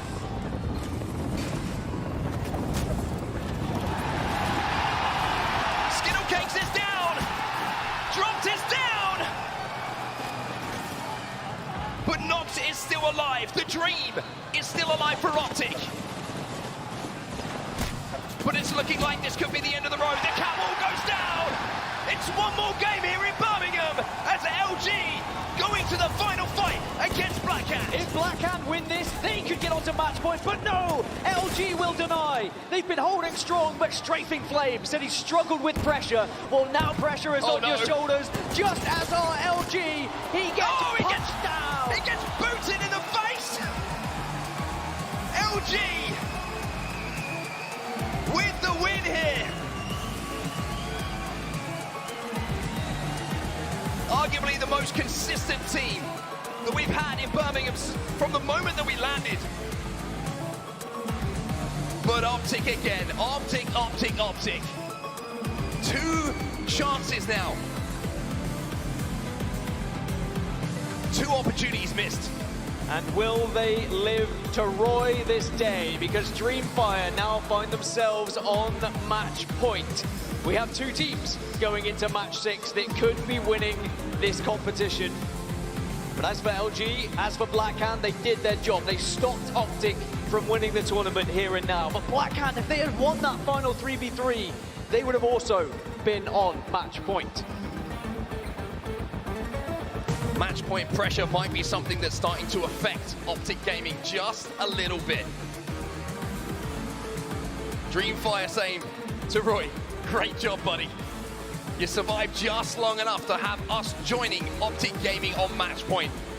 You summed it up. 2 teams now with an opportunity to win in our next game on World's Edge. And most importantly for Dreamfire, they get that opportunity on World's Edge. If they don't convert here, though, it gets so much more difficult as you go over to Storm Point, where the contests have been happening. Do then Dreamfire give up Mill? Do they continue to take that fight? But this final circle, it was all about Blackhand. It was all about that Kraber. Had Blackhand at any point poked over towards LG and suddenly taken that Kraber shot and hit LG with it, it would have opened things up to Optic. I thought for a second that they were going to now make their way through Fragment, where they will find Iron Blood Gaming, potentially. Yeah, if they decide to go for the train track entry point that I was talking of, it'll be Iron Blood Gaming they face. If they go up a little bit further north, by the Monument entry point, it will be FaZe. So there is not an easy entrance for Optic either way. Now, there is always the third option of if you can't go through it, you can go over it, and an evac tower and just try and avoid them. But then you are landing blind. I don't think Optic would like to play that. They'd like to play this one a little bit more methodical and try and assess their situation. And now they've noticed Iron Blood Gaming, it's probably going to be the call to just keep going north here. Seems like that will be the call indeed. Elsewhere on the map at the moment, over at staging, we have the Dojo having a little look at LG Chivas, who are inside of staging for now. Interforce 36 elsewhere are going to be up on the top of Mirage Etoile. And speaking of the Dojo, here we find ourselves. Designful with that 30-30 still in his hand. No attachments and no scope to speak of, though, but this man knows how to hit shots even with his eyes closed. 7th position at the moment for the Dojo. From the LCQ to the World Championships to contesting one of the best thermal station teams in the world and winning the contest 3 times. they now find themselves edging towards match point. But it's FaZe who are the second closest after Dreamfire. They need 14, but they're holding this northern choke that I was talking about that we may well see Optic arrive quite shortly too. If you can control this, you might have a pretty good walk-in for the end game as well. Here we go. As Optic now try to step up towards FaZe's position. FaZe have kind of given up a little bit of space here as they step towards that next zone. As the evac tower will get called in. This is a huge moment for Optic Gaming. This is somewhat blind. Like you say, they're not going to know what positions teams are in as they go over this mountainous range. They're going to make a play for the truck, but FaZe are close by here, and so, of course, a Dreamfire. Dreamfire on one side, FaZe on the other side. It is literally being stuck between a rock and a hard place with these teams. It's just about a matter of surviving here for Optic Gaming. FaZe are not going to get overzealous. They do not need to send it onto Optic, and because FaZe are closing in on that match point, they are going to be taking less risks. As for Dreamfire, there's always going to be that consideration of, I mean, we only need a few more KP here. Do we risk taking this fight? Shots going to be exchanged, but none that are really going to impact one team pushing onto the other. This is your first place team at the moment, your team on match point versus your third place team. You can understand, like you said, summed up perfectly, Dan, why this is such a nervy and kind of edgy feeling fight. Well, Dreamfire are staying put. FaZe are just constantly keeping aware of where Optic could be pushing, but I think both teams will just be avoiding one another as TSM have lost one and they're being sent on. Yeah, you can see that Verholz was trying to punch Reps back into the building and hoping he can get a reset. 3 figures on the spray from Imperial. How they do manage to reinforce that door, but are they going to be able to stick this res in time? Reps back on his feet. TSM hold strong. And boy, was that needed as SAF missed their window of opportunity and they will leave and will allow TSM just to be the only team that holds that building. I was about to say, not just the only window that was missed there. You can see they fall down into the lava for a few seconds. Luckily, there's a zip line there to make it look a little bit more fancy and deliberate than maybe it was. But TSM survive, and I think that's the most important thing to take out that little engagement we just saw. And TSM need a game here. This was my main worry coming into match point finals, is that TSM have not really done much in terms of points per game. The Pioneers, they're taking an engagement now, and Nathan's gone down. It's NRG. NRG. Oh, NRG are getting run over right now. But it's because of the man on your screen who's almost single-handedly 1-2 contested in a row for them, and he's going to take down everyone. Same with the L-Star. This man is looking like a superstar at the moment. I mean, Pioneers have just been destroying everything in their way. The fact is, when you get a contest, you're going to be fighting well. Now, TSM are being pushed again. Reps has fallen. Hal and Verholz working together as SAF gets shut down. No one else in the vicinity to really cause a problem here with this fight. Should be able to reset, but as I say that, Oxygen and Esports have said, hello! We're going to overextend. We see some KP available for us. Oxygen sending it onto TSM. Yeah, they heard what was happening. They heard the gunfire elsewhere, and Oxygen want that KP. Oh. But I tell you what, there's still life here for this fight in TSM. It certainly is, and now you can see Reeds trying to join, and maybe you can see Oxygen Esports look a little bit at 7 and 8s. They don't know whether to push. They don't know whether they want to try and collapse on this. Both teams might be selling for the res. Realize eliminated in the meantime. FaZe have been eliminated in the meantime, and Optic Gaming are still alive and creeping up in this zone once more. Oxygen get the revive, as do TSM, and they split. Neither team wants to fight. Our current team, our only team on match point, Optic Gaming, are still making their way down towards Landslide. Pioneers now eliminated. 10 squads remain. Optic Gaming to their right side at the moment, as Iron Blood Gaming will be falling, is Dreamfire. That's the team they have to worry about most at the moment. Their focus is on LG at the moment. Shivas just moving to their south. But Optic are going to have to cross some really open terrain. They're going to hope that most of the teams still inside a countdown take care of each other here, Dan, and they can clear this side of zone. Look at this final circle as well. It's going to create a clear divide from north to south. There is going to be places that people can survive on either side of said mountain. And Optic aren't in the worst position. If they can win that fight against LG Chivas that you said, they suddenly own that southeast side, and they can slowly push up, use any little mini rocks that they've got to survive, as now you can look, TSM are trying to make their way in, but they're very close to the dojo. I was going to say, LG kind of control what might happen in this game. TSM in this fight in the choke, though. On the outside of Countdown, looking in. have to send it right now, and how does it need to be asked twice? Gets the knock onto enemy! 3v2 becomes a 2v2 as Designful strikes back. How important could this be for TSM? It has been a game of survival. They've constantly had themselves tested, constantly had players down. 2 versus 2 with the Dojo, but now LG Chivas, they're having a peek over to this one. And how good is that for Optic Gaming? It clears this side of the map for Optic. TSM trying to hold on in this fight, but will fall. The Dojo will take them down. But the story is all about Optic. Once again, look at the position they now have. Optic, they went north. They saw and they heard the commotion, said this is our opportunity. We can take the northern side. And now LG Chivas have taken the southern side. Optic hold the northeast. And we have 4 teams on this northwest side. MDY White, Oxygen, Blackhand, Element 6, Dreamfire, all in these buildings, but Dreamfire down to 1. They only need 2 points to get to the match point threshold, though. Roy has to hold on for his team. Optic Gaming might have another chance here. They really might. They really do have an opportunity. Everyone who has to leave Countdown, you get the feeling that only 1, maybe 2 teams will be able to make it out alive. LG, they control the southern side of zone. We've been talking about that fight potentially breaking out a few moments ago. It could be the final fight between the 2 teams we have in this lobby. Well, will we see Blackhand be able to spoil the party for Optic Gaming? A team which has dominated throughout this tournament and are still alive in this final circle as well. Now Oxygen starting to make their move across the top of Countdown, looking to try and get a slightly better position and having good eyes on this team that are just locking themselves in. It's Element 6 who have just locked down this building ahead of them. Element 6 have been in here for quite some time. And Optic, from a distance, are influencing the fight themselves. I mean, every bit of damage that Optic can do in this position, Dan, it's going to be brilliant because you know that multiple teams are going to fall. Reeds almost falls himself. Aiden has fallen, and now Vane left on his own for Oxygen Esports.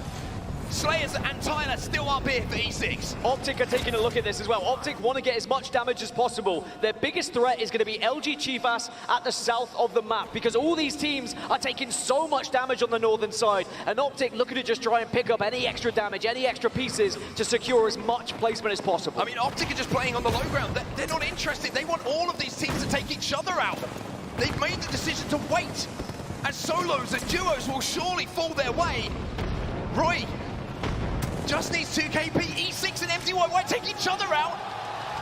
Dreamfire hit match point, but Optic might steal it away still.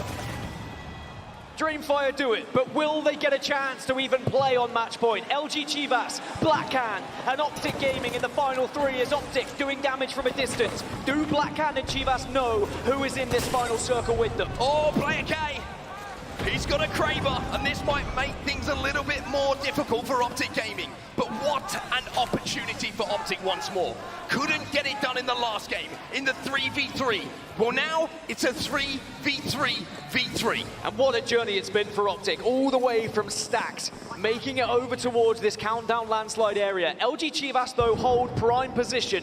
Not only are they closest to the center of the circle, but they have cover to work with as well. And Optic maybe know that. Dark Veil goes down, so they can get a little bit of a closer look to Blackhand. I think they just had to burn that Dark Veil there, Optic. Oh, Excel's going to be going down, though, so they might be in a position, if they can buy enough time, to wait for those ultimates to come back. But this Kraber could be the difference between us having more Apex on our screens,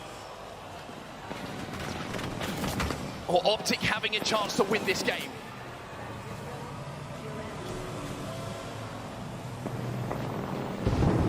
The final round starts to close here in Birmingham.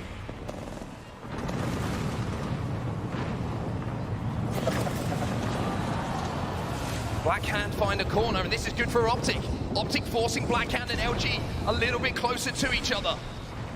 Optic are taking damage here, Dan, and Optic are being forced to retreat and knocked. He's got no shields.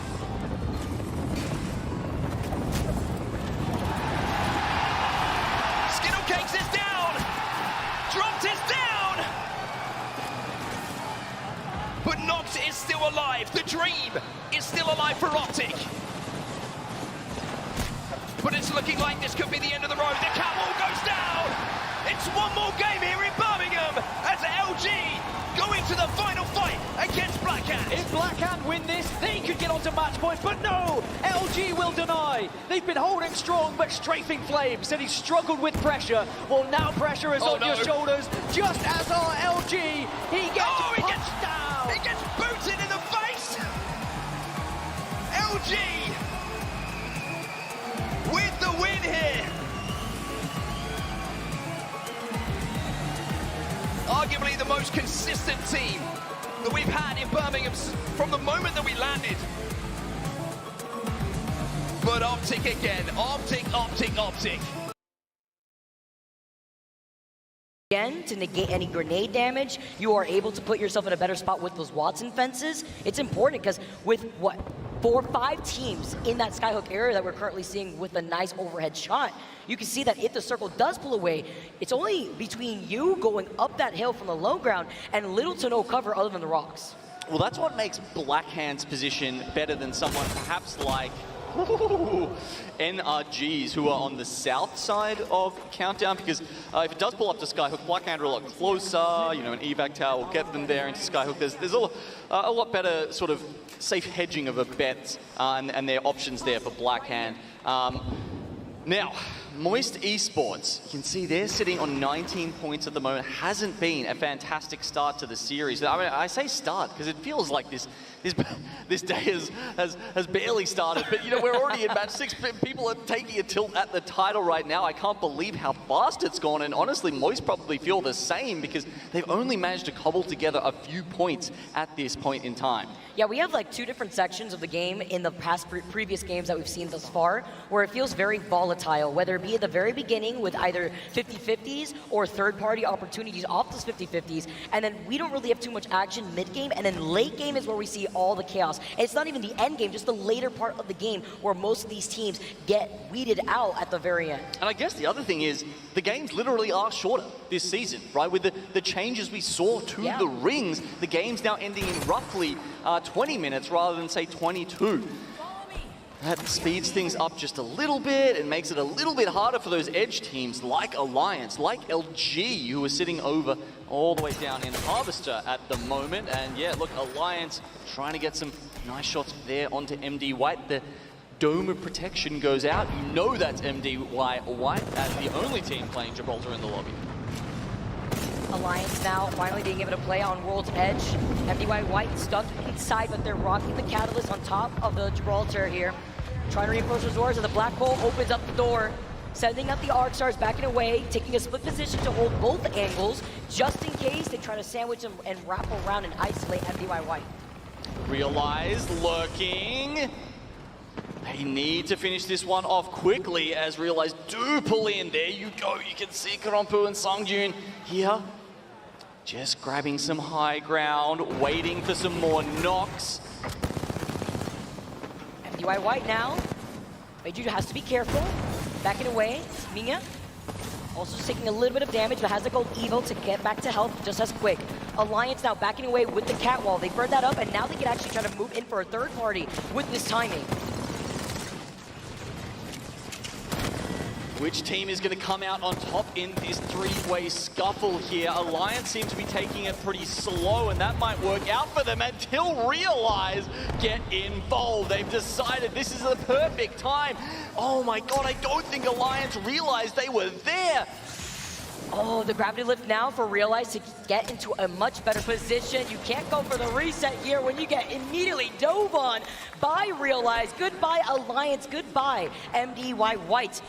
The victors are going to be Realized off of this fight alone, but waiting in the distance, hearing all this action, Genome, it's going to be Iron Blood Gaming. Yeah, MDY White, they tried to escape in the chaos there, but as they ran up the hill away from Epicenter, IBG waiting for them, with Realize finishing them off as well.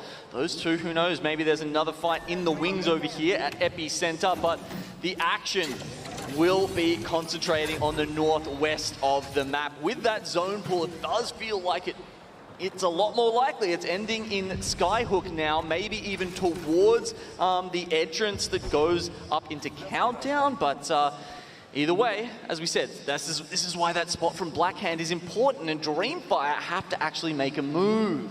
Good point there, because Blackhand will also be able to have a much better rotation looking at that northern building that they're holding down in Countdown, but also want to point out the slower pace that we may see inevitably, because if it is a Skyhook circle finish, which is what it looks like, there's going to be a lot more space for more teams to take control of. So you're going to have a lot more teams in those later circles if that does end up being the case.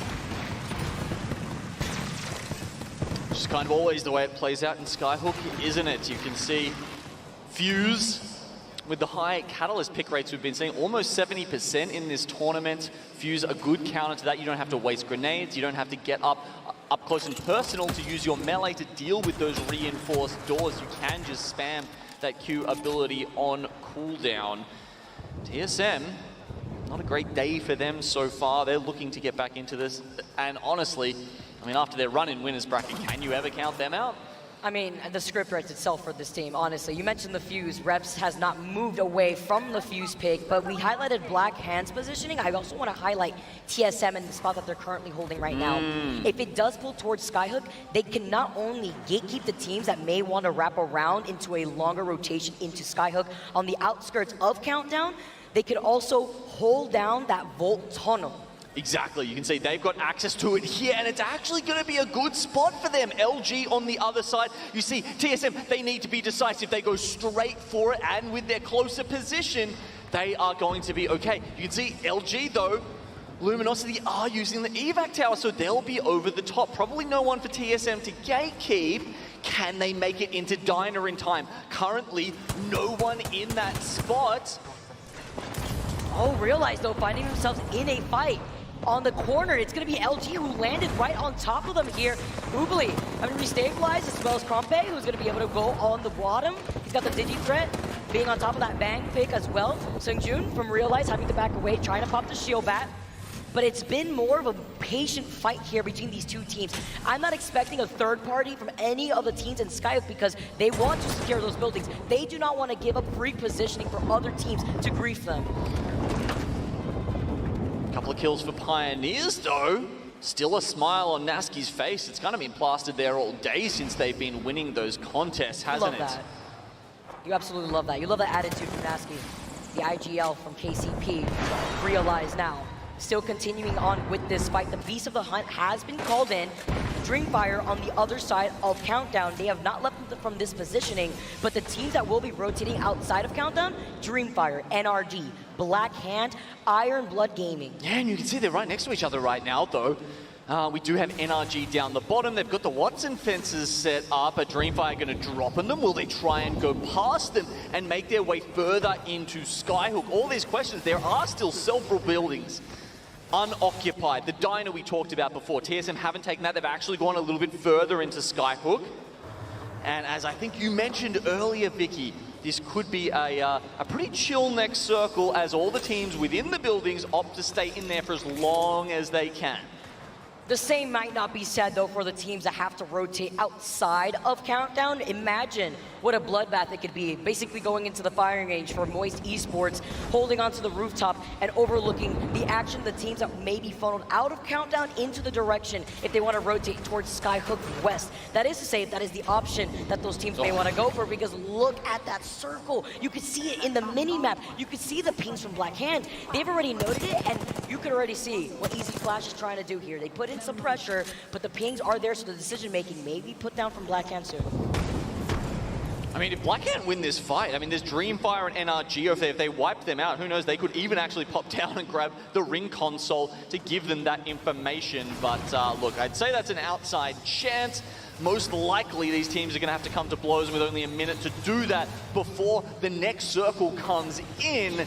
I don't know if there's time to enact that plan. It might just be fighting, and that's it.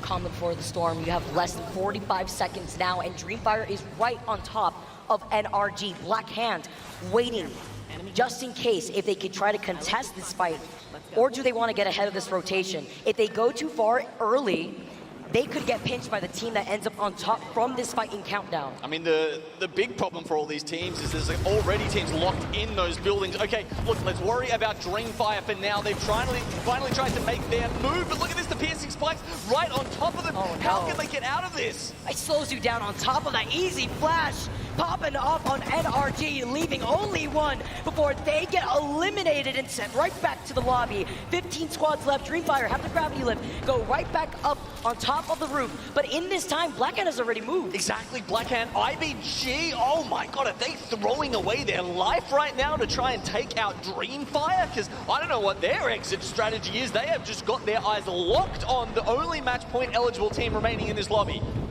Gino, this circle's closing in, and this circle makes your eyes cry. Now, with the circle closing in and all this fights happening over by Countdown, you're going to get gate capped. Blackhand's already moved. They're and right Dreamfire are going to commit to this. E6 also get eliminated in your feed. Look, Dreamfire, they get the drop there, but it's not going to be enough. A war of attrition, a Pyrrhic victory at the very best. He did the last one alive for Dreamfire. Scooting all the way down. And this is the gatekeep that I was expecting. It is Moist waiting for them. On the other side, we are going on to a new game right after this. Okay, game 7 is coming up. Ladies and gentlemen, we've got to see, though, who could be moving on to match point now. FaZe, they're sitting at 45 currently. LG sitting at 40. There's a couple of teams still alive, Vicky, that can make it further. Crazy how close also as well that Blackhand was. We have to see. So we can see Dojo, another one of our teams on our radars. I mean, they're in a fantastic spot. Dojo, Pulverex, TSM, FaZe, all within buildings, within the zone right now. LG, Shivas, they're outside, but still in a good spot. Imagine if an LCQ team took out the championship. This is crazy that they're doing as well as they are. I mean, Timmy, come on. But then that's also through the chance of TSM ringing through the crowd, giving them energy as they hold down their building. They want to see the pop-off game that they know TSM can have. Moist fighting on the edge of this circle. It's FaZe that's inside of this building right to their left. They throw out the nade, they wait with the piercing spikes, but up above them and in front of them, it is going to be LG and FaZe to their left. They can't get in, can't even peek through and get any damage. There's about a 2-second window after you blow off those reinforced doors where you cannot reinforce it. That's the window you've got to work with. These guys, they can't do anything in that time because LG were locking down the sights at them. Farming that damage with the knuckle cluster from the Fusey. Oxygen Esports is playing outside of TSM's building. You see the EMP ring out in the building that is being shared by 3 other squads. Make it forth with Realize making an appearance. It's Dojo, Pulverex, KCP, and Realize fighting on the outskirts of this building alone and on the edge of the circle. You can see Saku in the drone there, popping that EMP on his APAC North teammates beforehand. I think Realize may have got the reset and continued on here, so merely Evo damage from Pulverex in use of that ultimate. But they do have the root. It'll keep them in for quite a while, assuming they can fend off this push. Oh, Osaka going down though. Shimi has to look right behind him. Look who comes in from the zip line, and look who comes in from the skies. A res with the respawn beacon on the building that has not just 2 teams, 3 total squads with LG looking on. This is crazy. I think it was KCP that actually just pulled off that Moby res there. I cannot believe this. KCP with that res. Gonna be able to move all the way up onto that 2nd floor. The fact that they got the res and the reset is insane. The EVA 8 shots ringing inside this 1st floor of the building. Find him outside. Serdell gets taken out. It's only up to Nasky, who is fully up and healthy, playing around the head glitch of the desk before sliding through the smoke. They have the fifth fight quickly, and KCP come out on top, taking out Dojo. I mean, Nasky's face, it's like there's no pressure on him. It's like he's playing a ranked game at home. How is he this calm right now? All practice. Having to keep your cool. Hal moves up. He takes down the reinforcements on the door, though. He gets beamed the moment he pops his head. He still is able to find Vayne. With that knock, he goes right back to go for the reset. Verhulst and Reps are right there to help him out, sending the grenade all the way up to the other side of the fence line. Realize playing on the outskirts. His final ring is closing, and sooner or later, TSM have to funnel outside this building. If LG can stay hidden behind the wall, they actually may be in the best spot to avoid the carnage that is about to ensue in this lobby. 6 teams left, most of them just about to move out of cover. The ring, adding in some assistance. Be your own sometimes, so you have to fight your life from the ring, having to look behind you. That building shares that boardway. KCP, Zane alive, drops down, double catwalk called in. 6 squads remain. The creeping barrage from Moist knocks down Nasky. KCP in trouble as they get cleared out. You've got almost no idea who you're shooting at. It doesn't matter which team they're from. You've just got to find a target and click. It's a chance from the crowd giving TSM the energy they need. From the chat as well, the supporters, to give TSM the dub as FaZe find themselves in another top 5. TSM though, they're all by themselves at the moment. There's a fracas behind the wall, but they will strike at the last moment. FaZe against TSM, but it's only one alive. The nade from Burrows, FaZe get eliminated, and TSM are your Game 6 champions.